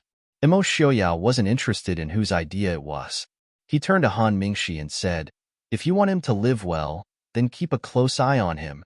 Han Mingxi's handsome face was ugly as he coldly said, Prince doesn't need to worry. Emo Xiaoyao held Yi Li's hand and prepared to leave. Han Mingyue on the ground opened her mouth and said, Xiaoyao, you specially took a detour to Guangling. It can't be that you want to beat me up, right? Emo Xiaoyao stopped in his tracks and turned to look at her, saying, By the way, I'll tell you something. If you don't know how to play politics, then earn your money. Don't shoot yourself in the foot and cry about it later. Seeing the two leave without looking back, Han Mingyue couldn't help but frown as she thought about Emo Xiaoyao's words. Don't know how to play politics. He really didn't have any interest in politics and had never gotten involved before. Only, her expression changed. Han Mingyue turned to Han Mingxi and said, Quick, send someone to investigate what happened in Xiling. Han Mingxi only felt the veins on his forehead throbbing. Who said that young master you was smarter than others? He was already dumber than a donkey, okay? Others wouldn't turn back unless they hit a wall, but he still wouldn't turn back even if his head was broken and bleeding.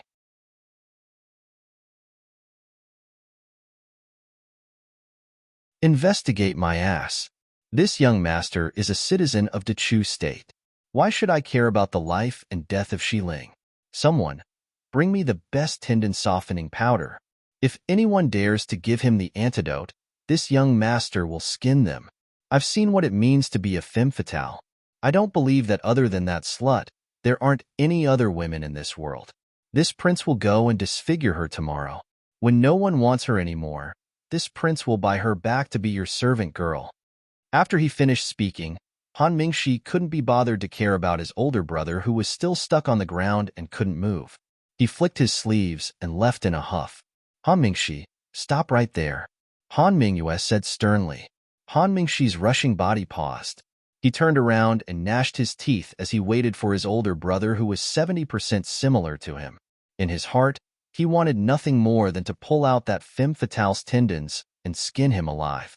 He had worshipped his older brother since he was young, but he didn't dare to compliment his older brother's taste in women.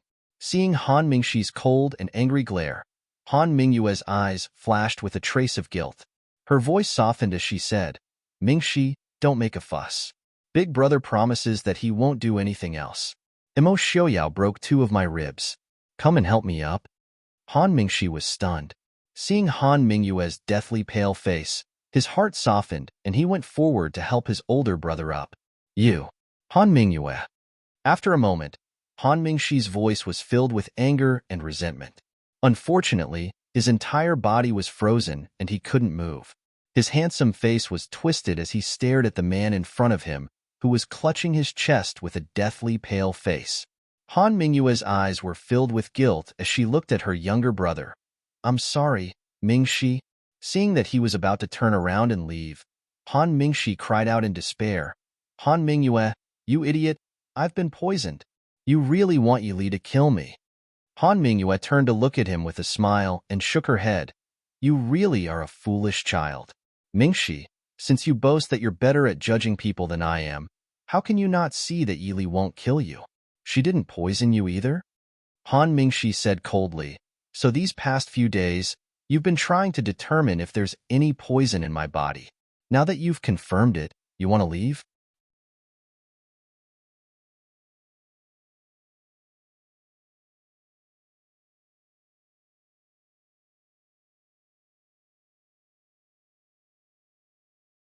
Chapter 234. Don't worry, I won't make a move on your friend again. Emo Xiaoyao. I can't afford to offend him. Han Mingyue looked at her brother gently. After thinking for a while, she warned, Mingxi, stay away from Yi Li. She's not someone you can afford to offend. Han Mingxi's face stiffened. He said disdainfully, Are you qualified to say that? Han Mingyue shook her head helplessly. Do you think you're smarter than me? Mingxi, I can fight with anyone in the world, but I've never thought of fighting with Xiaoyao. Do you know? Han Mingxi sneered. Yes, you can choose your opponent, but unfortunately, you don't know how to choose a woman. Besides using you, has that woman ever looked you in the eye? Even if Junwei doesn't like me, she would at least save me.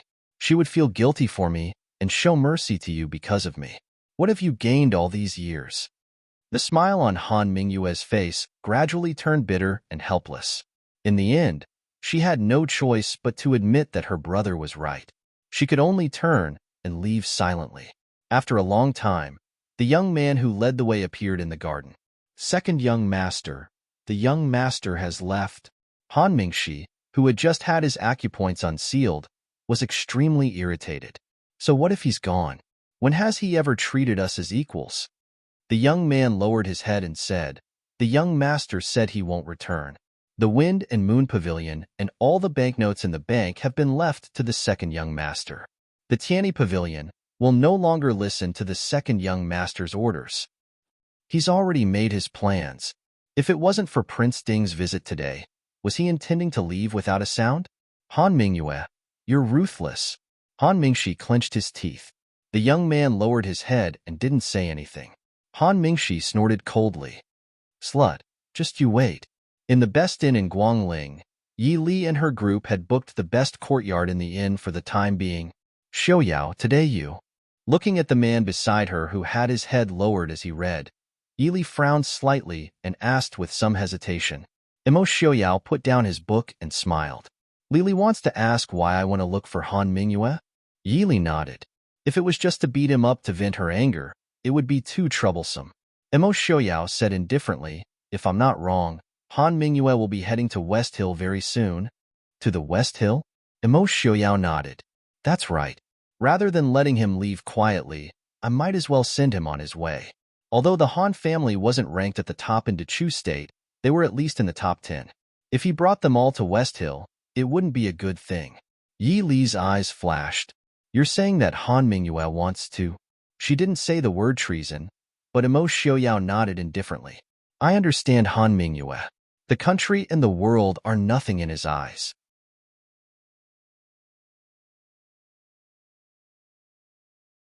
To him, there's no difference if you become a citizen of Dechu State to a citizen of West Hill or a citizen of the Northern Tribes. If that's the case, why not eliminate him completely?" Yi Li didn't understand. Even if Imo Xiaoyao really valued his friendship with Han Mingyue, he definitely wouldn't see him as more important than the Dechu State. Imo Xiaoyao smiled faintly. The Tianyi Pavilion is spread throughout the 4 countries. Once Han Mingyue is killed, there'll be a lot of trouble. If he wants to leave, then let him leave. I've said before that he's not suited for politics. Since he's openly committed treason, then there's no need for us to leave the Dechu State. In that case, there is no need for the Tianyi Pavilion to exist within the borders of Great Chu. The most important reason why he came to Guangling was to wipe out the Tianyi Pavilion. The southern part of Dechu State, especially Guangling City, was the Tianyi Pavilion's headquarters. How could it be so easy for Han Mingyue to withdraw his people and carriages from under his nose? Han Mingxi, Yi Li asked with a frown. Imo Xiaoyao said, "If we use another method, Han Mingxi might leave with Han Mingyue. But today, he won't be able to leave. If Han Mingxi is really smart, he'll come to me." Yi Li looked at him. "You're deliberately provoking Han Mingyue so that he'll act in advance and drive a wedge between the two brothers?" Imo Xiaoyao didn't deny it. He rubbed between his eyebrows tiredly and said, "It's a good thing that Han Mingxi stays. If they both leave, the entire Han family can only be executed." Han Mingyue and his brother weren't the only members of the Han family. No matter which big family, main family, branch family, or main family, they couldn't take everyone away. Once all of them were connected, the scope of the implications was shocking to the eye. Han Mingyue will side with the West Hill Imperial Court? He's not an ordinary person. The Han family is a big family, and the Tianyi Pavilion is even more involved. As long as he goes to West Hill, whether it's the Emperor of Xiling or the Genom of Gojoseon, they'll definitely try to rope him in, whether he'll be used by them or not. In the eyes of the Imperial family, he's already a traitor. The Imperial family couldn't tolerate sand in their eyes. As long as Han Mingyue went to West Hill, it would be a betrayal. Even if he didn't betray the country, the Imperial family would rather kill the wrong person than let him go. Yi Li sighed speechlessly. She still couldn't understand Han Mingyue. Han Mingyue, is he doing this for a woman? Imo Xiaoyao was stunned. He raised his head and looked at Yi Li for a long time. Finally, he nodded and said, Yes, it's indeed for a woman. Yili frowned. She felt that this woman's identity was special. She hesitated whether or not she should continue this topic. Imo Xiaoyao looked at her quietly. His smile was calm and warm.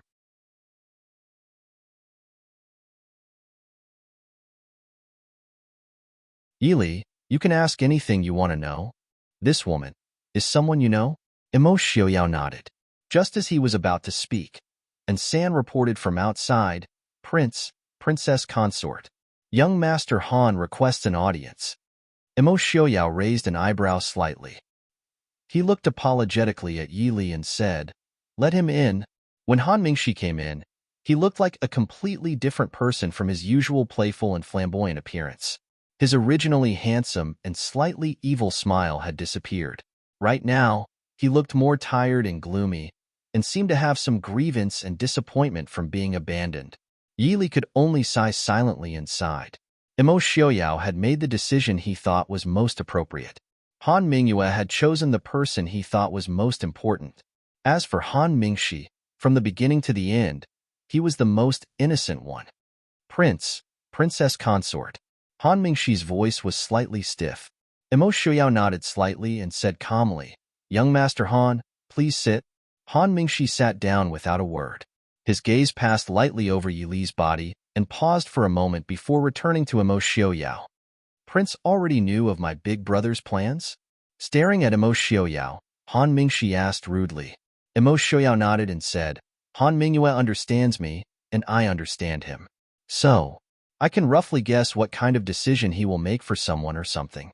But he probably did not expect me to come so quickly." Han Mingxi was silent.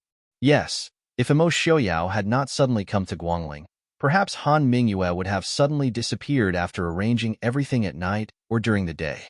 But now, Han Mingyue, whose plans had been disrupted, could only sneak attack Han Mingxi and then leave in a hurry.